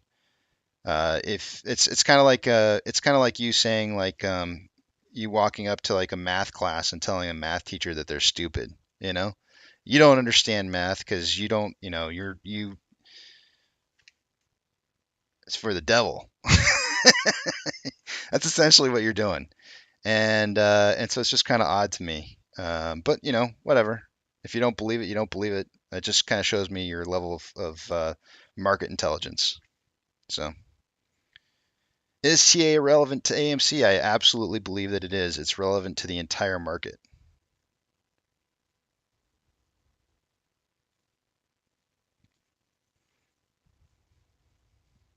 It's interesting you should say that, Blood Cell. A lot of people say that abacuses don't have any relevance either in this world anymore. But in actuality, when you strip away all power and technology away from everybody, the abacus is still relevant. It still shows you what it is that you need to know. So while there may be better indicators out there that do show um, levels of, and since OBV is kind of like a way of looking at volume movement and telling where it's going to move to, there may be better indicators that could be used in determining whether or not there's holding or selling volume occurring. It is still a great tool to use. It's not bad. It's not invalid any longer. And if it were invalidated, then you would see it you would see him take it off of all the indicators that are not useful. But yet it's still there. That indicator is still listed as a valid indicator. Blood cells not relevant. I mean, I don't know what to say. I mean, it's if you don't believe in indicators, I mean, it's like saying moving averages don't matter. You know, so what who cares about moving averages? They're old. That's about as basic as you could possibly get as moving averages. And to sit there and say like, well, moving averages aren't worth looking at because I, I want times to be more forward looking than the past. I'm trying to I'm trying really really hard here to be nice, Blood Cell. You don't understand. I literally I just don't understand like the concept of coming in. You're literally, I mean, it's almost like you're flat Earth. It's almost like flat Earth is Blood Cell because it's like you're coming in here saying oh, that doesn't mean anything just because you can see the eclipse of the or you can see the silhouette of Earth onto the moon, that it doesn't mean that Earth is curved. It's still flat. It's just like, what, really? Come on. You know what I'm saying? Like it's like the fact that you don't want to recognize the fact that there's a trading indicator that tells you uh, something very important, and you just want to write it off as being something that's antiquated and old, uh, doesn't mean that at all. That's not what it means. It means that it's less heavily used than other indicators of today. But just because you don't understand it means you want to write it off as something that's irrelevant. And I understand that. I really do understand that when people don't understand things, sometimes they fear it and they decide that they'd rather just write it off than try to understand it, because it's much easier to just write off something that you don't understand than taking the time to actually learn it and figure out what it means. So I would just challenge you, Blood Cell, to open your mind to starting to learn.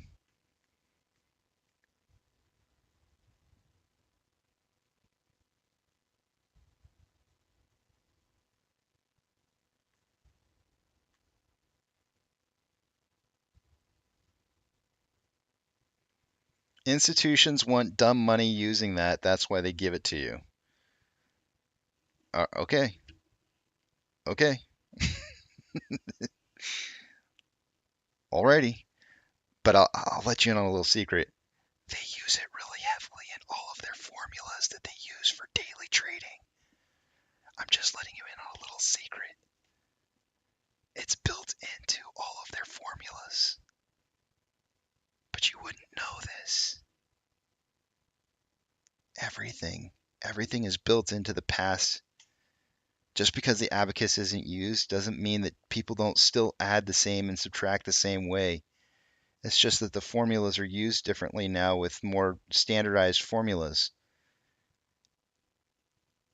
on VWAP or MACD or whatever it is that you're going to say, whatever it is that you're going to identify as. Probably VWAP would probably be the most relevant.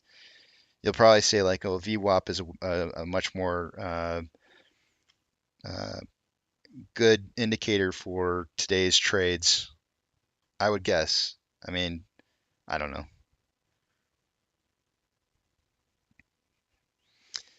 Long Jericho says FTX gets approval to keep customers' names secret for 3 months. Bankruptcy judge. Wow. What's that's kind of curious. Like, I wonder what the deal is with the with behind that.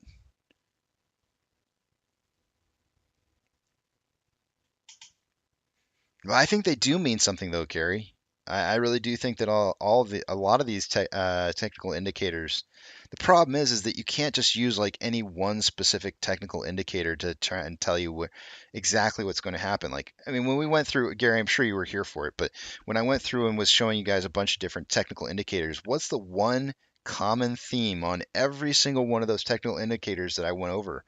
And the common theme is this technical indicator should not be used alone by itself. Oftentimes, this indicator is used along with this one, right? That was always like the common theme. So you don't use any one specific technical indicator to give you a bigger picture as to what's happening in the marketplace. Never, never, ever, ever would you do something like that.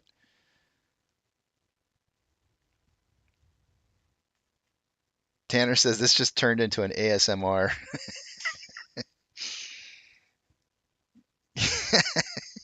Gooey's like, Casey, you have the best humor.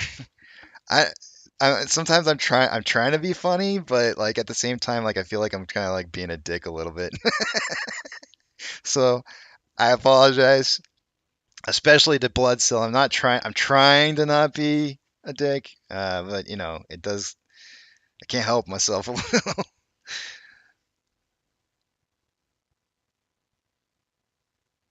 Yeah. See, Maccabee says machines or AI algos using TA doesn't make TA obsolete. Exactly.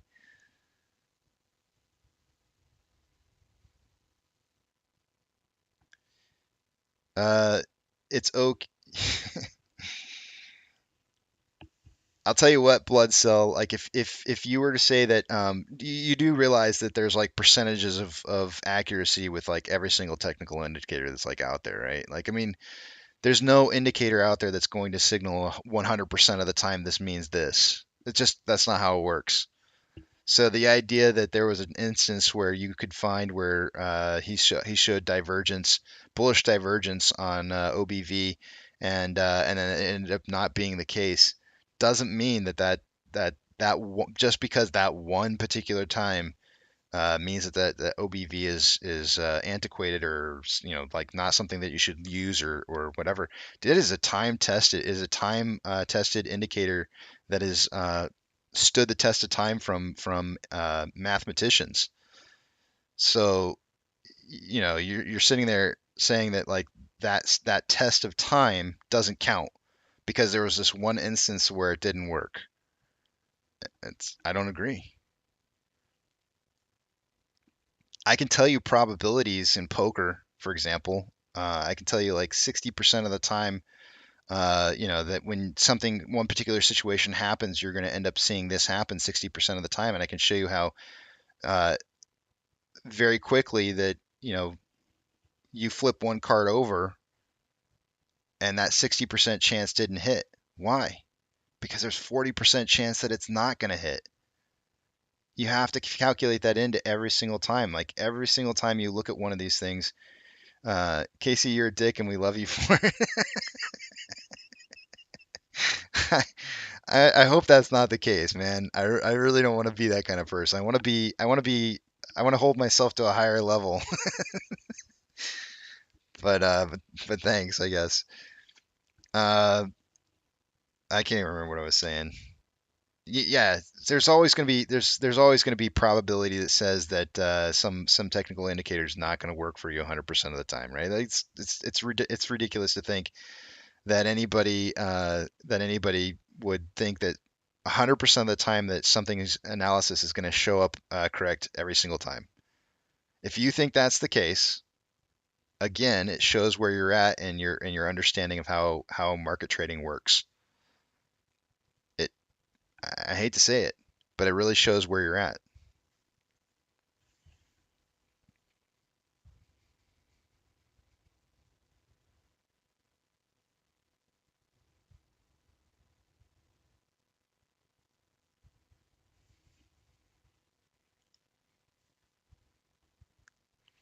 Trip provoked. Good to see you back.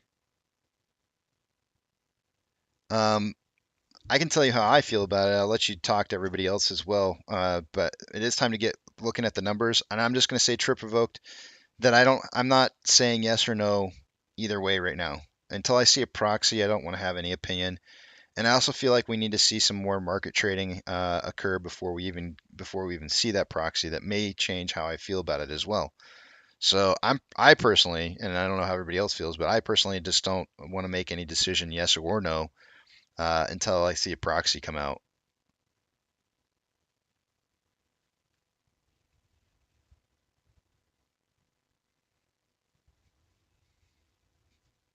All right, I'm gonna take you guys over to the other screen. I'm not gonna see what it is you guys are writing. Hold those thoughts, personal thoughts or questions that you have for me uh, until you see the big tramp back up on the page again. To speech or not to speech? That is the question. I think you guys might get the speech here. Hold on a second. We'll see.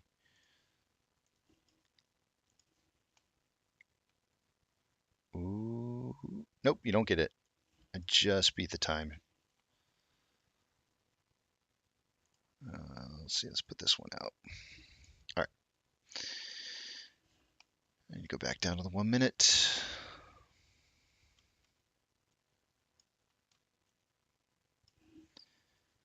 Starting with off exchange. By this time of the day, I would expect to see about 61% going through, no, 62. 62 for 11, 63 for 12. Yeah, that's right. 62% combined between AMC or off exchange and EDGX. 61.83% is the value for off exchange. EDGX is at 10.91. Oops, why did that do that? Get out of here. All right. Combined total on that is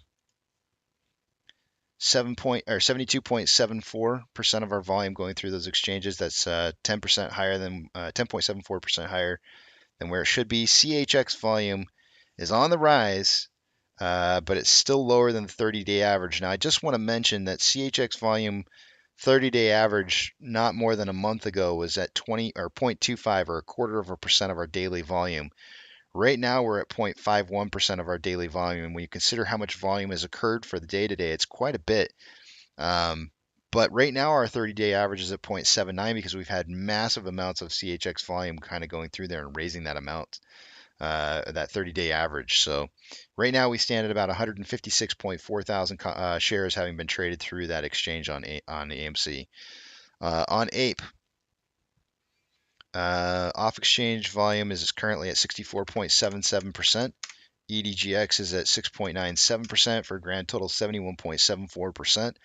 That's approximately about 11.74% higher than it should be.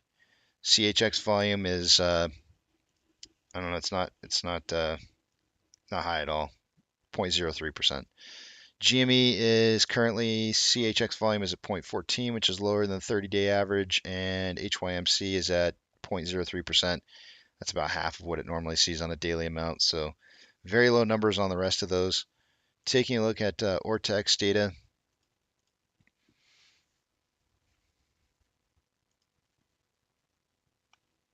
An hour ago on AMC, there was a return of 184,000 shares for the day today. It's now a borrow of 115,000 shares.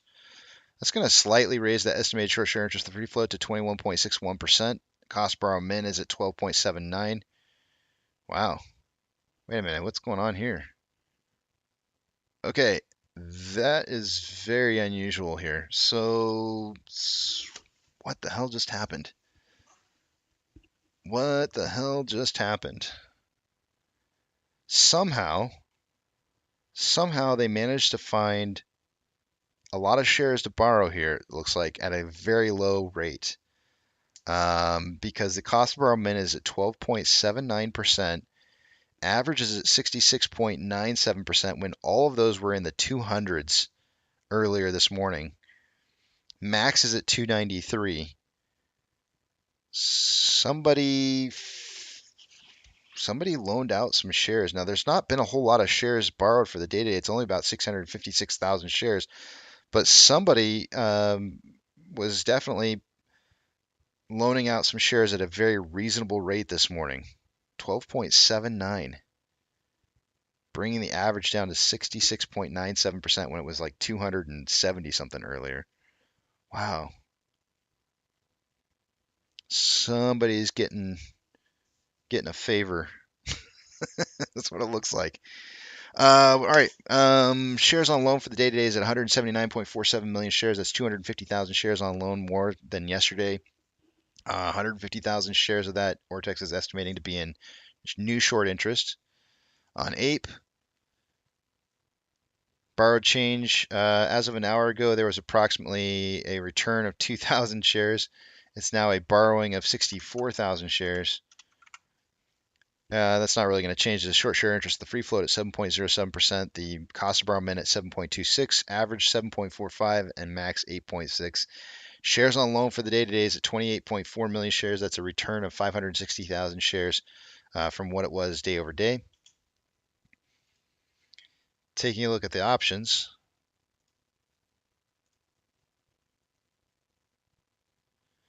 As of an hour ago, at a $5 strike, there was approximately 44.8 thousand contracts. There's now 51.2 thousand contracts. On puts, highest amount of volume is at a $4 strike. There was 14.9 thousand contracts an hour ago. There's now 16.8.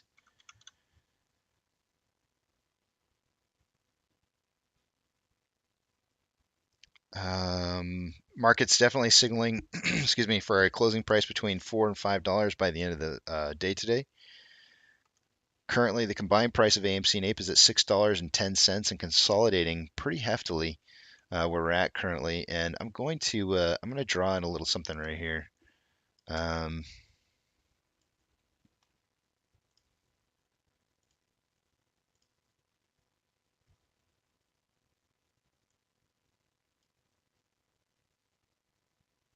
This may be breaking out here any second. It kind of looks like it's starting to head towards a breakout. I mean, it's trading right up to the very end. I probably waited a little too long on this to be drawing this in, but it does look like we're going to get the breakout here, and we do have we likely have rising price into falling volume. But let me just check this real fast to verify. Yeah, it is just very slightly rising price to falling volume. So I'll be surprised. I'll be surprised if this breaks out going up, but it does seem like we're kind of at the very end of this consolidation. It almost makes me want to kind of draw this more like this, which even more so would represent a bearish move to the bottom side. But I do expect this to be trading within that 554 to 635 Fibonacci. I don't know what to call it, zone.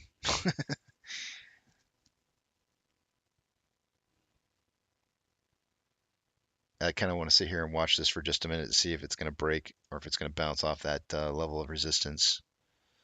Anyways, we'll move on. Orders by Fidelity customers. AMC and GME have been the only ones on the list for the day today. AMC is the first one on the list here with a 49% buy to 51% sell ratio. We've got GME in here with a 63% buy to 37% buy sell ratio. Oops, I skipped a little bit there. And I do not see Ape on the list.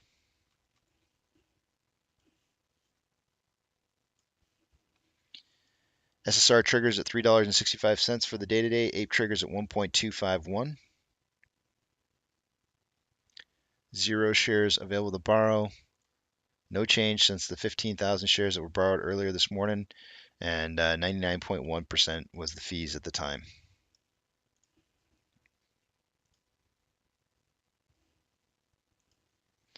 NASDAQ is up 1.07%. Dow Jones is up 0.37. The S&P 500 is up 0.69. We have 4,429 advancers to 2,181 decliners. The market is advancing over declining. We have Ethereum Classic is down 3.36% for the day today. US dollar is currently showing up 0.08 or 0.16 rather, sorry, and it's actually kind of spiking right now a little bit, and it looks like the SPY is going with it, which is very unusual. Oil is currently up 4.24. Mortgage-backed securities are up anywhere from 0.46 to 0.49, and like I said before, the SPY is up 0.71. Very unusual movements. VIX is up 1.26. I feel like this is kind of suggesting that there's going to be a reversal in this market here. VIX showing up 1.26. VB is up 1.1. VBR is down, or is up rather 0.93. Tesla's up 3.45. Amazon is up 4.55. Cinemark is up down rather 0.26. Doge is down 3.31. Bitcoin is down 0.46. GME is up 5.06. HYMC is down 1.78. HOOD is up 0.23. CS is up 1.32. NCMI is up or down rather 0.1. Ape is up 2.71 and AMC is up 15.02%. Inflow versus outflow on AMC for the day today is about $2.3 million more inflow than outflow. 32.62 million shares traded so far for the day today. After 165 minutes of trading, putting us on a pace for, man, I can't math. Come on, Casey.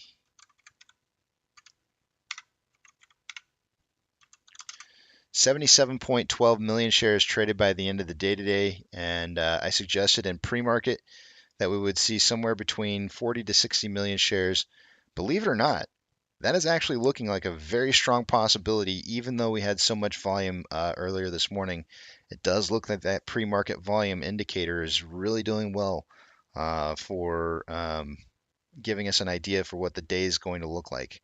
It's not always 100% accurate, especially on days where you have like unusual news that pops up that causes the market to do things that it wasn't expecting to do for the day. But in this particular case, it might actually end up being right. On a 4-hour time interval, we have more buying pressure than selling pressure with an RSI of 78.27, which is signaling overbought. On a 1-hour time interval, more selling pressure than buying pressure with an RSI of 87.2, which is signaling overbought. On a 30-minute interval, I'm going to go with that looks like equal amounts of buying and selling pressure. It's really difficult to say, but that's what it looks like to me. RSI at 75.64, which is signaling overbought. And on a 5-minute interval, crossover within the last 10 minutes or so with signaling more selling pressure than buying pressure. RSI at 52.94, which is that's pretty much average. On Ape, approximately $550,000 more inflow than outflow. 22.26%, 22.26 million shares having been traded for the day today after 167 minutes trading, putting us on pace for 51.98 million shares traded by the end of the day today. This one I think I'm probably going to end up being off on. As I do think the volume's coming down, but not down fast enough to really get us into with the 10 to 30 million shares that I predicted in pre-market. There's a very strong chance that we see this break that 30 million, no problem, since we are especially already at 22 million shares so far. So I will probably be off on this one. Like I said, this morning, volume has been really difficult to kind of predict on Ape lately. It's kind of fluctuating around quite a bit. On a 4-hour time interval, there is more buying pressure than selling pressure with an RSI of 56.52, which is just slightly above average. On a 1-hour time interval, there's more selling pressure than buying pressure with an RSI of 52.65, which is 52.65, which is average. Sorry, I was looking at something on my wrist. On a 30-minute interval, there's more buying pressure than selling pressure with an RSI of 52.04, which is average. And on a 5-minute interval, more selling pressure than buying pressure with an RSI of 44.12, which is slightly below average. I don't know about you. I wear a I'm an Apple guy. Don't hate me. I know there's a big rift between Apple users and Android users, but I'm an Apple fan, so I've got an Apple iWatch, and I don't know about you guys, but whenever I used to wear a Fitbit for a while, and I used to get these like band burns, and I would clean the band like crazy to try and fix it, and I think it's just because they use whatever product it is that they're using for their plastic would end up giving me some kind of rash. Like I had to like move to like different kinds of bands. But with this Apple Watch, I get a spot on my wrist right underneath where the housing part of that watch is, and I feel like I'm gonna have to switch arms. Oh, wait a minute. This gives me a good polling question. I know, Steven, that you wanted a polling question that was like more AMC stock related, but I'm gonna pull this real quick because I'm really curious about what you guys.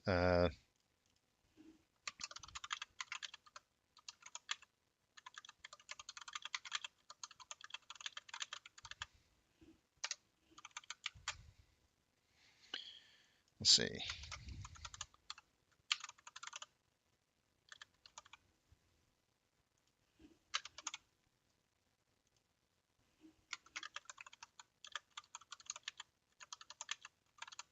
So I'm giving you three options like I normally do because I like to give everybody who's contra that third option.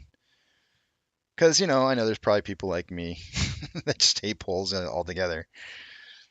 I'm curious. I'm curious to see if I've got more left arm or more right arm watch wearers in this community. Don't ask me why. I just want to know. I'm weird like that. I like knowing interesting, weird tidbits. I wear mine on my left arm, which I think is really funny because I'm right-handed. I throw right-handed, but I am ambidextrous when it comes to sports like in baseball. I don't throw left-handed; I throw right-handed, but I can switch hit on either side. I also play hockey left-handed. I actually prefer hockey left-handed. Where on your non-dominant hand is what Eric says. That's where I typically wear it because I write right-handed. I would say I'm right-handed dominant. Um, but I think if it hadn't been for a traditional schooling system, that I probably would have been a left-handed kid. But because they kind of force us into being right-handed, I ended up learning everything right-handed.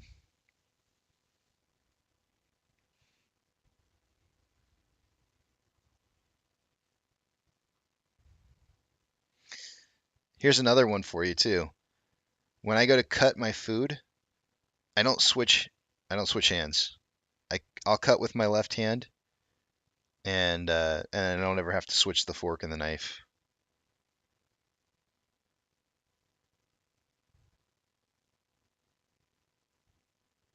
Island of Dr. Moreau says, Casey, I heard someone bought 700,000 thousand shares after hours. Think this is that buy. The price movement upwards.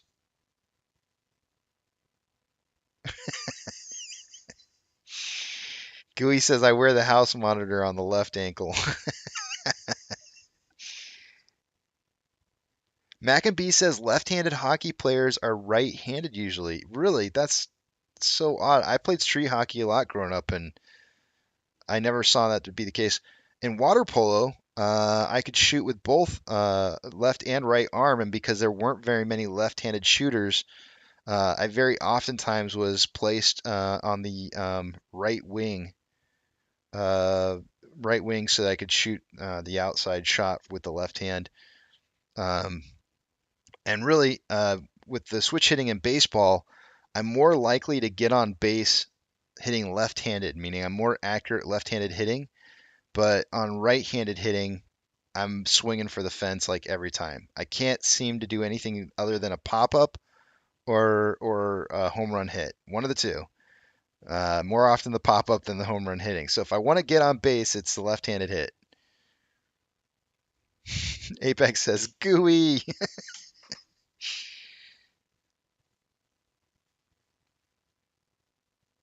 Aaron says, do you fling poo ambidextrous? Uh, Actually, yes, I do. Believe it or not, I actually really do.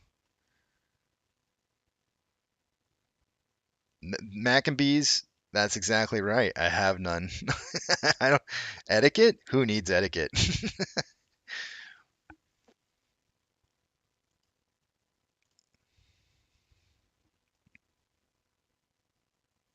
Apex says I'm offended as I have no hands, can't wear a watch. You mean arms? It'll still I hate to break it to you, but even if you don't have hands, it'll still stick on those arms.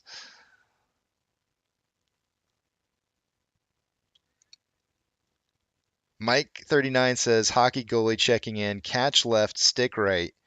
I feel like that's pretty common, right? For most goalies, I feel like most goalies that I've ever seen are always. I feel like that's the case. Let me think about this. Now you got me wondering. I feel like majority of the hockey goalies that I've seen catch left, but maybe I'm wrong.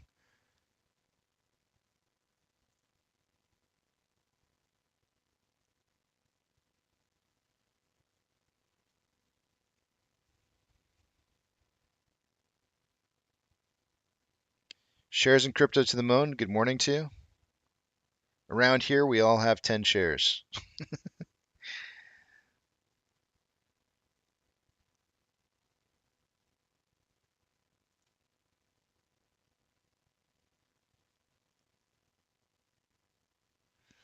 Casey, do you know about when the proxy is coming out? I do not, Ray. And if I had to guess, it's going to be either end of January or into February. Maccabee says if I go to England, they're not going to think very highly of me.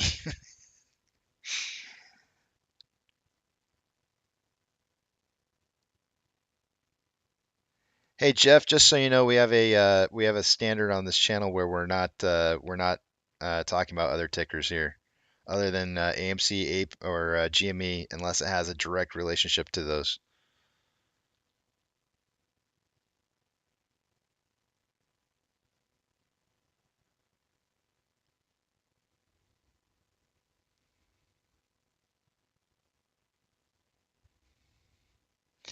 Yeah, that's what I thought, Mike. I feel like that's what I was gonna say because I feel like I've seen most hockey player goalies playing right hand stick and left hand. But I think if I were to do it, I would actually play left hand stick, right hand glove,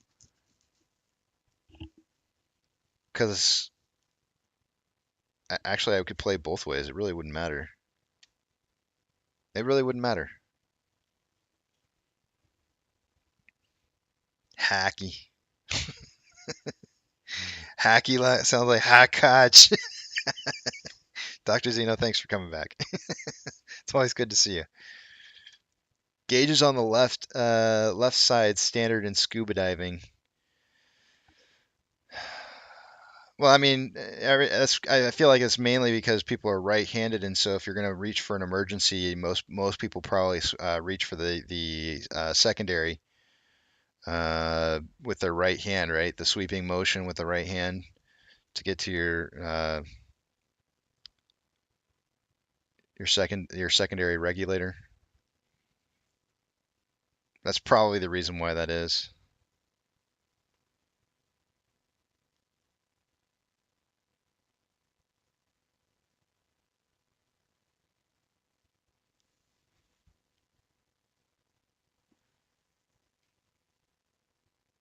but to be honest with you, DJ, so I'd have to go find my wallet because I can never. I think I'm.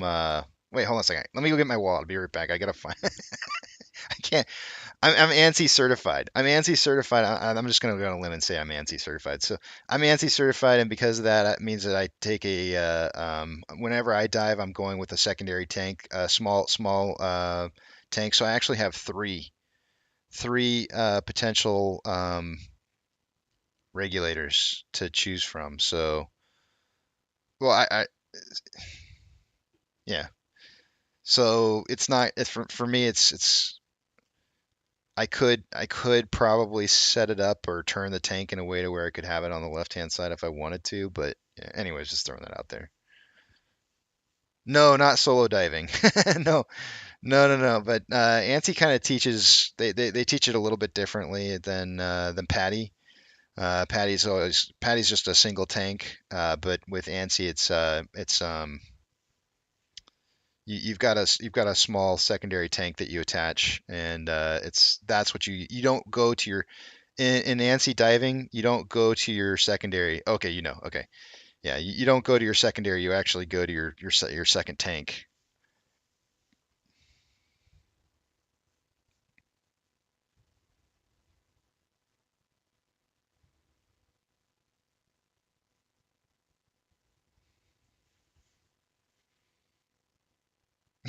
I knew Doghead. I was waiting to see who was gonna be the first person to type that in there about the whole switch hitting.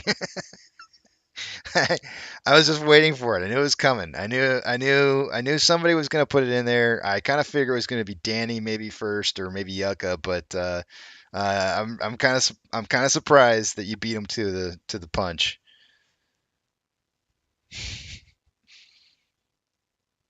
Yeah, yeah, dollar, no problem talking about the dollar. And yeah, you can talk about the silver too if it's in relationship to like where the market may be moving. Sure.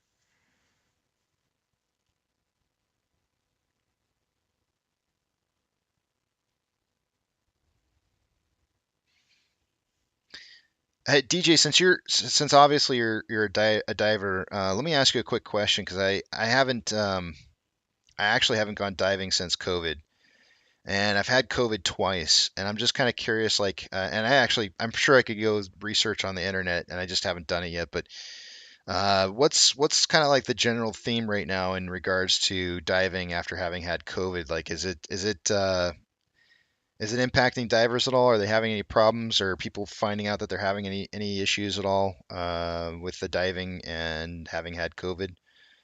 Because I'll tell you what, I wheeze now in my like if I'm just sitting resting and I'm listening carefully, I can hear wheezing in my breaths, like just a normal breath. And when I go to lay down to sleep at night, it's even worse because I think I'm relaxed, really relaxed, and it's just like really heavy wheezing at that point. Uh, and I've never had that problem before. Did you know you can't get COVID underwater? Yeah, I'm sure you probably can actually can get it. A lot of people rent their equipment nowadays, and or at least I do, and that's probably one of the best ways you can probably get it. Casey, can I give myself a shameless plug about a movie that I'm in that comes out on Netflix on Friday? Absolutely, dude. Go for it, man.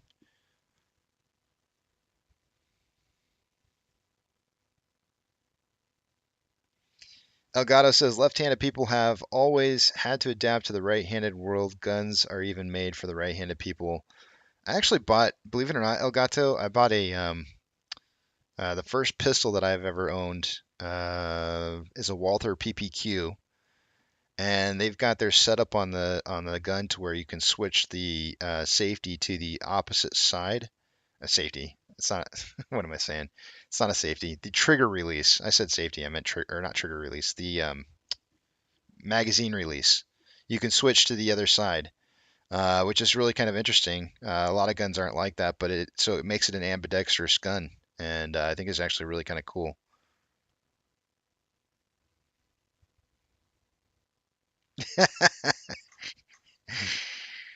Roaster guy says his wife says he's a good diver. I've got a bumper sticker that I put in the back of my car, Roaster guy, that says divers go deeper. On my Challenger, I didn't want to put it on the outside of the car because it's Challenger, right? You don't put that on the back of a Challenger. So I actually taped it up to the back windshield because I couldn't, I had to have it up there somewhere.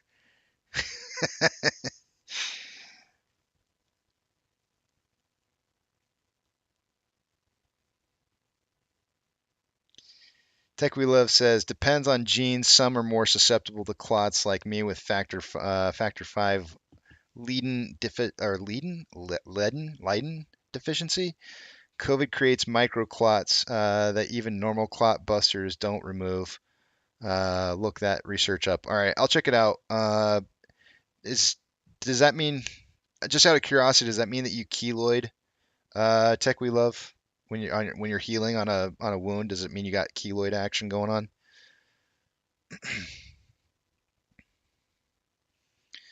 Unless you've been hospitalized by it, then it raises to around 3 months. All right, cool. That makes me feel better because thanks, James. I know. I'll get to this Peloton here. You just don't trust me. I'll get to it. Stop drinking alcohol, Doug says. It's not the alcohol. I'm telling you, man. I guarantee you it's not the alcohol. It was definitely after COVID.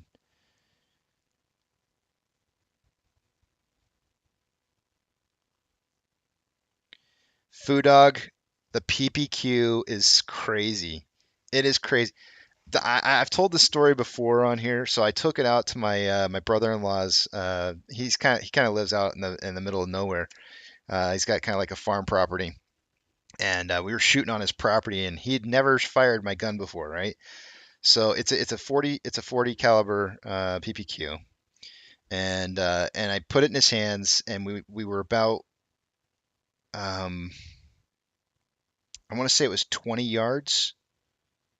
Maybe it was 25. No, it was 30. I think it was 30 yards. We were out 30 yards. I'll have to call him. I'll have to text him and ask him if he remembers what the distance was. But I think we were out 30 yards, and within the first two shots, he hit a can at 30 yards with a 40. 30 yards with a 40 on a very first shot without or second shot of shooting it. And I'm telling you, dude, that gun is so accurate. It is insane. We ended up moving back to 40 yards and we're still hitting cans at 40. So and not a problem. It was simple to do.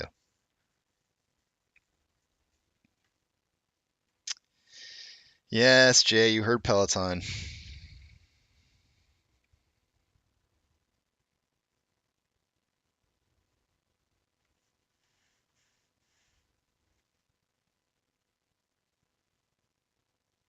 Dude, it is the best gun ever. I actually got my Food Dog. I got mine in the 5-inch barrel instead of the 4-inch, and it makes it that much. Obviously, it makes it that much more accurate with having that extra, that extra inch. It makes a difference. But it really does. It really does make a big difference, I think, and it is so accurate. Whenever I go to the range, a lot of times I think it's 50. I think the last marked line is 50 yards out, but you can take it back an additional 25 yards. And I'm the only person that I ever see on the range who will put it in at 50. Sometimes I'll actually go back to 70 yards and see how accurate I can hit. Um, I don't have any problem hitting a full body at 75 yards with it at all. But it's not very accurate. I can hit the body, but I just don't know where it's going to hit. Not very many people can do that at 75 yards.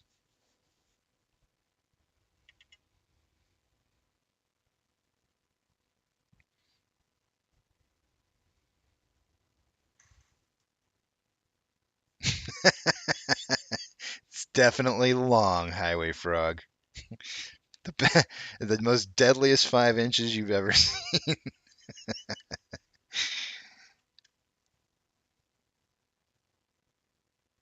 UPS delivery guy says, "Where do you get 1 inch extra inch?" Asking for a friend.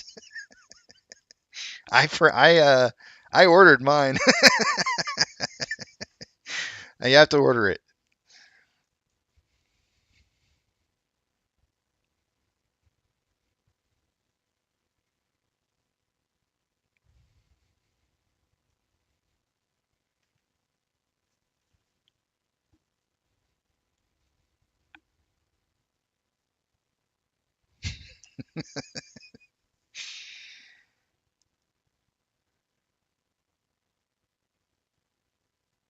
Island of Dr. Moreau, I'm not laughing at you.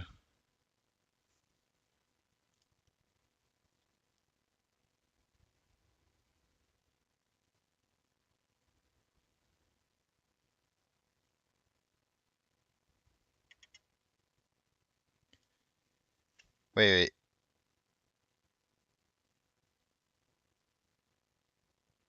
Petrifier says it's very hard to find a what? A what model? Is that looks like cologne, but I'm not sure that doesn't I don't think that's what you meant to type. Hold on here. I don't know what that is. That's got to be a typo, but I don't know what I'm trying to figure out. What is that? I can't figure out that typo. I've never heard that term before. Cologne? Cologne?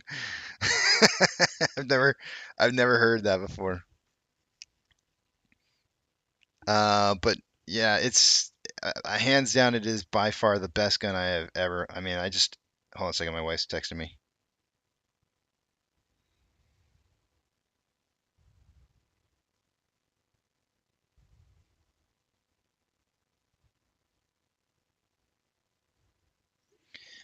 Um, I mean, I'm just telling you guys right now, like if you're ever in the marketplace for a very accurate striker fire gun, that is by far hands down, like you cannot beat it. It is stupid, amazing, really stupid, amazing.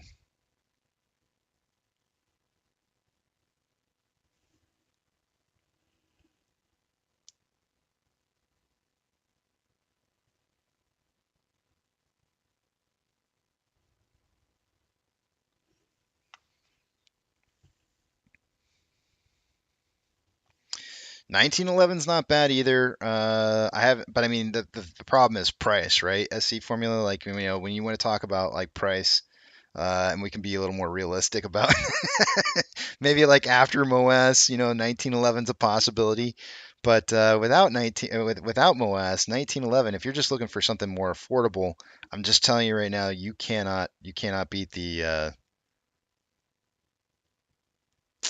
That's just, I don't think that's smart, Lisa. That I don't. Whatever. I mean, it's his money, it's his choice. I just don't agree with that.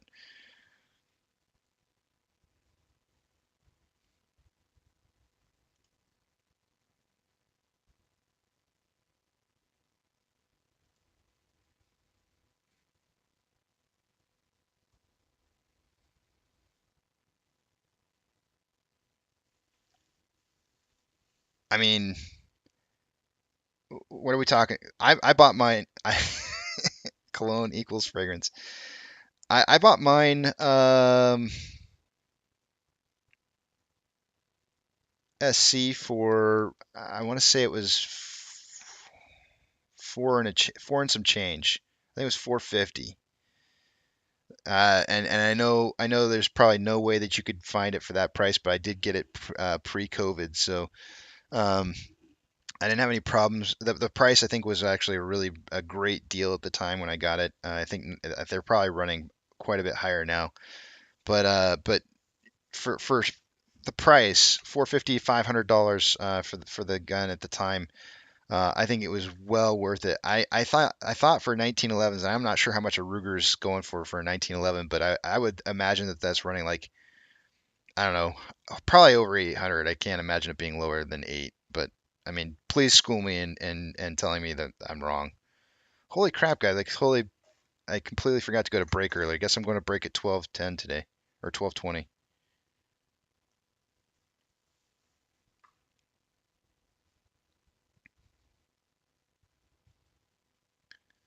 Oh yeah, Huddle. Yeah, where's he at? Where's Huddle at? We were apologizing to you yesterday, Sir Huddle.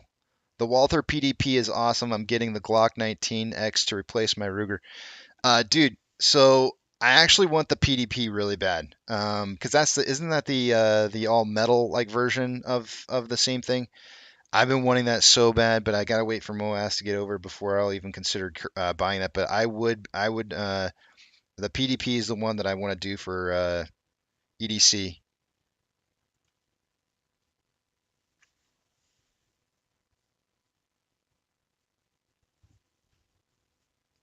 Obviously, I would get that in the shorter barrel length. I don't even think it comes longer.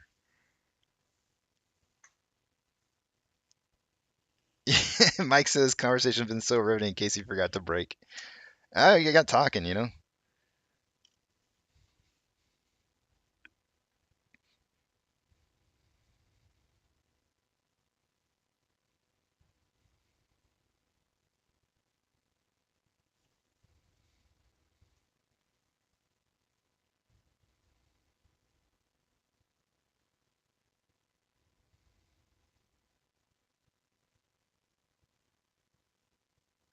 Kevin, it sounds like you and me are kind of the same on that.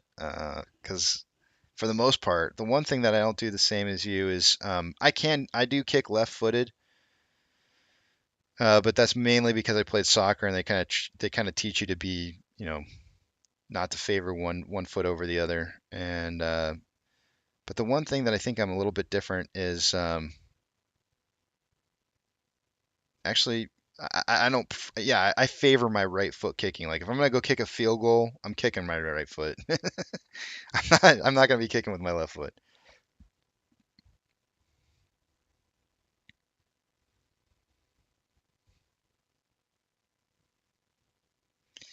You know what, Tanner? I felt the same exact way. Actually, I'm actually kind of gun shy, and believe it or not, I know it doesn't sound like it by the way I'm talking, but I am extremely gun shy, and I don't even every single time I go out to shoot my gun, every single time I'm always kind of I get a little. It takes a few. Maybe it takes a full magazine for me to kind of get into kind of like getting used to it again and whatnot. But to be honest with you, after having shot that and then going back to hammer fired pistols, I can't. The accuracy is so much worse that I can't go back. It's like I can't handle the idea that I can't hit something more than like 15, um, 5 yards, anything more than 5 to 10 yards out beyond me, I can't hit it, and it's like I can't. If I'm shooting for something at 10 or 15 yards, I should be able to hit the center. If I can't do that, I probably shouldn't own it. That's how I feel. So for me, I don't like that. And it's really strange. I felt the exact same way as you until I actually started trying what it is that I own. Petrifier S&P was originally the model that I was originally looking at. But after having tried the Walther, it is a night and day difference. And I just quite honestly could never see using anything else other than that what I have.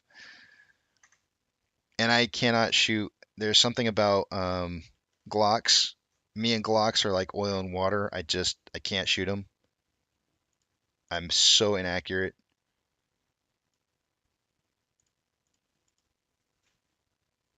I don't know if it's the blockiness of the gun. I don't know what it is about the gun, but there's something about me and blocks that just don't mix. I cannot shoot them to save my life.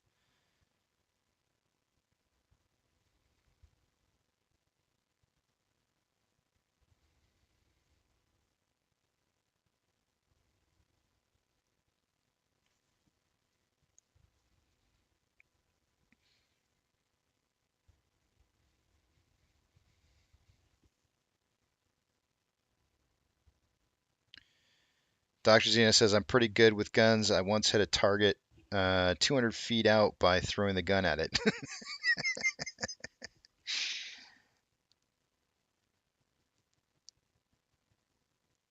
Oh, see, I do have big hands, Seawin. Maybe that's what it is. That's actually what and the PPQ that I have actually has three different grip sizes that you can change to, and I do have the large size grip on there for the larger size hand. So it's my maybe that's what it is. I never knew that. I never knew that that a hand size would make a difference for the gun. But I do have big paws, and I just don't. There's something about that. Again, like I said, I've never really kind of figured out what it was that was causing me to not be able to shoot it well. But I just don't like the gun. I can't stand it. Yeah, sorry, CD Portive. I should change the topic. I know not everybody's into guns, and here I am in Texas, so it is what it is. It's Texas, and everybody's probably a gun owner over here, or not everybody, but a lot of people.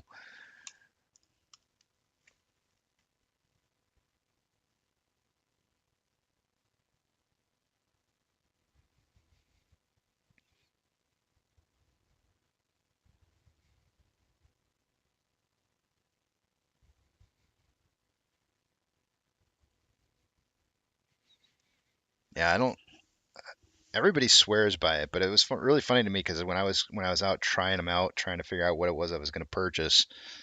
Um, Obviously the Glock was the first thing that I started with because everybody raves and rants on about Glocks. So and I'm sitting there going like, this is terrible. And I was just like, this is not.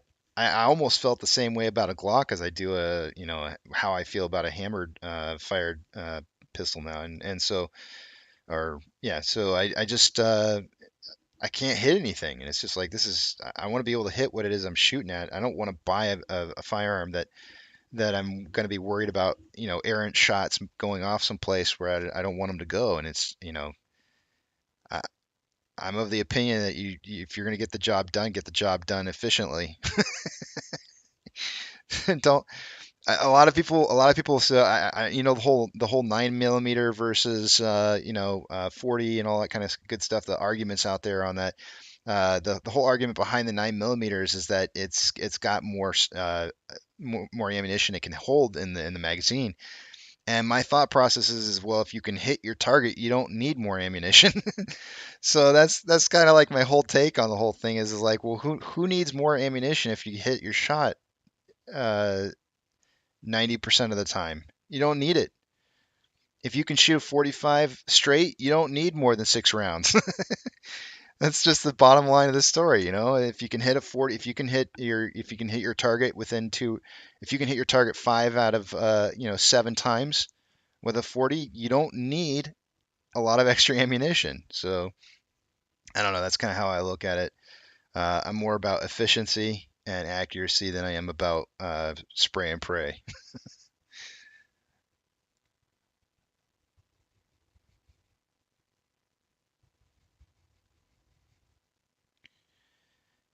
You're not kidding, Food Dog. The trigger is amazing. Hands down, it's the best thing on that. All right, we gotta stop talking about guns. This is not AMC and GUN.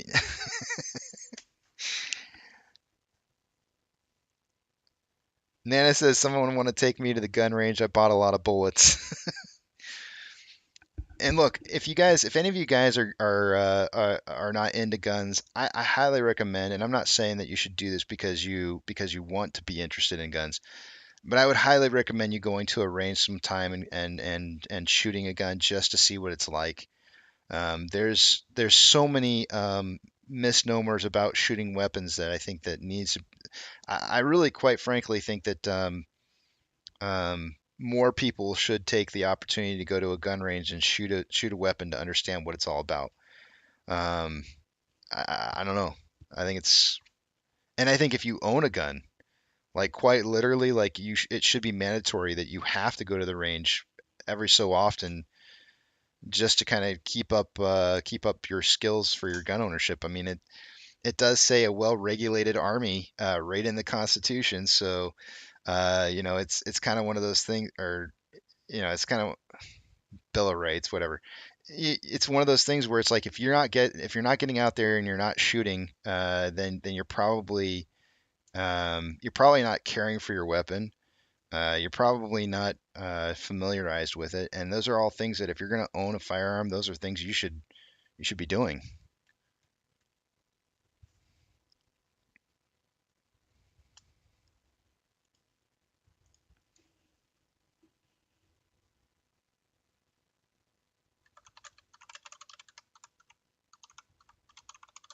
It is Constitution. I don't know why I said Bill of Rights. Amendments. I can't even remember which amendment it is. I'm looking it up because I can't remember.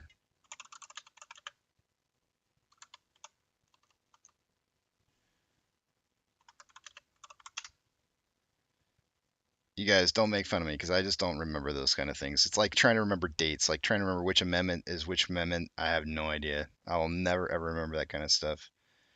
Second Amendment. No, that's not it. Yeah, it is. Second Amendment. Well-regulated militia.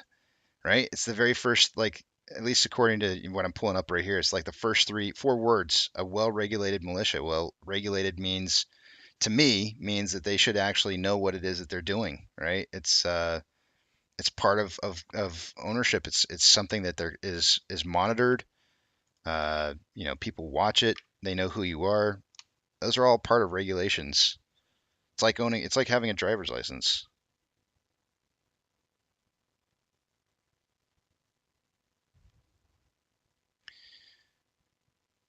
Give me a second here. I got to answer my wife real quick.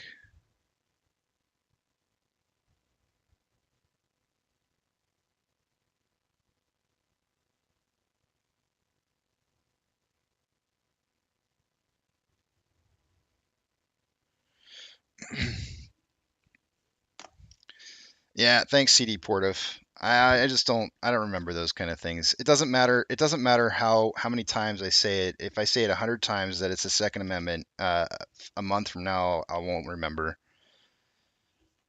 There's too many numbers in my life for me to try and remember that kind of stuff. Oh, wait, I gotta send her one more message.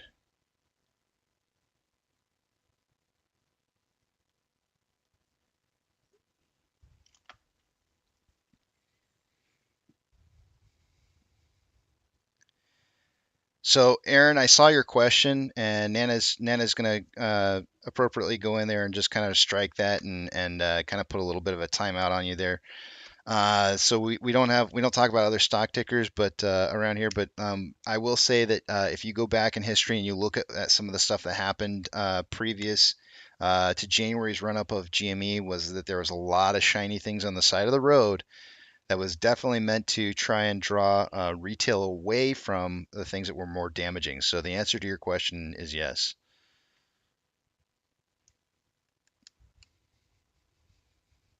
Elgato says Joe Biden memory. Dude, not even kidding, man. When I get to be that age, I worry. I mean, my grandpa had Alzheimer's. There was a point in time. So I worked for a semiconductor company that was very, very stressful. I don't want to say any names because then I could probably get in trouble for saying it, but very, very, very, very stressful work, and so much to the point to where I was having memory problems. So I actually went to a shoot, I don't remember what he was called, but I went to a specialist to see because I was afraid that I was losing. I was afraid I had the beginning stages of Alzheimer's. Turns out it was just a stress. It had nothing to do with any kind of Alzheimer's. He verified everything and did testing, and I was just fine. But man, I'll tell you what though, stress is a bitch. It can really do some crazy things to you. Like you literally, I mean, it's really, really bad. Neurologist, thank you. It's really super bad. It can do some crazy, crazy stuff. Like I could not remember so many things. Like I would set my wallet down on in a spot, walk away for like 2 minutes and come back and like could not remember where the hell, or I could like yeah, anxiety jabebs, exactly. It's almost like a fight or flight kind of mode that, is what the doctor told me is like, you're in a fight or flight mode and you're just trying to stay alive here. You're trying to stay above the water. And it's almost like PTSD where, you're just stressed out to the point to where you can't even remember stuff anymore. And he's like, it has nothing to do. He's like, I promise you, all of your numbers are completely normal for your memory. There's nothing wrong with you. You're too stressed. And I was like, dang, this is crazy. I never had heard of anything like that before. I didn't feel stressed. I didn't feel like I was stressed out, because it was just, for me, it was just work, and I never really viewed it as like, the idea that I was so stressed at work, as I'm just kind of that kind of person where it's like, give it to me. You keep piling it on, I'll keep taking it. Just keep pile up, pile, pile, pile. I don't care. I'll just keep working, right? But it can get to you. It really can get to you, and you have to be really careful with those kind of stress levels, because um, if you just keep getting piled on and you keep taking it, and eventually you start to break and you start losing your memory, and all kinds of crazy stuff happens with your mind. And it was bad. It was really bad. I was doing that job for 7 years, I think, 7 or 8 years. I can't remember now how many years it was, but it was too long. It was too long. It was way more than I would have liked.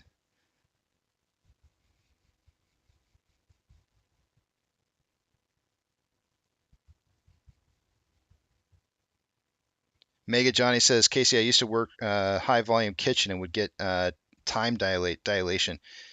Dude, I yeah, I think I experienced that as well.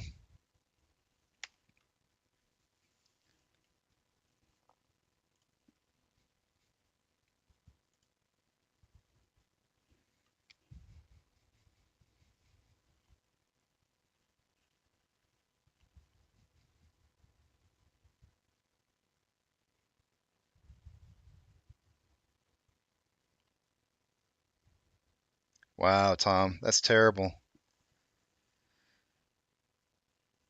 That is really, really terrible.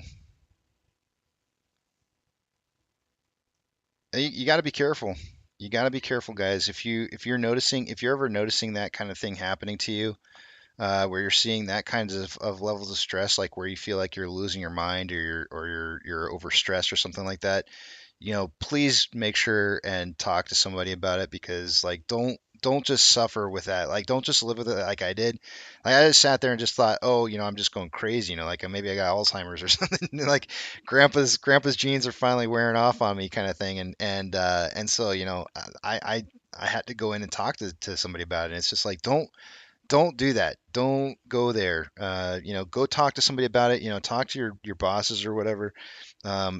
That may not necessarily be ideal for you, because I'm sure that they probably won't want to find out that you're overstressed or whatever. But your work-life balance has to be stable, and if it's not stable, it's going to destroy you. It will just absolutely destroy you.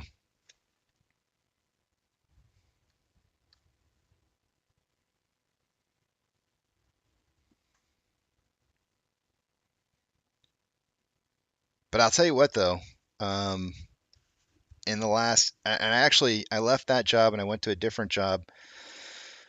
And life became so unstressful for me while I was doing work. And it was really kind of funny to me to see how everybody else was complaining how stressed out they were at the new job that I went to. And I was just sitting there going, like, this is cake. This is cake. Like, I could do this all day long with my eyes closed and my hands tied behind my back. Like, this is not a problem. It was so much better, guys. So much better. Like, make your life better like that. Don't I don't know. I know there's struggles, right? Like, how much you're getting paid, it makes a difference and stuff. And it's hard to imagine like going to a new job because you don't know if it'll pay you as much. But I promise you guys that your work life balance and your health is so much more important than that extra, I don't know, however many bucks an hour it is, and it may mean the difference between you and sanity. It is a massive difference when you can actually go home at night and not have to like think about whether or not you're going to dream, or go home. Here's another. Go home at night, drive home, and not wonder whether or not you drove through a light that was red or green. Like, that's literally the kind of stress that I would have, is I would drive through a light and I'd think back, like, did I just drive through a red light? I can't remember. That's the kind of stress you don't want to be dealing with, because if you're dealing with that kind of stress, I can tell you right now that is not healthy. It is very not healthy. So try to remove yourself from those kind of situations.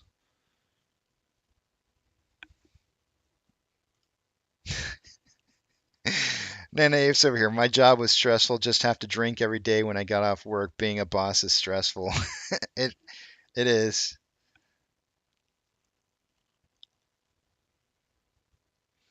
Ken says, my dad had Alzheimer's. My wife keeps bringing up my memory. Then we took an online test and she did worse than me. That's funny, Ken.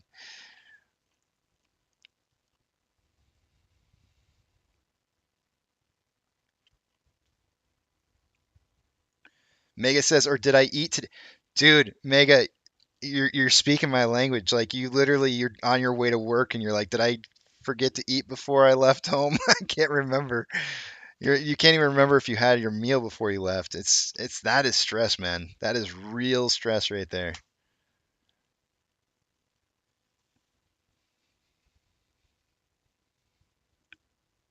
All right, it's time to take a look at the numbers. Let's see what we got going on here.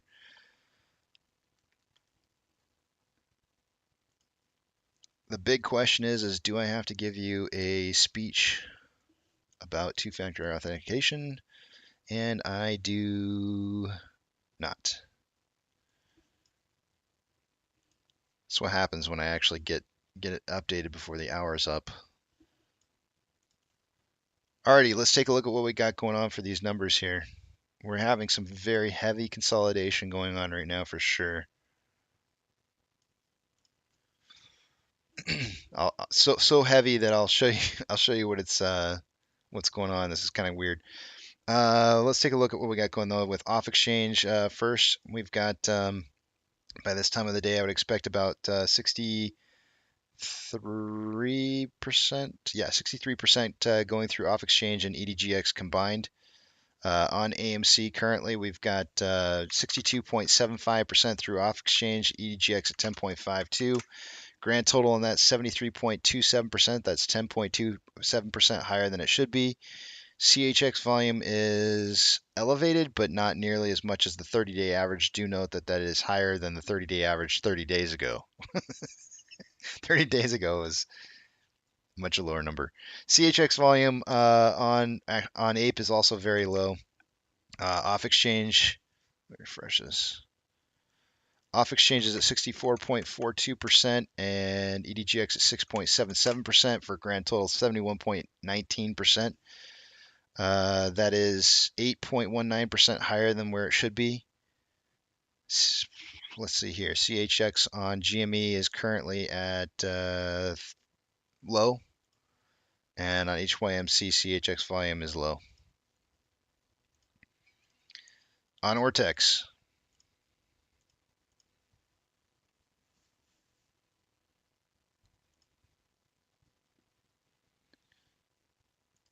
as of an hour ago, there was approximately 115,000 shares having been borrowed on according to Ortex. It's now 126,000 shares.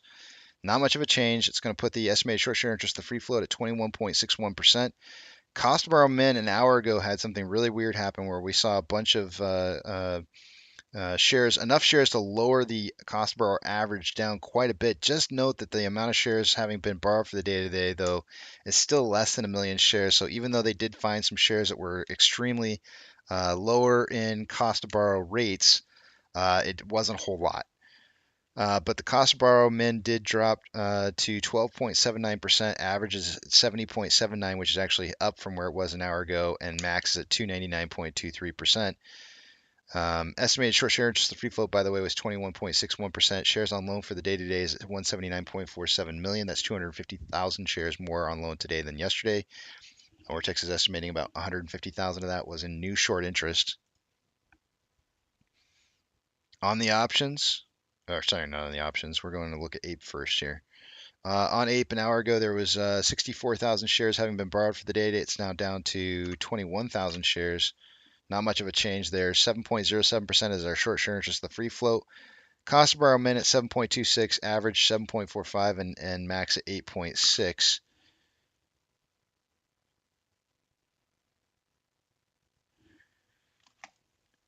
Shares on loan for the day today is at 28.4 million shares. That's 560,000 shares less on loan than previously, the previous day. Taking a look at options. Highest amount of volume so far for today has been at a $5 strike price for the calls. 51.2 thousand contracts an hour ago. It's now 54,000 contracts now. On puts, highest amount of volume was at a $4 strike an hour ago at 16.8 thousand contracts. It's now 20.1.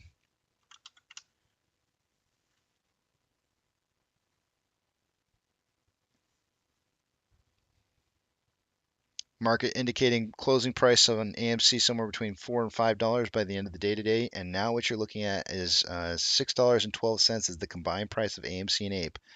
The consolidation has become so heavy that we had what I kind of had two different things drawn out here. I said it could either be a wedge that I had drawn out here, or it could be a bearish triangle where price should be dropping to the bottom side.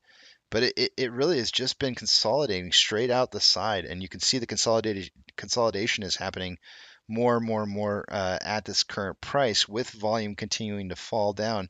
You can see, perhaps maybe you can see a little bit down here is I've got the volume. What do I have? I have a 65 period MA, so it's 65 minutes or an hour and five. No, 65 minute MA. So it's looking over just a little over an hour period of time. And it's still showing volume is decreasing. So we've got a lot of consolidation right now. The best that I could probably do is just kind of figure that there's going to be a lot of consolidation here going forward. Let me just check and see if this is not a descending parallel channel real quick here, just to see.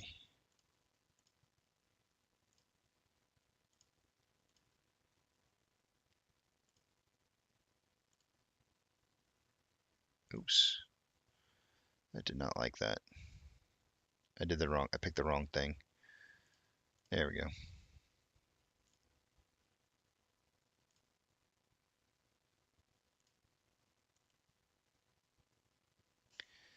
I mean, there could be a case to be made for this to be a descending parallel channel. Let me just drop this down just a tad. I think it might be. I don't really have 3 touch points on the top, but it's really close to it. On the bottom, I have 2 touch points for sure. But starting at around like 10:14 this morning Eastern Standard Time, price it does seem to be falling down this descending parallel channel. It does look like it almost looks more like a like maybe like a little bit of a wedge or something in here, and it's just really difficult for me to find out where the support or the resistance is on the top side of this thing, and so that's why I'm suggesting that this might really actually be a descending parallel channel. If we do a regression trend on price from the top point to where we're at now, you can see it's definitely on a downwards trend. So yeah, I'm going to stick with a descending parallel channel, which is bullish. It should break out to the top side.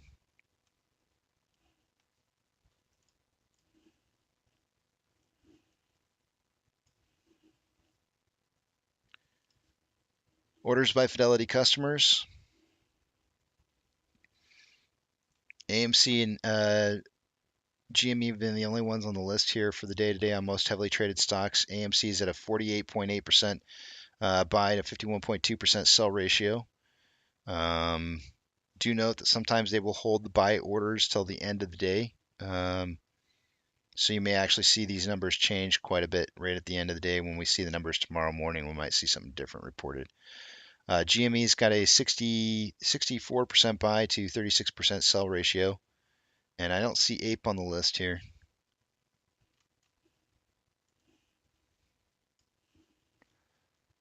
Trigger price for SSR for the day today is at $3.65 for AMC, Ape at 1.251. Shares available to borrow. We have not seen any available shares to borrow, and they did borrow the 15,000 shares that were available earlier this morning. 99.1% were the fees at the time when that was borrowed. That's the only thing we've even seen borrowed for the day today. Nasdaq is currently up 1.28, Dow Jones is up 0.49, and the S&P 500 is up 0.82. The market's down about as much as it was an hour ago, 4,000 with I say down, up as much as it was an hour ago, with 4,462 advancers to 2,188 decliners. It's kind of holding right now, whole market. Ethereum Classic is down 1.66. The US dollar is currently showing up 0.06, but it's starting to take a little bit of a dip here, which means we may see the market maybe run, although the market has been following the US dollar for some strange reason today. Oil is up 2.12. Mortgage-backed securities are up anywhere from 0.44 to 0.5, and the SPY is currently showing up 0.83% and still climbing. Taking a look at the VIX is up 1.6%. These are some crazy things. This is a crazy world we're living in right now, guys. This market is so crazy. It's like these numbers don't make any sense. VIX is up 1.6%. VB is up 1.12. VBR is up 0.94. Tesla's up 2.87. Amazon is up 4.68. Cinemark is down 1.04. Doge is up or down 2.15. Bitcoin is up 0.31. GME is up 5.38. HYMC is down 3.9. Hood is up 0.63. CS is up 1.62. NCMI is down 0.03. Ape is up 0.83, and AMC is up 16.38%. AMC has roughly about $3.1 million more inflow than outflow for the day today, with 36.15 million shares traded so far after 224 minutes of trading, putting us on a pace for 62.9 million shares traded by the end of the day today. And I said somewhere between 40 and 60 million. Who'd have thunk? Who'd have thunk that would have been a possibility? I mean, every time this happens, I always look at it and I go like, dang, we're on a pace for over 100 million for the day today. I don't think my 40 to 60 is going to hold up. And then it does. And it's like, what? What is going on here? On a 4-hour time interval, we have more buying pressure than selling pressure with an RSI of 79.32, which is signaling overbought. On a 1-hour time interval, we have more selling pressure than buying pressure with an RSI of 85.64, which is signaling overbought. On a 30-minute interval, there is more selling pressure than buying pressure with an RSI of 78.13, signaling overbought. And on a 5-minute interval, more buying pressure than selling pressure with an RSI of 54.84, which is just slightly above average. Taking a look at Ape, we have approximately 800,000, a little bit less than that, we'll call it $700,000 more inflow than outflow. 24.92 million shares traded so far for the day today, and yet we're only up 1.43%. After 226 minutes of trading, we're looking at a pace of about 43 million shares traded by the end of the day today. I suggested somewhere between 10 and 30 million. I'm pretty certain that we're going to hit over 30 million. We're at 25 right now, so it's going to be pretty easy to break 30. That's going to be wrong, but I don't mind being on the low side on predictions. I hate being on the top side. So, and I did raise my volume prediction for the day today by about 5 million. And I did expect to see some additional volume today than compared to like say yesterday, but I didn't think it was going to be this much. On a 4-hour time interval, we have more buying pressure than selling pressure with an RSI of 53.5, which is slightly above average. On a 1-hour time interval, we have more selling pressure than buying pressure with an RSI of 49.63, which is just about average. On a 30-minute interval, there's more selling pressure than buying pressure with an RSI of 47, which is it's actually 48.85 now, so it's average. On a 5-minute interval, there's more selling pressure than buying pressure with an RSI of 40.86, which is below average. Hold on a second. I just want to look at this again. Man, if that 30 You know what this 30-minute interval looks like to me? I know you've seen this somewhere before, this almost exact pattern. In fact, I'm gonna try something out here. Let's have a little fun, little Casey experiment time.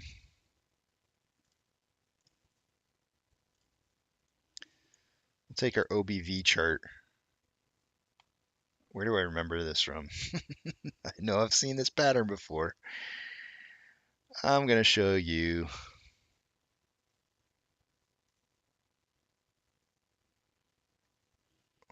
Let's do this.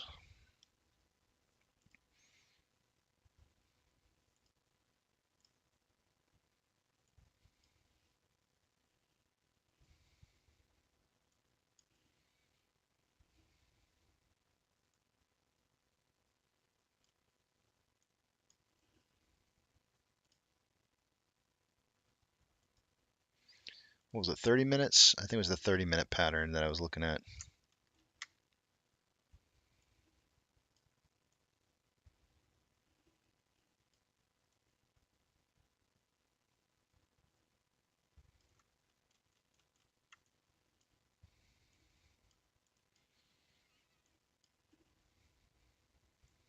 I don't really like resizing these, so I know you're gonna like. I'm actually. Wait a minute. This is.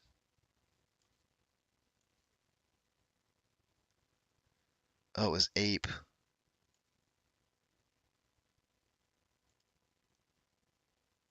Well, son of a gun. Hold on a second. Let me copy this. Let me put it on Ape.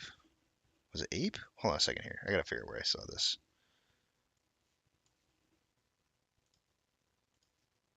That was Ape. All right. We've seen this pattern before, but it's on Ape. Let me move this over here real fast.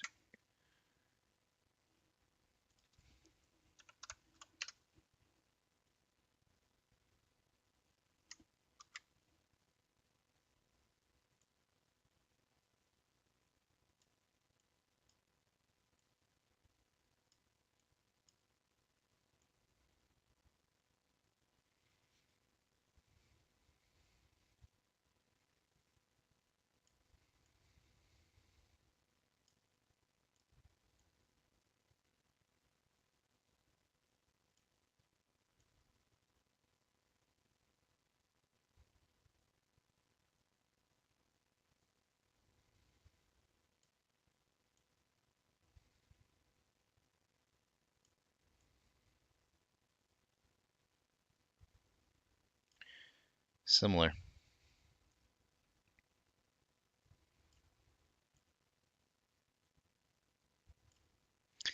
Very, very, very similar. But we had this happen. This particular spike right here, and I don't know if you guys remember this or not, and I'm not looking at what it is you guys are writing, so let me look at what it is that you guys are writing in here. But this pattern right here that I copy and pasted from AMC was a daily pattern of the $34.33 rise in price when the options last dried up on us, and we saw the marketplace basically increase price on a very short period of time, creating tons and tons and tons of retail investors buying call options, and then immediately drop the price right back down to where it came from. Now, of course, we all know that options aren't necessarily a thing on Ape, which is what it is that we're looking at right here. However, there are options that are open as a combined AMC and Ape price, and I think that Ape is impacted by some of that price movement. So I do think that some of what we're seeing in price movement for the day today is reflective upon the idea of, let's move price in a certain kind of way to where we can potentially collect money in a short period of time off of retail investors. And I think that it's more noticeable on Ape than it is on AMC.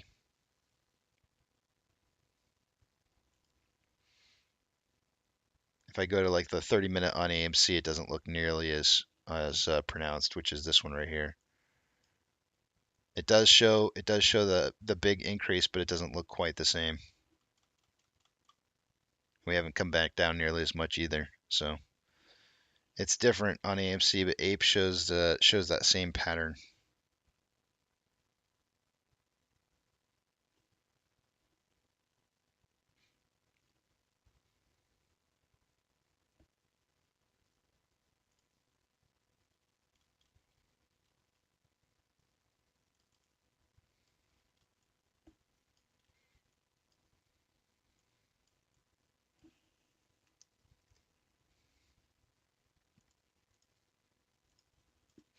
All right, I can see what you guys are writing again. Jathan says I've asked Casey about it. Hold on a second here.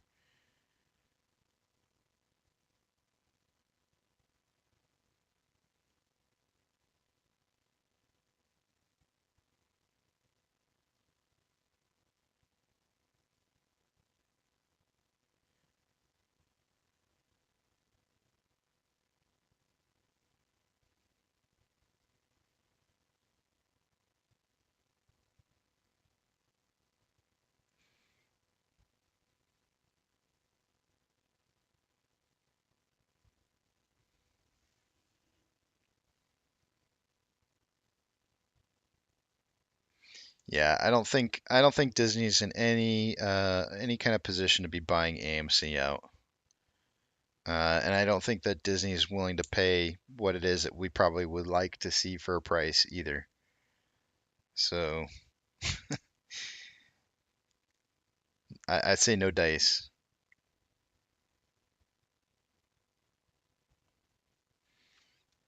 Dr. Zena saying there is no buyout, just clickbait crap. It really truly is just kind of a talking point, I think.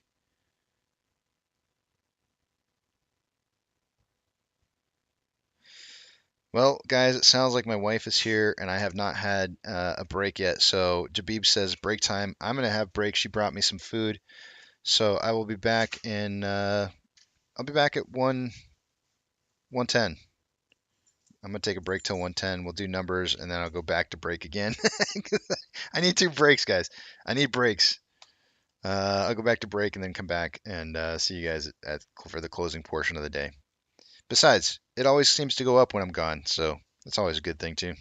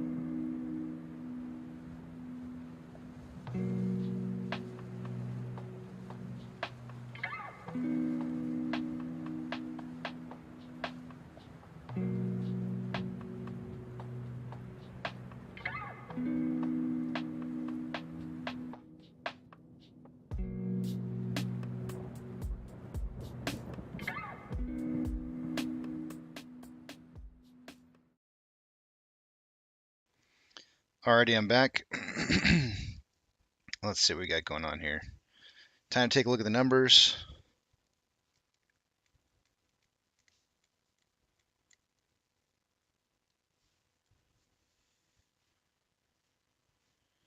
Long Jericho saying it's a shame. It's a shame we don't see the numbers we used to on viewers. There could be a couple of thousands plus on 2 or 3 streams simultaneously. It used to reassure me on how many apes we had. To be honest with you, Long Jericho, not very many people know about this because I'm not monetized. Not very many people see this stream, and a lot of other YouTubers have kind of moved on. So you might see more people here if this was an advertised live stream, but that's just not the case. So that's probably part of the reason why you're not seeing big numbers. But these numbers are actually pretty standard for what I'm normally used to seeing. Just throwing that out there. But 306 votes so far on this poll. I think I'm going to end this poll right now. If you guys want to go ahead and vote for it, I'll end it right after I'm done reading through the numbers. But seems like 70% of you do left arm. I do left arm, which is kind of weird because I felt like most people did right arm. I don't know. It's kind of odd. I wouldn't have expected that many people to do left arm. Ariel says time to push that super chat. Yeah, don't worry about it. No biggie. Let's take a look at what we got going on here. I'm gonna take you guys over to the other screen. I'm not gonna be able to see what it is you're writing until you see the big tramp back on the page. So hold that thought or comment that you specifically want me to comment on until after the big tramp shows back up. Let's see what we got going on here. And I do not have to give you the two-factor authentication speech. Let's see where we're at here. Starting with off exchange, by this time of the day, I would expect to see about 64% combined between AMC and Ape. On AMC currently, we have 63.94% going through off exchange, which is enough right there alone to make the numbers that we should be having. But EDGX also has 10.18% going through it, 74.12% of our volume going through those exchanges. That is about 10.12% higher than what it should be by this time of the day normally. CHX volume is elevated based off of our non-elevated period of time where we had CHX volume normally around a quarter of a percent. So today is almost double that amount, and at 179.9 thousand or almost 180,000 shares going through there. Taking a look at Ape, off exchange on Ape is currently at 65.01% volume. EDGX at 6.71. The combined total on that 71.72%. Putting us at 6.72% higher than where it should be by this time of the day. Oh, 7.12. CHX volume is below normal. GME CHX volume is, let's see here, below normal. And HYMC's volume, CHX volume is below normal. Taking a look at Ortex. As of an hour ago on Ortex, it was reporting 126,000 shares having been borrowed. It's now down to 66,000 shares having been borrowed. That's going to have no real impact on short share interest of the free float, which is at 21.61%. Cost to borrow min is at 12.79, average 70.79, and max 299.23%. Shares on loan for the day today is at 179.47 million shares. Day over day, that's a 250,000 share increase of shares on loan. Vortex is estimating about 150,000 of that to be in new short interest. On Ape, an hour ago, there was approximately 21,000 shares having been borrowed for the day. It's now 38,000 shares.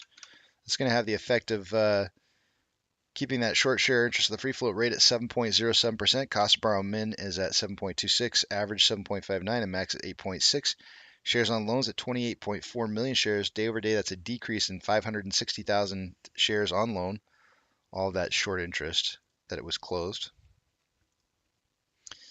Taking a look at highest amount of volume for calls is currently at a $5 strike price. An hour ago, there was 54,000 contracts. There's now 57.5 thousand contracts. with puts coming in at a $4 strike with 20.1 thousand contracts an hour ago. Now it's 21.3 thousand contracts.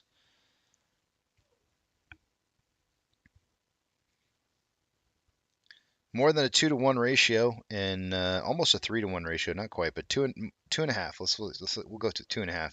2.5 to 1 ratio in call versus put volume, with market suggesting closing price on AMC somewhere between $4 and $5 for the day today.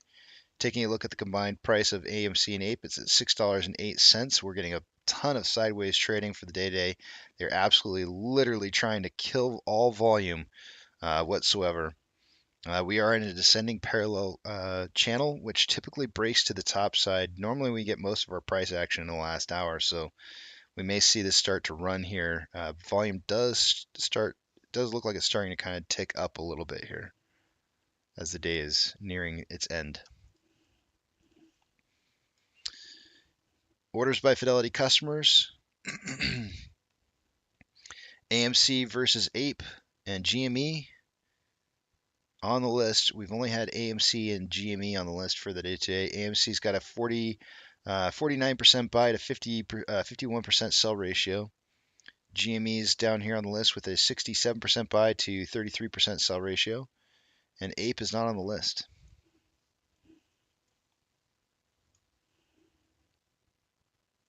SSR would have tripped today at $3.65 for AMC. Ape would have tripped at 1.251, but neither have tripped for the day. Shares borrowed so far for the day today was only the 15,000 that they had at the very beginning of the morning, with a 99.1% fee.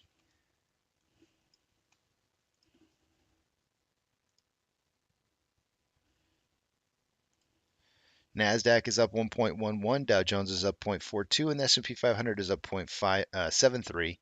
The market has 4,438 advancers to 2,249 decliners. It's only there's just a few less advancers than I think there was an hour ago. US dollars currently down 1.54%. I'm sorry, that's Ethereum. I was like, that's not the dollar. The Ethereum Classic is down 1.61%. I'm sitting there going like, this doesn't make sense. DXY, the dollar is up 0.04. Oil is up 1.29. Mortgage-backed securities are anywhere from 0.53 to 0.55 up. SPY is up 0.73. We've got the VIX up 1.75. VB is up 1.07. VBR is up 0.9.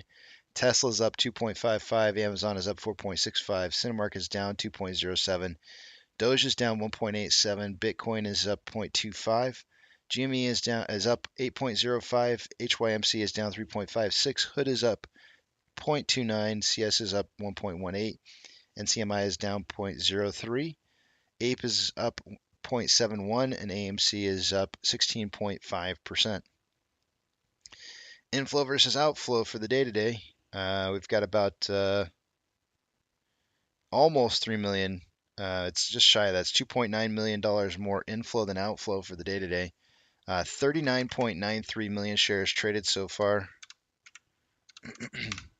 after 280 minutes of trading, putting us on a pace for 55.63 million shares. AMC is starting to take a little bit of a rip here.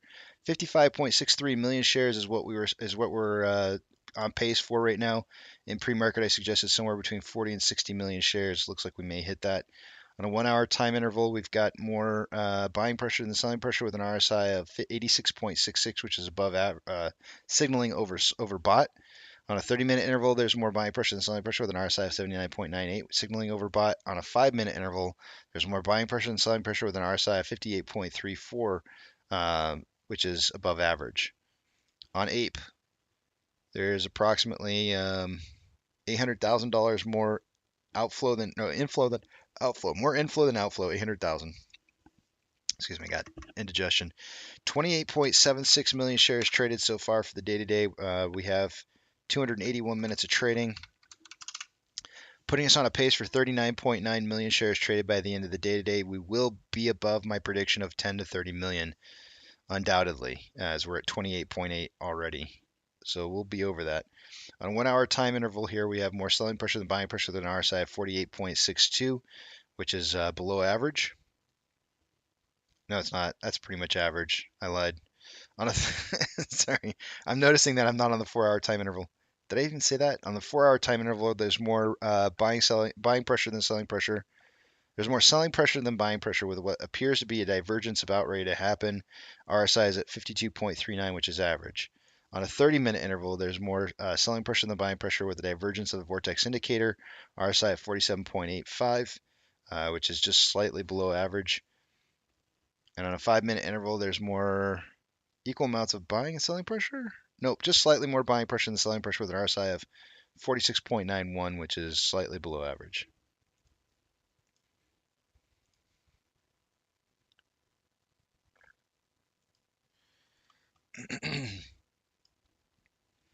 And some of the numbers for being above $4.55 was supposed to bring us some additional buying pressure today on AMC, and it does seem like we're getting that additional buying pressure coming in on AMC.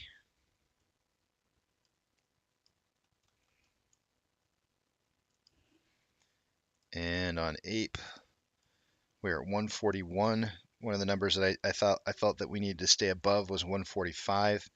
It's going to be difficult for us to continue to see buying pressure if we're not above $1.45 before the end of the day, which we're at 140 point 1.405, 140 and a half. And with that, I can see what it is you guys are writing again.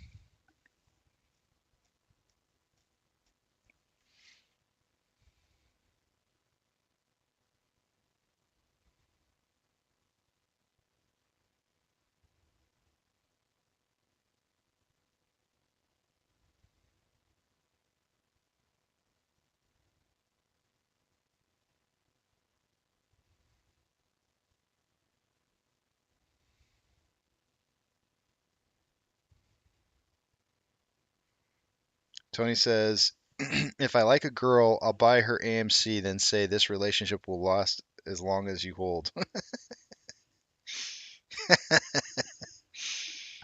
Man.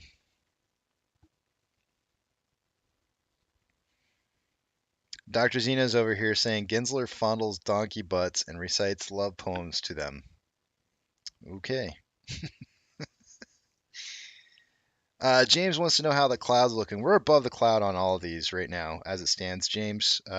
Really, the big one though, I believe is going to be that 4-hour chart. I think on Ape. We really need to see above 145. Otherwise, we're going to be trading inside the cloud. I can show it to you though.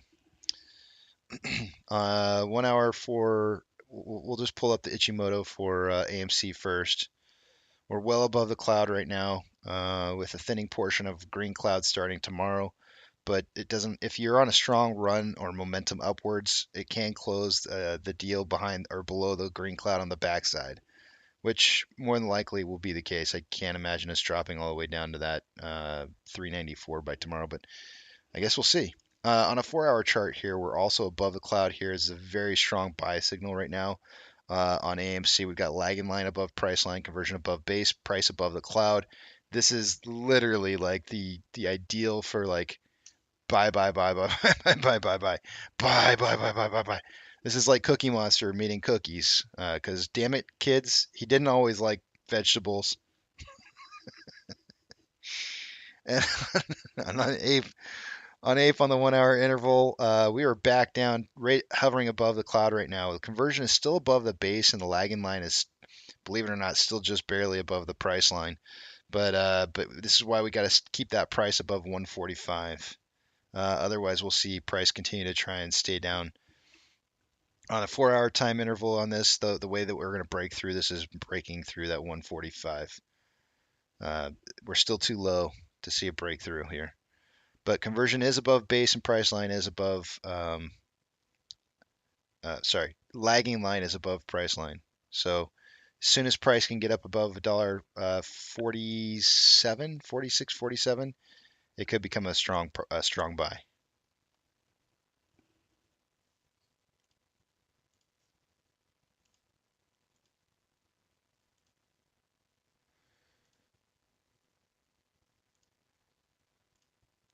I am a little bitter about Cookie Monster guys becoming Veggie Monster.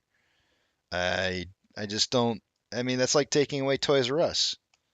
Like, I don't get it. Like, create a new monster. You don't have to get rid of Cookie Monster. You don't have to tell him he has to start eating vegetables. Like, just make a new monster.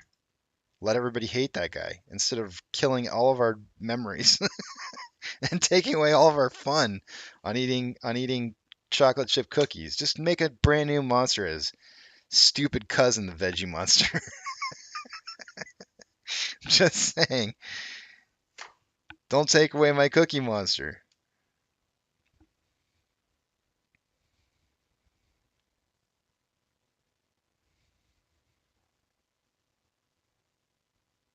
Censored content says maybe put a little lube on that cloud to ease the entry. It's just gonna break right through it, man. It's just jam it through. Tony Tesla says the Veggie Monster is Oscar the Grouch. He eats trash.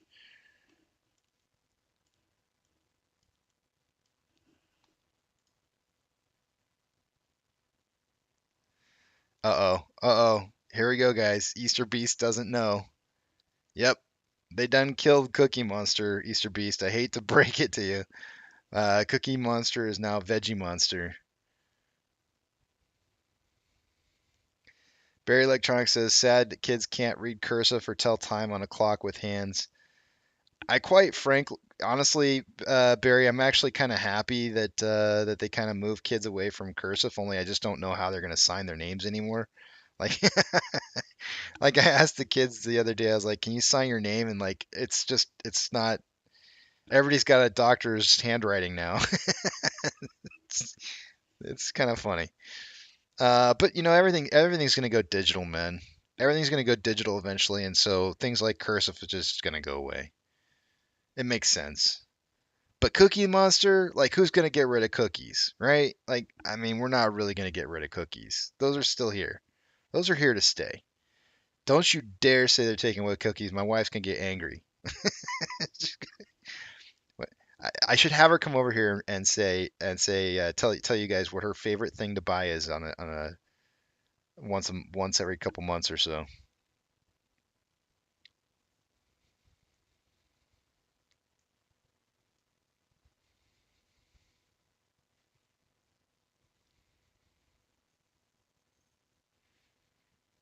I don't think he got diabetes or anything. I think they just literally turned him into Veggie Monster. I don't know, man.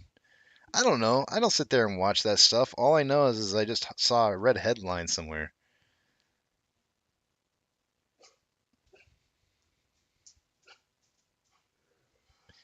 All in AMC says, "Do you think we'll see $5 today?"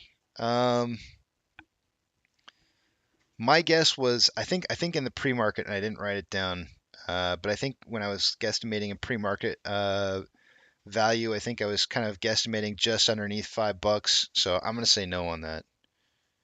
But I hope I'm wrong. I really, really hope I'm wrong.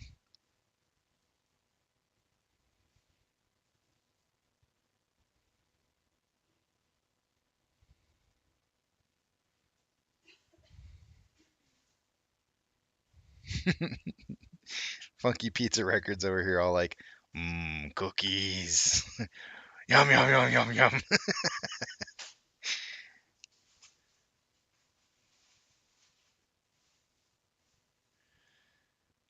yum. Glenn says AMC and Ape spread between the two is getting larger.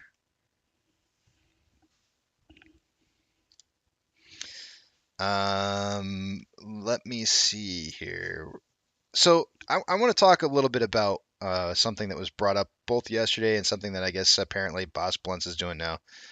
Um, in regards to selling off your position on AMC and then rebuying back in on Ape to try and sweeten your position. There's two inherently like major flaws in that style of thinking. And that the first flaw is that people ask the question like, well, what if institutions close their positions at this price? And I've said before they can't fully close their positions, but they can close older positions. at these kind of prices, and that's inherently the kind of the bad thing is if they start closing out older positions that they had from the past, that is bad because that reduces the amount, the amount of potential time before those positions have to be returned. So it's kind of a twofold thing. The other part to that is that if you're selling out of AMC, they are able to close out more positions, be able to continue shorting, and you're giving them inventory to be able to do that, and they can control price easier. So you're giving them ammunition to be able to short the price down, and that's not good. You don't really want to give ammunition at a time when you're about ready to see prices start rising because of huge amounts of cost of borrows and all that kind of good stuff, right? Like you don't want to free up for, liquidity. You want the institutions to be doing that kind of stuff, not us. The second portion to that is that when you do sell out of your position, and then you rebuy back into Ape, you're taking the assumption that the conversion and reverse split are going to go through or get passed. And that's a really big risk to be taking if you think about it. It does massively affect um, your position and what you hold. If it doesn't, what if it doesn't get voted through? What if it's voted down? And it's a no. So who called him a shill? I didn't call him a shill.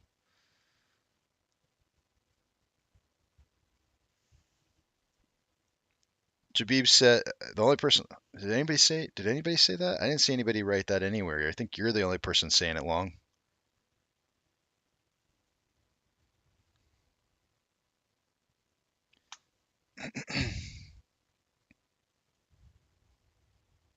Oh wait, Sam did say it. Never mind. Sam did say it. I take it back. I didn't see Sam's comment. All right. So Adam Aaron's tweet. Let me check it out here. Hold on a second.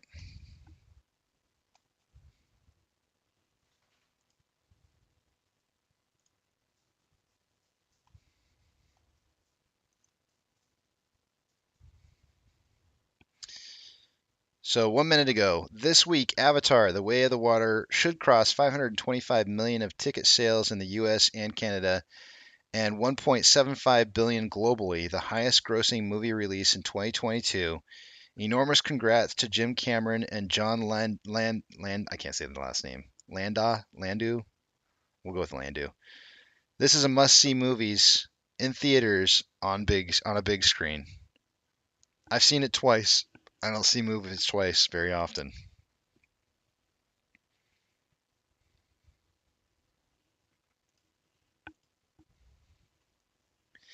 Funky Pizza Record says also the tax implications. Um, you would be if you had any position. Well,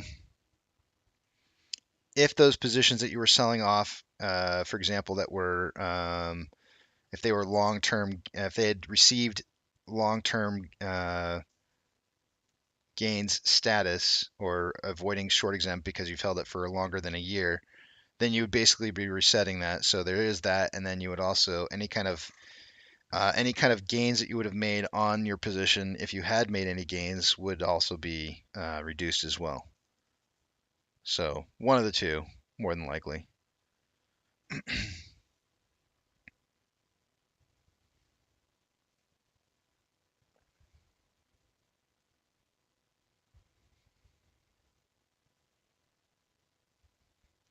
Good old boys barbershop. Good to see you back again.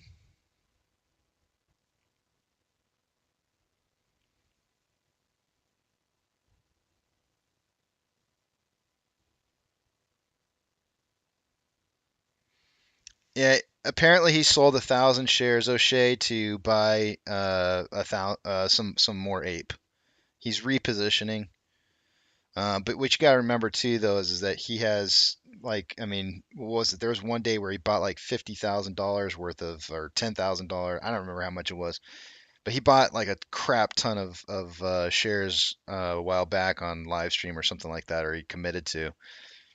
I'm sure he's got a thousand shares for him is probably a lot smaller of his portfolio than most people's. So That's you got to kind of keep that in mind too.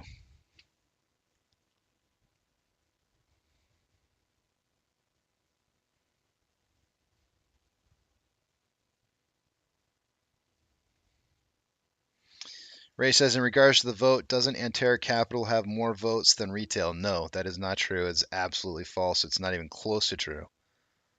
Also, we have to assume all of retail will not vote. Your thoughts? I don't think a lot of retail will vote, and I think that's been clearly seen in some of the voting results. But in regards to that whole Antera part, they own in total they own at about 17%, I believe. Once it's all said and done and they've completed their portion of the buying that they were supposed to do, they'll hold like 17%, which is not even close to what retail holds. In regards to after a conversion, then they would hold likely even less than 17% because the float will actually end up increasing. Not the float, but the outstanding shares. Well, the float too, but actually the float won't really increase. It'll just be the outstanding shares. Embro95 says, do you think AMC will dump in the last hour of trading today? I'm not expecting it to. Actually, I think somewhere around 4. I'm trying to remember what I said earlier this morning in my price prediction. We can actually go back and listen to it. Let me go back to the live stream here and listen. But I'm pretty sure I gave price predictions. Let's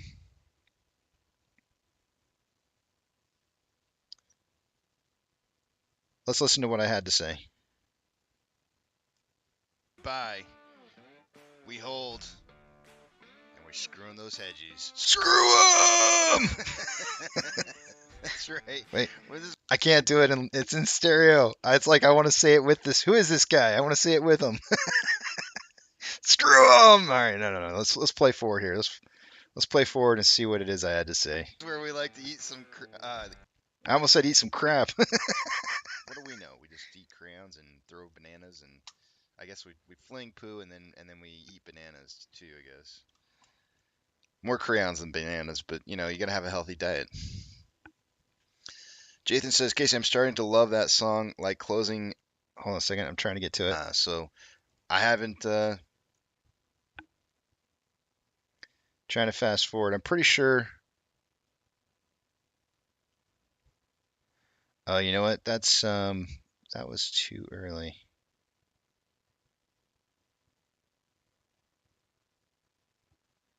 Sorry, give me just a second. I gotta find the right spot here.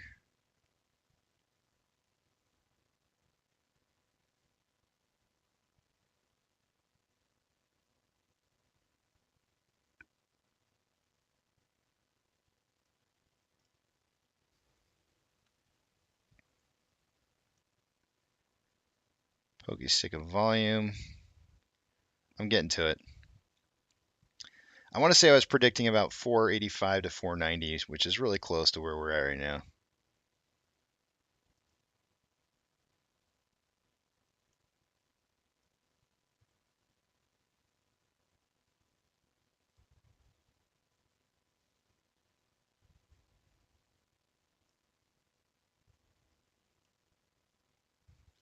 Now, the more I'm thinking about it, the more I think it was $5 that I predicted.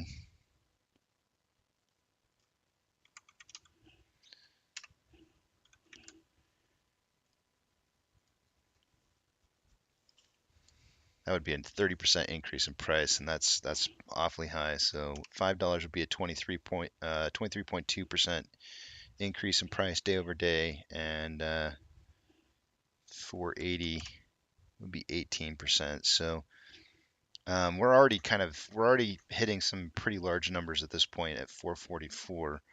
With a little bit of FOMO kicking in here, I really can't see much more than $5. But I'm gonna guess 480 on AMC. There it was, 480.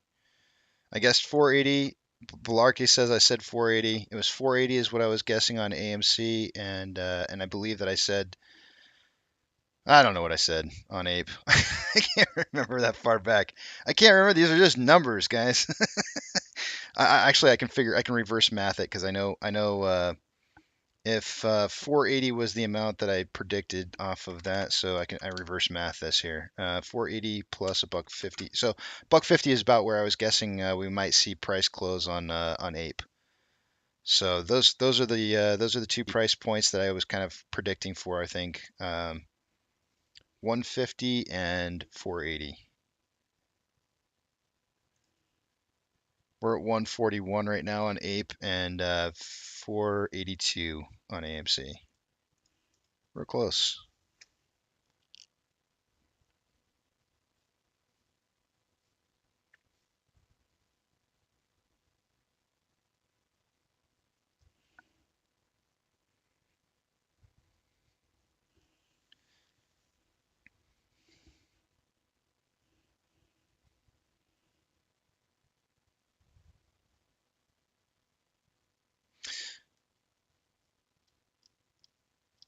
Sir Hoddle Holdington says the VIX running with the market may be one of the craziest things I've ever seen.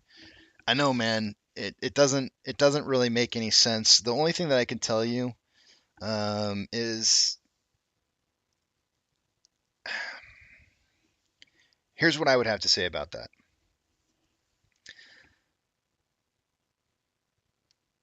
And it's basically going to come down to what me saying, that I hate when people say it is crime.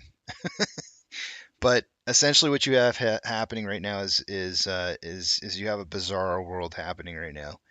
And I think that a lot of people, a lot of normal investors would probably start investing into the VIX and trying to make money on that, knowing that if the market's going to fail, that's going to make them money. And if they start dumping tons and tons of money into the VIX, expecting it to move up on days where the market's heading down, and the opposite happens, then they lose their money. And so, what do you think's the market's here to make money? The market's here to make money, and they'll make it however they possibly can and do whatever it is that they possibly need to do to try and make money. So if you see tons of investors expecting the expected, then what does the market do? Make the unexpected happen. That's the best I can throw out there as a reason for why it's doing what it's doing, because it does not make any sense. It's not doing what it's supposed to do.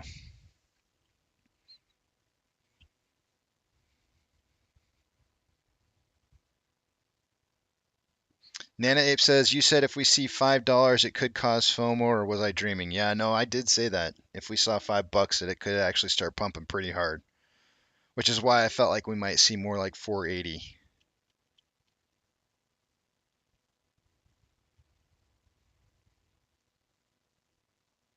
All right, I'm gonna take another break here, guys. I know I pretty much like just got back from one, but it was like my first break of the day, and quite frankly, my wife just got back home, and I'd like to sit down with her. And after we had a little something to eat, I'd like to sit down with her for a few minutes and just kind of relax. And after having eaten just a little bit ago, so I'm going to go take another break here. But I will be back at 2:10. We'll do a little movie trivia for the day today and close out the hour. Steven says 544 is the 200 EMA at the 4-hour time frame, and it looks great.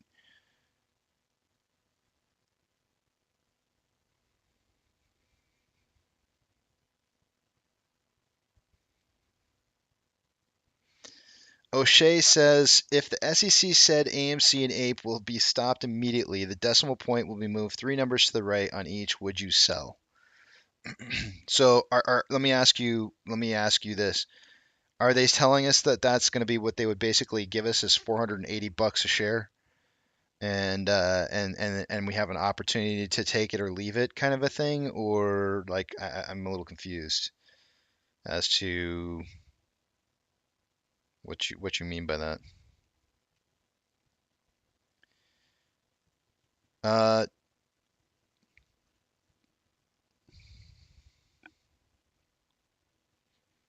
He said, did he say 3 places? Wait, did he say 3 places or two? Wait, hold on a second. Oh, he said 3 numbers to the right. Oh, well, that makes a big difference. That's 4,829. I thought you said 3 numbers. Yeah, that's a big difference. Yeah, no, I would take that. Yeah, I would take that. I would definitely, I would definitely take that.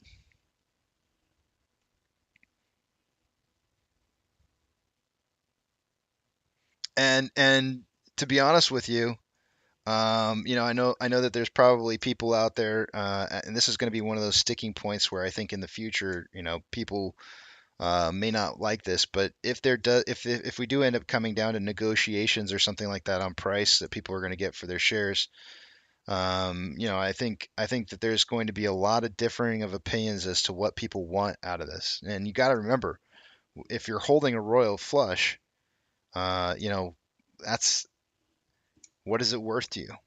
Is almost $5,000 worth 2 years of your time per share? And I think that's a great question. It's a really good question because I do think that at some point, O'Shea, I've always suspected that this is going to come down to some kind of negotiations. And it could be a very large number. We have no idea what it's going to be, but we could see a very large number out of that. The question is will people agree or will people not agree?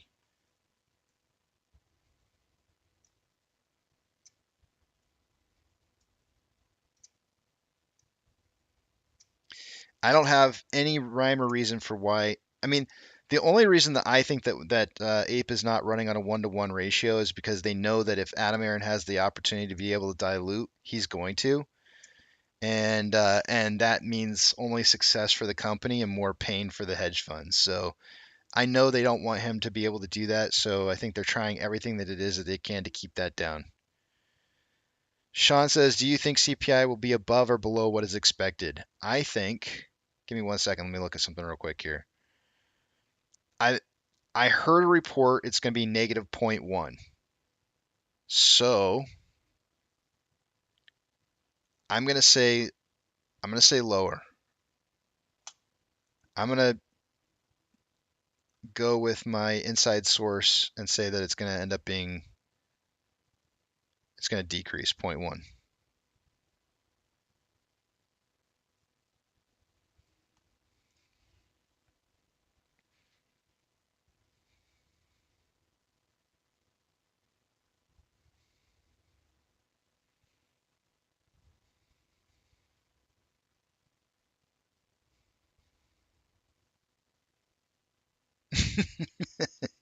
Dr. Zena says 4K a share. Yes, I'd take that right now. It'd make me crap ton of money. I feel like it's like a Casey quote. All right, I'm gonna take a break, guys. I will see you back in a little bit.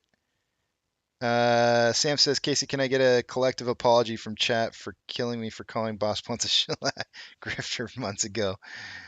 Man, I don't. Don't corner me, Sam, like that. It's terrible, man. Like you're literally that's so it's I don't want to be that person. I just don't want to be that person. You know what I'm saying? Like I don't feel the need to um I'm not that person, man.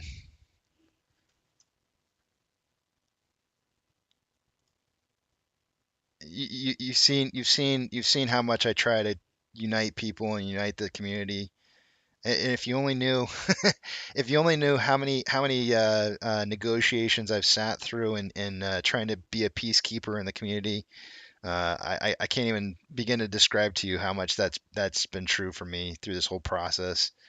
And I'm not going to be the guy that sits there and starts saying stuff like that. So I don't want to go there.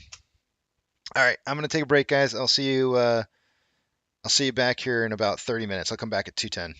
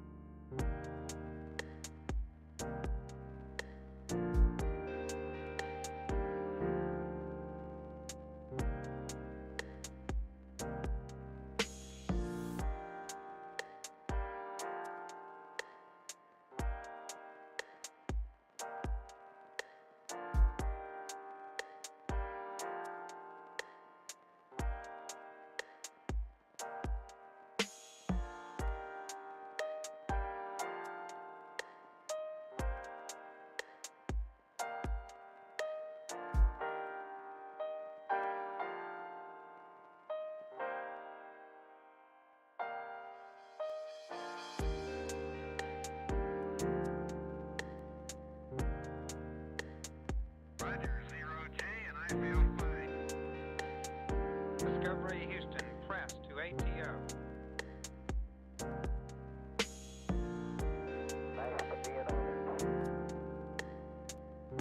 Liftoff of mission 41D, the first flight of the orbit of Discovery, and the shuttle has cleared the tower.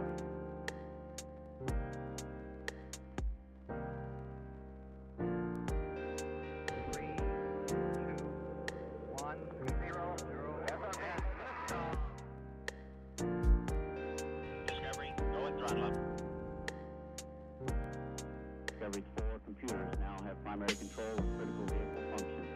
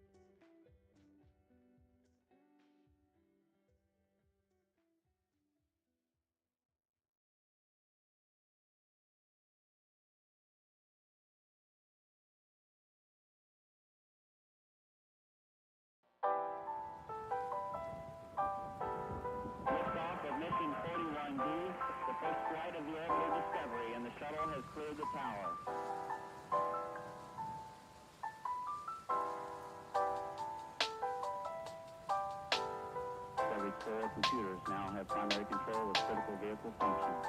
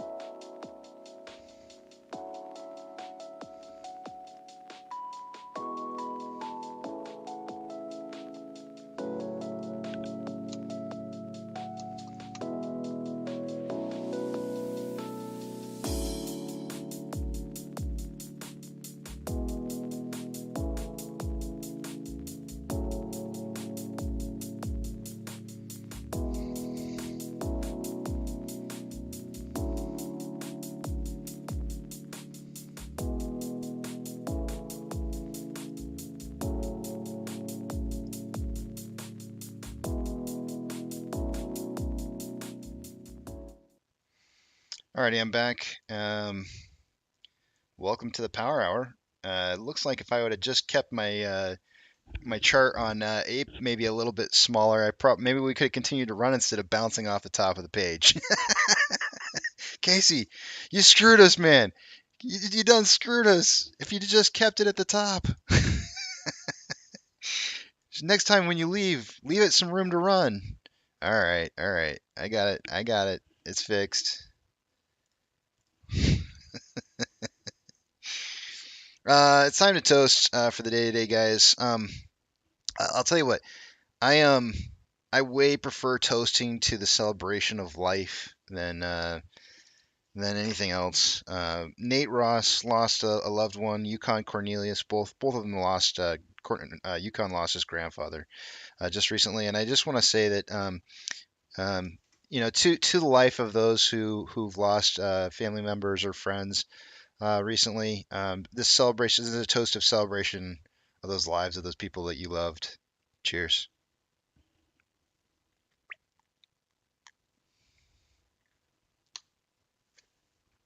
All right. It's kind of a sad one. It's a tearjerker, I know, but it is part of life. And yeah, many prayers to the families out there with lost loved ones. Let's see. I'm gonna need another sip out of this drink here. Hold on a second. Okay, that was a 2 cheers sips out of that one. Let's see what we got going on here with our numbers. Give me just 1 second while I see if I have to log into my broker, see if I have to give you guys a two-factor authentication speech. Yep, two-factor authentication. If you don't have it, you may want to consider getting it. It could protect somebody from getting into your account that shouldn't be in your account. While you're at it, make sure and have a secondary device attached to that to being able to receive that passcode to get into your account. So that way you don't accidentally lock yourself out and not have an access point if something should happen to your primary. Also, while you're at it, you might as well take pictures at least once a week or once daily would be even better. And title the picture the day's date and save it in a folder of your portfolio. Not a bad idea to start doing. That could you might see some changes in your portfolio that could potentially be a red flag and something you can note. All right. Remember, I'm not going to be able to see what it is you guys are writing, so hold those thoughts until after you see the big tramp back up on the page again, as I will not be able to see what it is you're writing. Starting with off exchange, by this time of the day, I would expect to see about 66% combined between off exchange and EDGX. On AMC so far for the day today, we've got 64.75% and EDGX is at 9.94. The combined total on that's 74.69%. That's 8.69% higher than it should be by this time of the day. CHX volume is at 0.42. Our current 30-day average is 0.78, but we've had some very large numbers this month that have caused that to go up from 0.25 to 0.78 in the last 30 days. So it is an elevated amount of volume that we're seeing through CHX today on AMC, but it doesn't appear like it because of our past recent history. On Ape, combined off exchange is 63.82. Combine that with the EDGX at 6.83. It gives us a grand total of 70.65%. That's about 4.65% higher than where it should be by this time of the day. Did I say 8% earlier? I meant, what did I say on AMC? I don't know. You guys can do the math. You know what 66, what were we at? 71. Hold on a second here. It's bothering me now. I got to go back and redo the numbers. Hold on a second. No, that was right. That was right. I said the right numbers. There's no unusual CHX volume on Ape. GME has normal or slightly less than normal off exchange volume, and so does HYMC. Taking a look at Ortex data. An hour ago, there was approximately, okay, never mind. That's the decimal. I missed the decimal spot there. An hour ago, we had 66,000 shares having been borrowed for the day today. It's now a return of 6.5 thousand or 6,500. So not a whole lot of a change for the day today. We have 21.6% as a short share interest of the free float. Cost to borrow min is at 12.79, average 85.21, max 304.94. Shares on loan for the day today is at 179.47 million shares.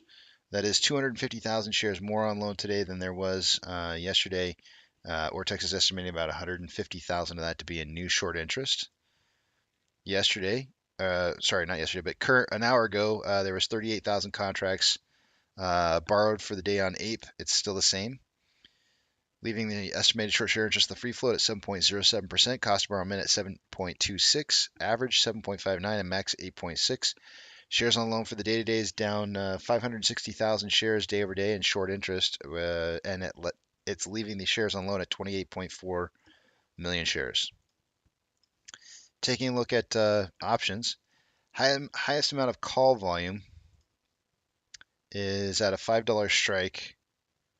An hour ago, there was 57.5 thousand contracts. There's now 61.5.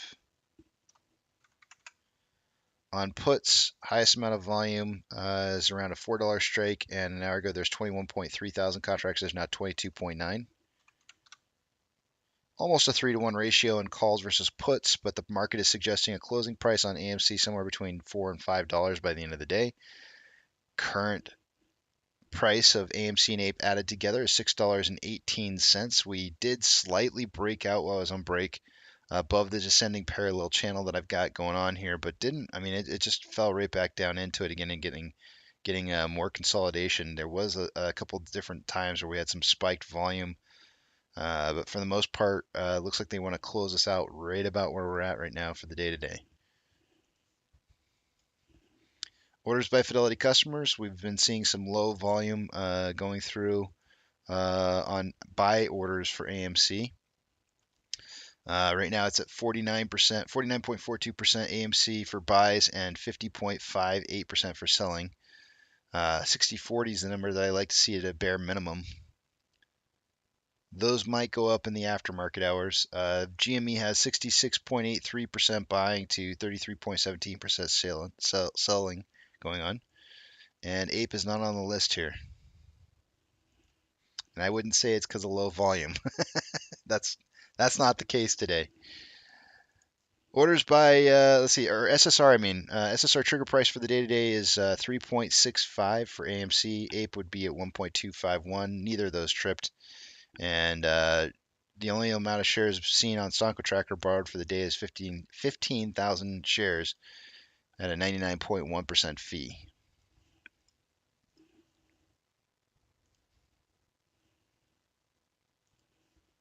NASDAQ is up 1.49, Dow Jones is up 0.69, S&P 500 is up 1.09. We have 4,625 advancers to 2,095 decliners. The market is more advancing now than it was an hour ago by about 200 securities. Ethereum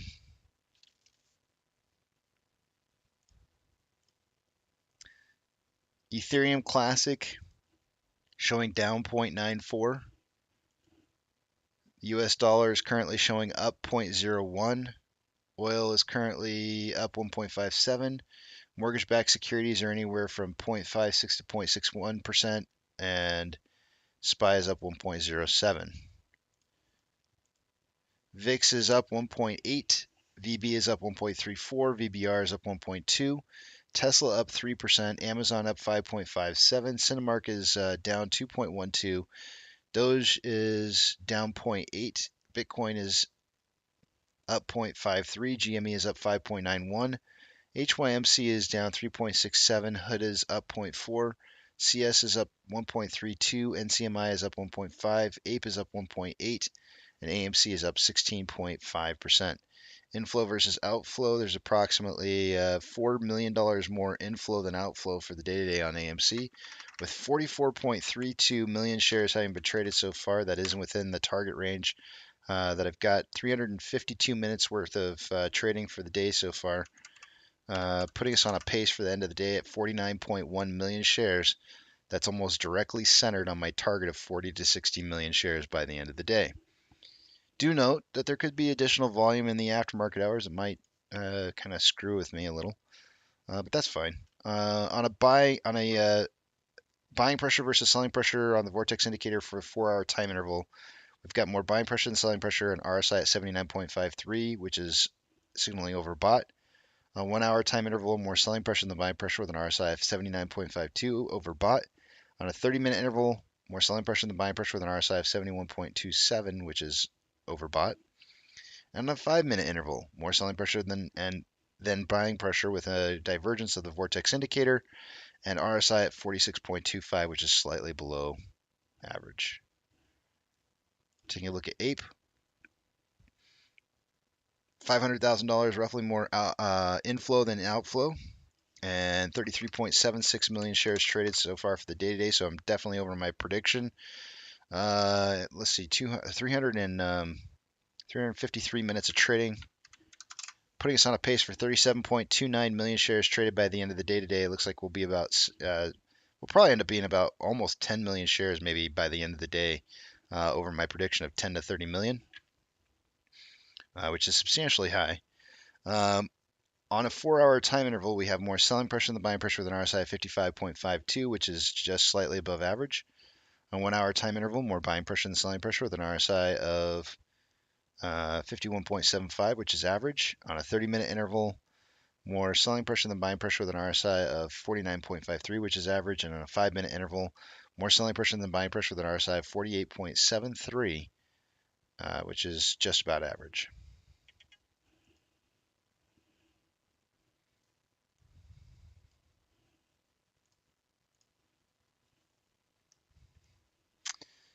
All right. With that, I can see what it is you guys are writing.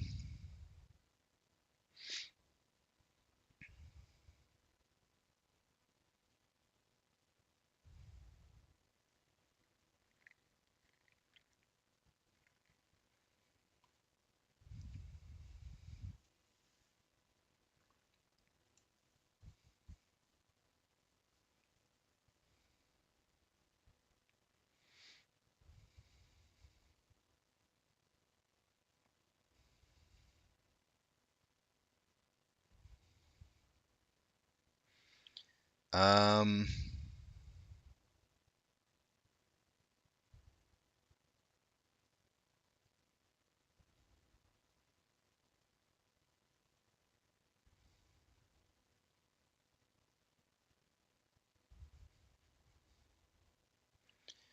Looks like you guys are doing mental gymnastics.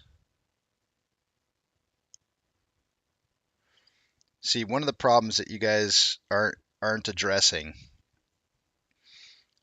is that you don't know how many shares are going to be created on AMC to make it a 1-to-1 conversion.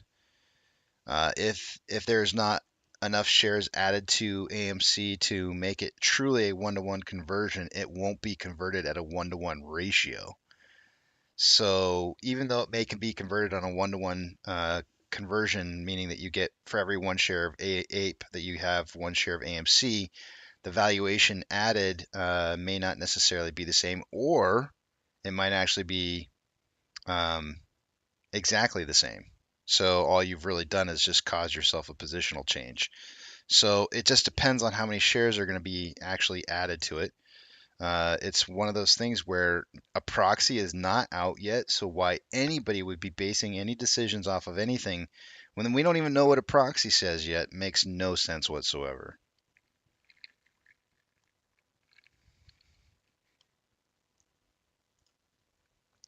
But let's see here. There was something I got to pull up real quick here. I got to pull up the trivia questions for the day today because I only got like 3 minutes left here. Um, hmm.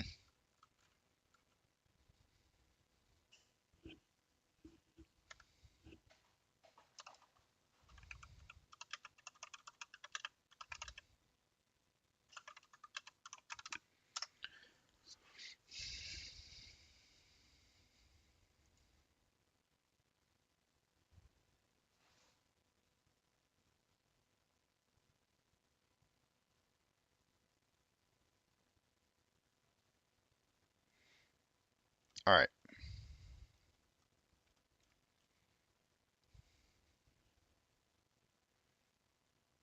I've got my movie trivia questions.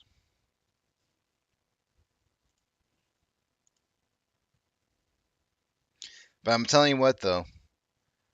Oh, I forgot to end the I forgot to there's two things I forgot to do. I'm going to end the poll from earlier today. It does appear left arm won with a 69% ratio. Nice. It's like you guys meant to do that. 407 votes on that, and I'm going to put that down in the history books that we have more left-hand watch wearers than we have right-handed watch wearers. Interesting to note. I do wear my watch on my left arm as well.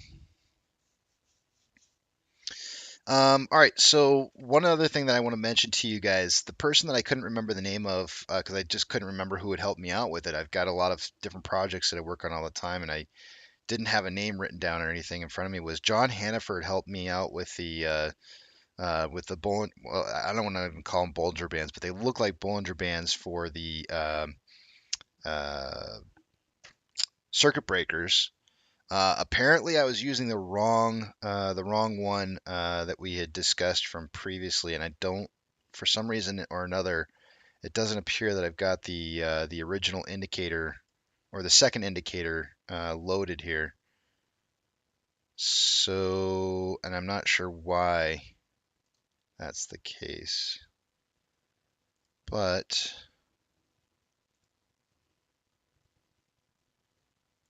John Hannaford was responsible for helping me out putting that together and making sure that we have something like that that can show us where circuit breakers are about to happen. So, John, thank you. I appreciate it. Cheers to John for his hard efforts and the time and efforts that he's putting in to try and help the community out. Cheers, John.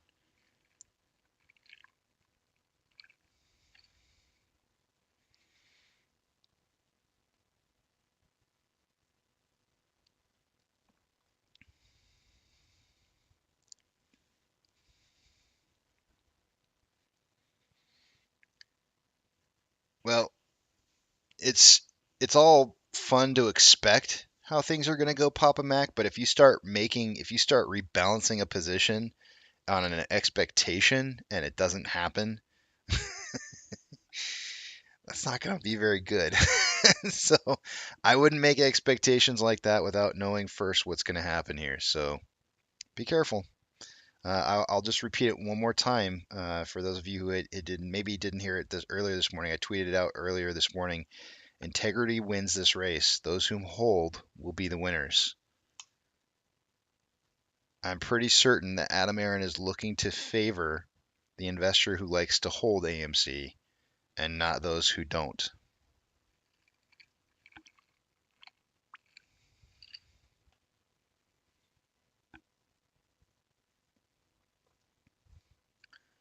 Give me 1 second. All right, it's 2:31. It's time to start the movie trivia.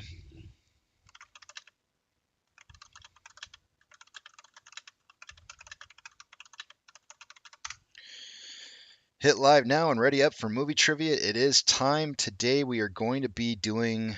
You'll know right off the bat what the subject matter is.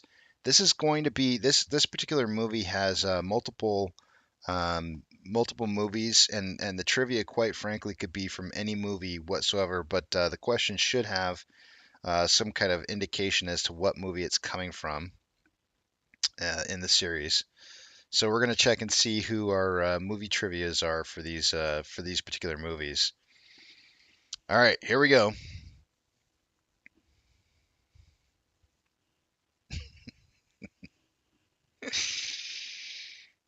Oh man,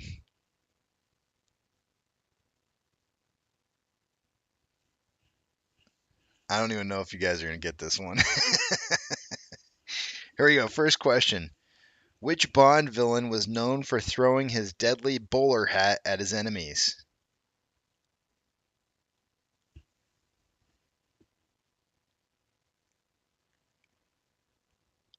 That is correct. Blofeld Odd Job Jaws is the full name. Papa Mac got the answer correct first.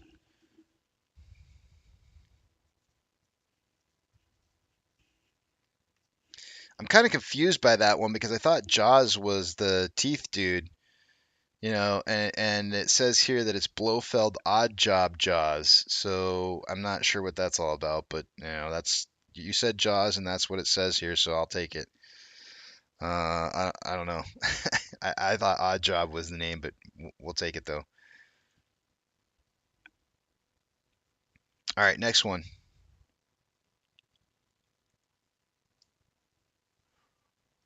What James Bond film features Christopher Walken as billionaire industrialist Max Zorin?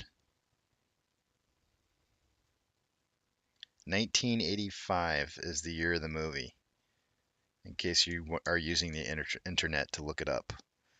A View to a Kill is correct by John Hannaford.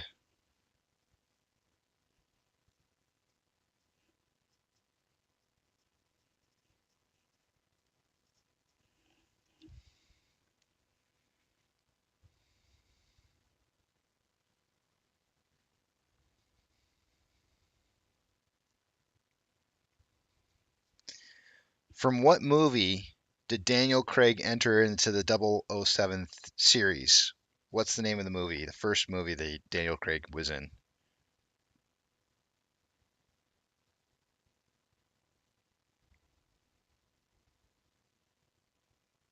Casino Royale is correct by Yukon Cornelius. Congratulations.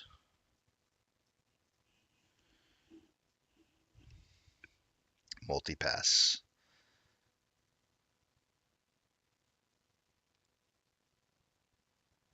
Next question. In the Bond film Doctor No, there was a calypso version of a children's song featured in the opening credits. What was the name of the song?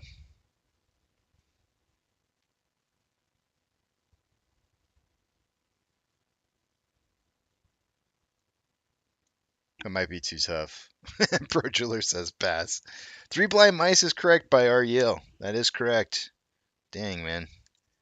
That's that. I don't know how you got that. That seems like some internet. That seems some internet kind of work right there. What car did James Bond have in the movie Goldfinger? I think I've kind of asked a similar question before. What car did James Bond have in the movie Goldfinger?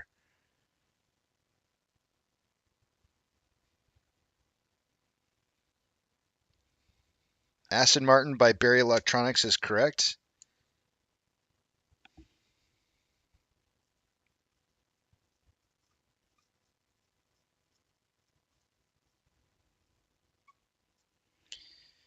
That's 5 points. Got some more to go here. What doesn't Stromberg like to do in The Spy Who Loved Me?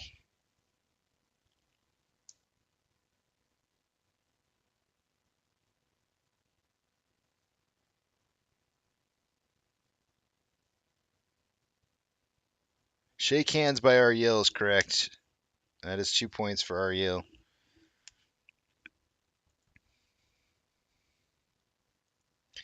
For which film did Sean Connery return?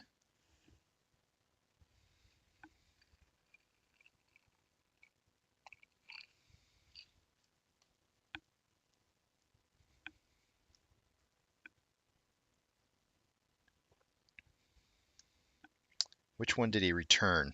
Diamonds Are Forever by REL is correct. 3 points for REL. REL is looking like he's going to pull away with the win. 3, 4, 5, 6, 7. Yeah, he could pull away with the win. Just depends on who gets some of these next questions right here.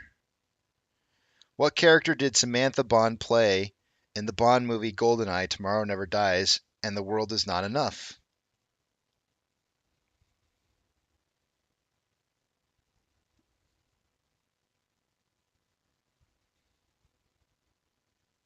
Moneypenny is correct by REL. REL is sweeping the James Bond trivia questions. That is correct. What souvenir does 007 bring Moneypenny and The World Is Not Enough?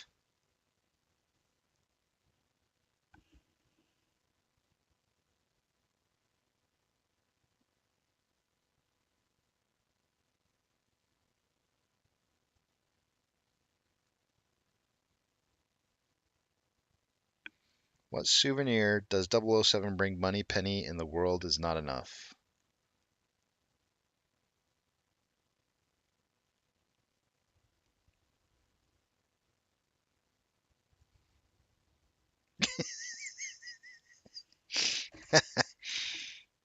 Man, these answers.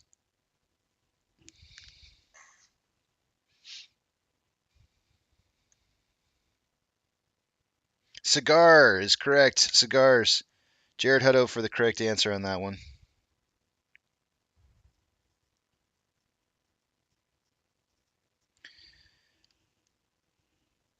Last question. Last question. Let me see here. I want to make it a good one here. Hold on a second. Let me look for one here.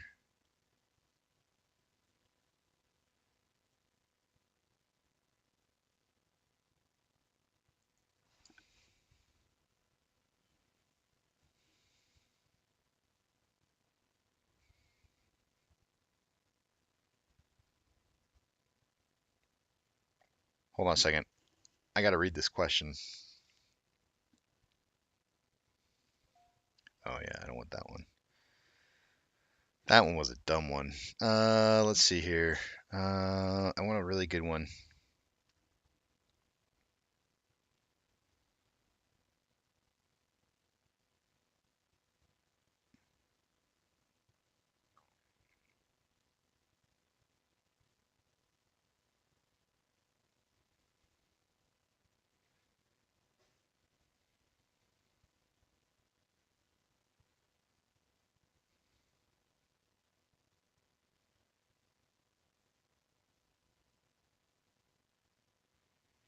I want a really good one here. Hold on a second. I'm trying to look.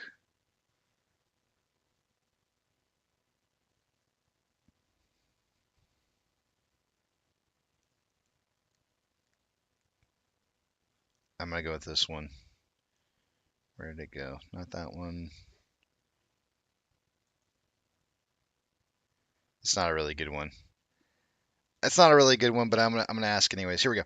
Bond was pushed from a plane in mid-flight without a parachute. Which movie was that from?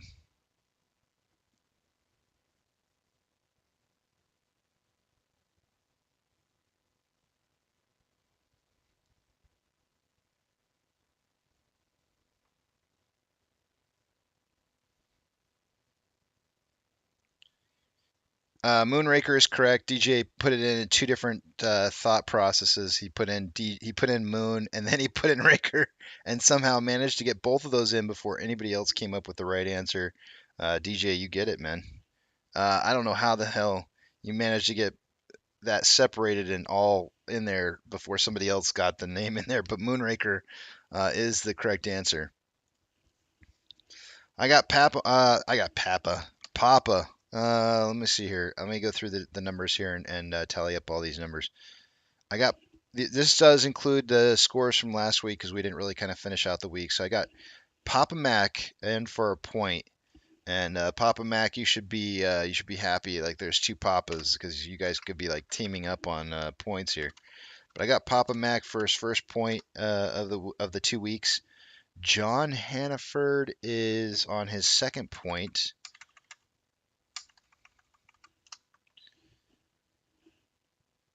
Yukon Cornelius.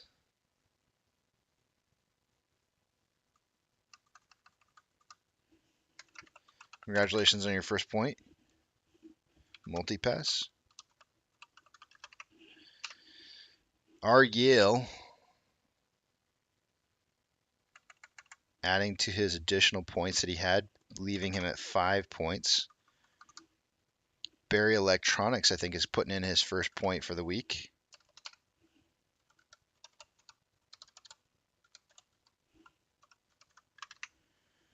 Jared Hutto also putting in his first point of the week. And DJ Ola, I'm pretty sure is his first point of the week.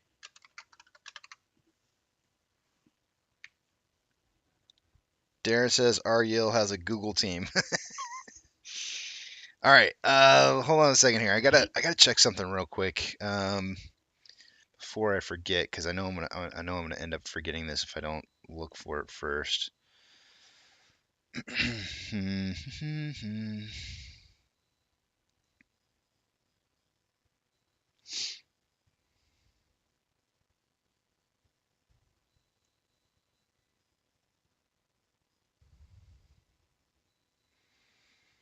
Hey John, do me a favor and John Hannaford, do me a favor and send me a message on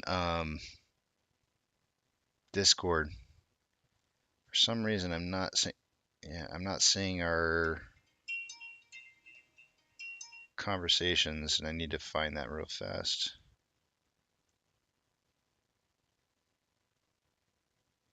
When you have a chance, John. Doesn't have to be a rush. No rush required. Just when you get a chance.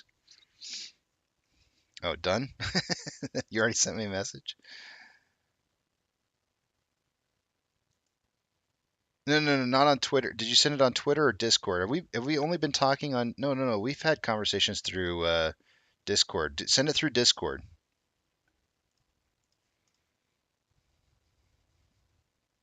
Oh, you put the link in Twitter?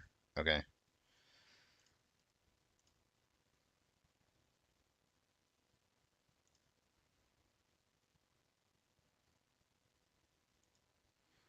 Thank you. You knew, you knew all too well what it was I was looking for. Appreciate that.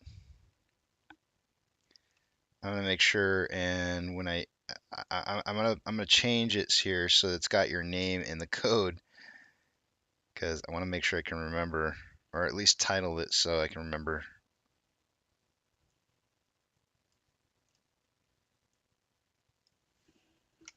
Copy.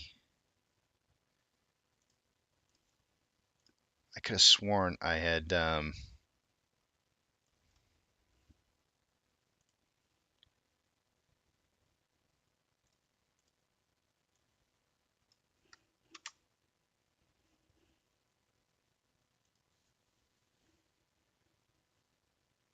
You know what, John? I think. Okay, it is updated. You're right. I see. I see the difference now. Perfect. And I'm gonna rename this if I can figure out how to.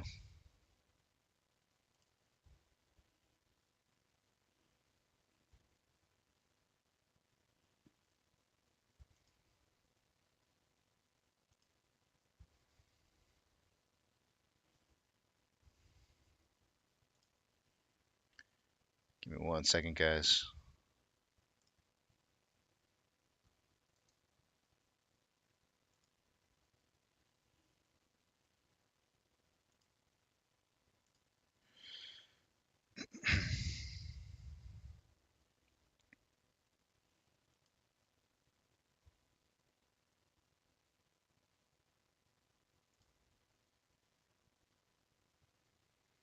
All right.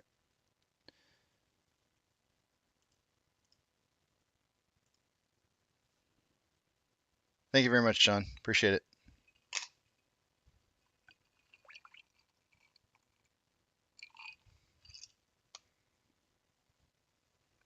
Jathan says, back from break, don't click on it, but Thomas James just confirmed AMC buyout. Oh, man. Whatever gets you to click on it, though, right? Whatever gets you to click on it. I got AMC on a 5-minute interval. Sorry about that. Let me change it back here.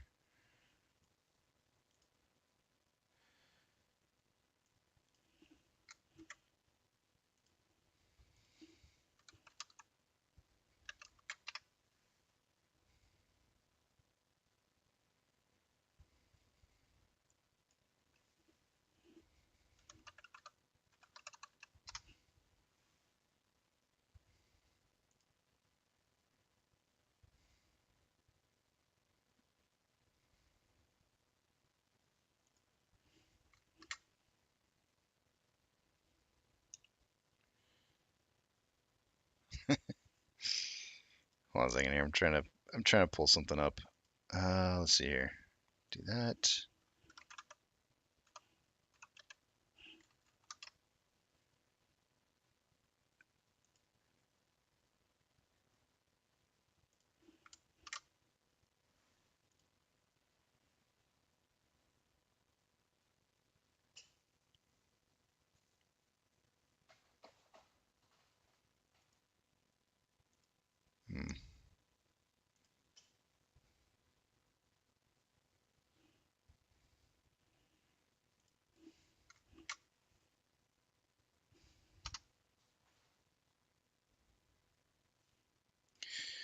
Alrighty. Supposed to be based on the SMA of the last 5 candles as per center point securities. Also, price must be above for at least 15 seconds.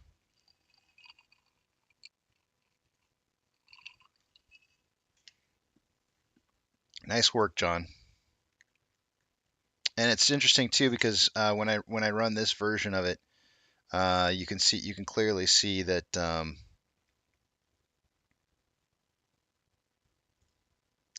AMC's price this morning did not break that threshold that was seen um, that at like 10:09. So it was real close, but it didn't quite break through at that time. So yeah, did not break that threshold.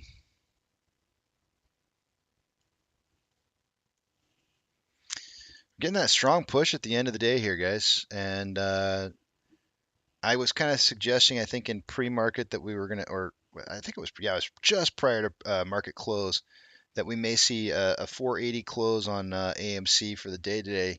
Looks like we're going to be just a tad bit higher than that as it stands with price running the way that it is.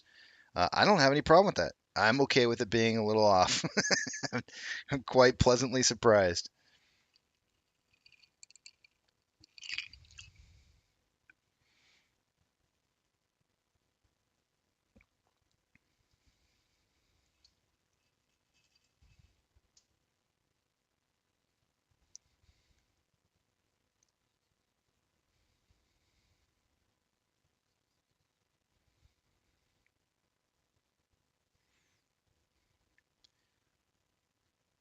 Tony says, "Thank you, Casey, for being yourself." You're welcome. I've never, I've never in my entire life been complimented. I mean, that's not true. I've been complimented more often here than any other place in my entire life for being myself. So, for whatever reason or another, I come across way better in on YouTube than I do in real life. So there is that, I guess, going for me. Uh, Nobody's ever complimented me for being myself in real life before. No, I am drinking an adventurous ape. Anytime you hear the clinking ice, that's gonna be an adventurous ape, which is 2 shots tequila. Why did I want to say Esperado? It's not what it is. It's dang it. It's the smoky stuff. I forget what it's called. And then 1 shot of tequila. And when you put those together, it's amazing. It's almost like a smoky whiskey. It's a really good drink. Yeah, I mean it sounds terrible, but I like it. It's really good. Buck Thanar says, "I think you're synthetic." Aren't we all? I got a little bit of my mom, a little bit of my dad. I'm not really real. I got a mixture, a little bit of everything here. Balls Mahoney, welcome back.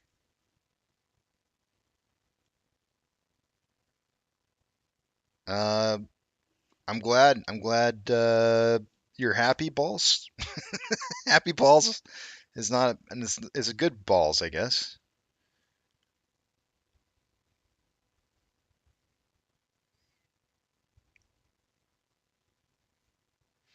Ooh, Nana Ape says, "We love you, Casey, but what does Melissa like to buy pertaining to cookies?" Hun? Oh, I think she might be asleep. She might be napping on the sofa. Because because I got to go buy the board for the board that goes underneath the mattress before which we can sleep in the bed. She had to sleep downstairs today in the couch. But she loves going to I think it's called the is it the it's the something cookie company. I can't remember what the first word is. It the American Cookie Company or I forget what it is. It's like the Grand Cookie Company or I forget what that place is called. But you always see them in like the malls. When you go there, she loves going to there and buying a chocolate chip cookie, like monster size, and Great American Cookies. That's it. That's the one. She loves going and buying the big old birthday cake size cookie. I sometimes she'll just do it like I don't know. I'd say she probably does it like 5 or 6 times a year.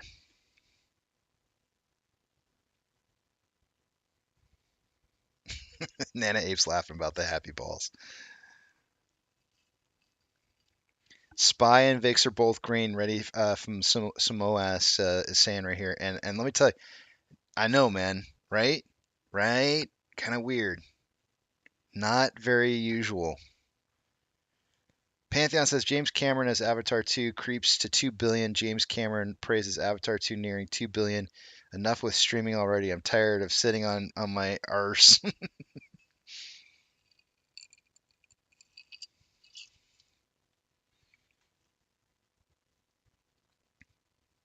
James Cameron, Pantheon saying a quote from James Cameron. I'm thinking of it in terms of we're going back to the theaters around the world. They're even going back to theaters in China where they're having this big COVID surge. I'm telling you, man, like there is something about sitting in a movie theater when you jump scare and you see half the people in the audience or more jumping. It is so satisfying. It's especially if you've seen the movie before and you know what's coming and you watch everybody who's jumping. I mean, just think back to all those times where like people like erupt into laughter, and you can't like you just can't replicate that in watching a movie in your home. You can't replicate that watching it in public. Now there are certain annoyances in public too, but you got to take the good with the bad. Left Wing Wacko says, "What does spy mean?" S&P 500. I don't know what the Y stands for. It's the ETF. The Y stands for the ETF part of it. It's the S&P 500 ETF.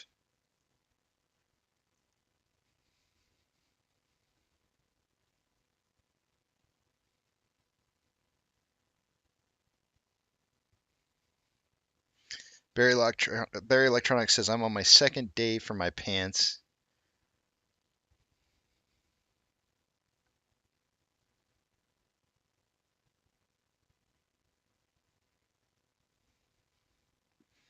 Jabib says, "Why did Adam Aaron delete his tweet? Maybe it's because the movie's actually doing more than what he said, and he wants to be able to correct his tweet. I don't know. It's still there. I still see it. Which tweet are you talking about? If you're talking about the Avatar one, I saw that. I still see it there."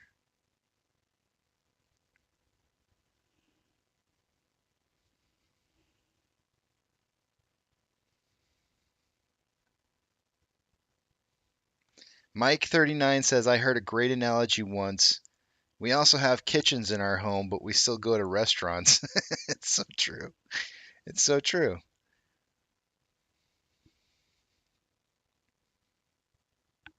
He deleted comments? Hmm. Refresh. I just did. I just refreshed it. Like literally, like right when he said it, I refreshed it. Oh, dang, it is gone. Okay, I just refreshed. It's gone now. Yep. I don't know, man. I have no idea.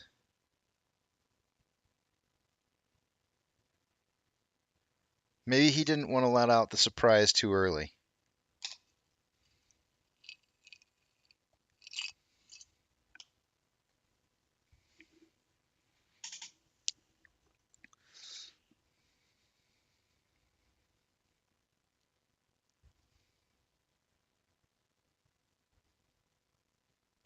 My biggest fan says, "What surprise?"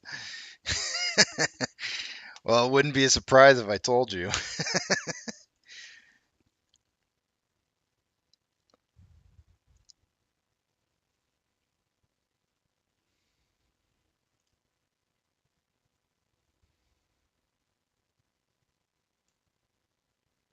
Lisa says, "I heard he got the numbers mixed up from Ape Radio." Hmm, interesting. Wouldn't that be funny?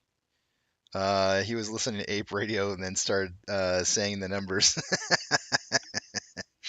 Maybe he's going to have some better numbers to tweet out than the ones that he actually put out.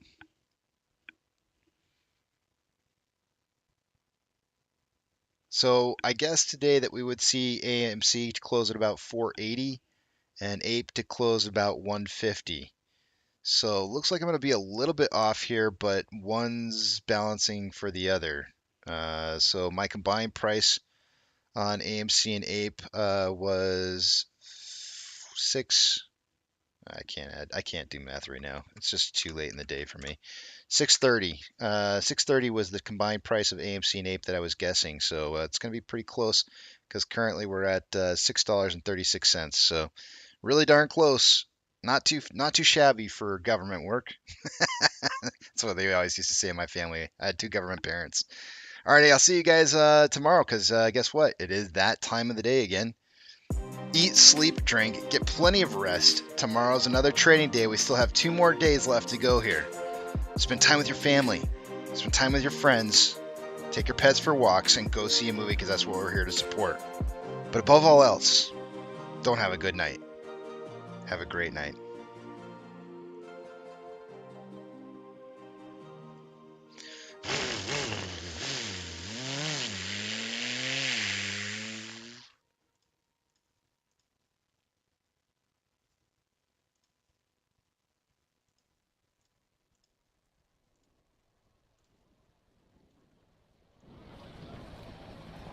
T-minus 90 seconds and counting. All systems are go. We're about 90 seconds from the launch of Space Shuttle Discovery.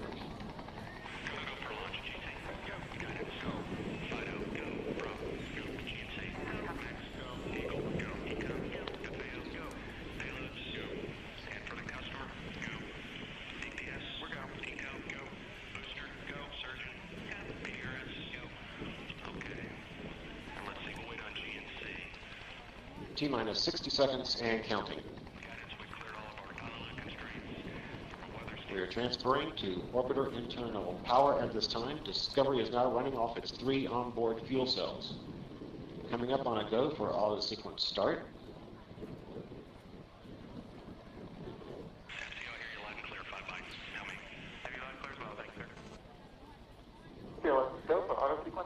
And we have a go for auto sequence start. Discovery's onboard computers have primary control of all the vehicle's critical functions. T-minus 17 seconds and counting. 15, 12, 11, 10, 9, 8, 7, 6, 5, start, 2, 1, booster ignition, and liftoff of the Space Shuttle Discovery, returning to the space station, paving the way for future missions beyond.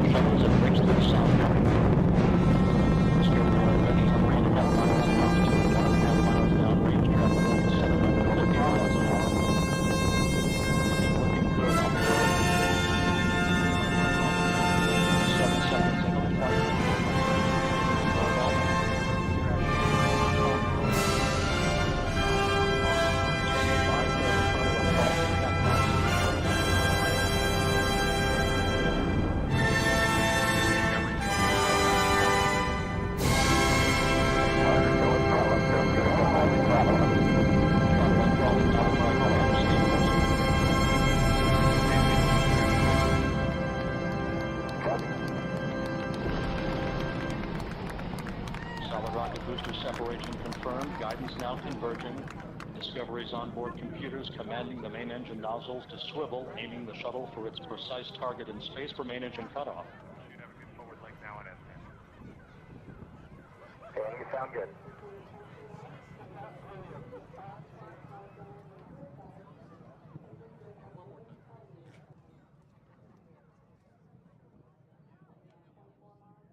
Discovery Houston, negative return. Copy, a negative return.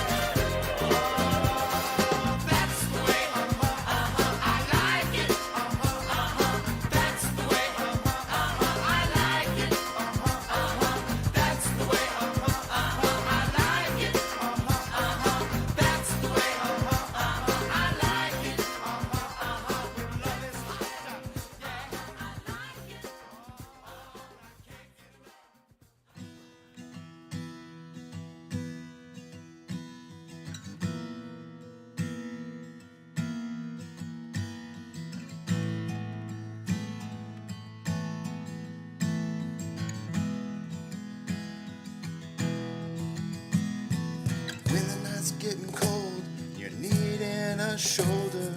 Puff out your chest and be a little bolder.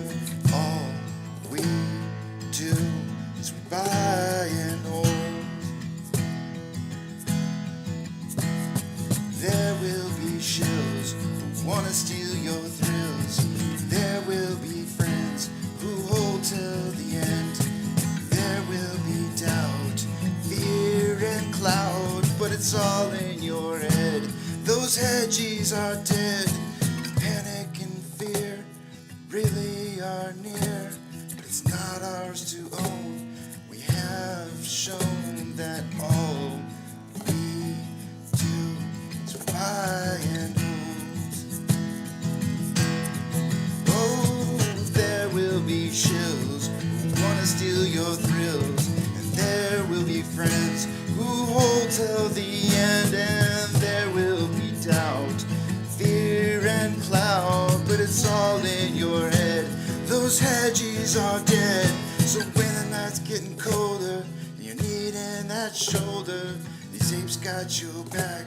We got each other. All we do is we buy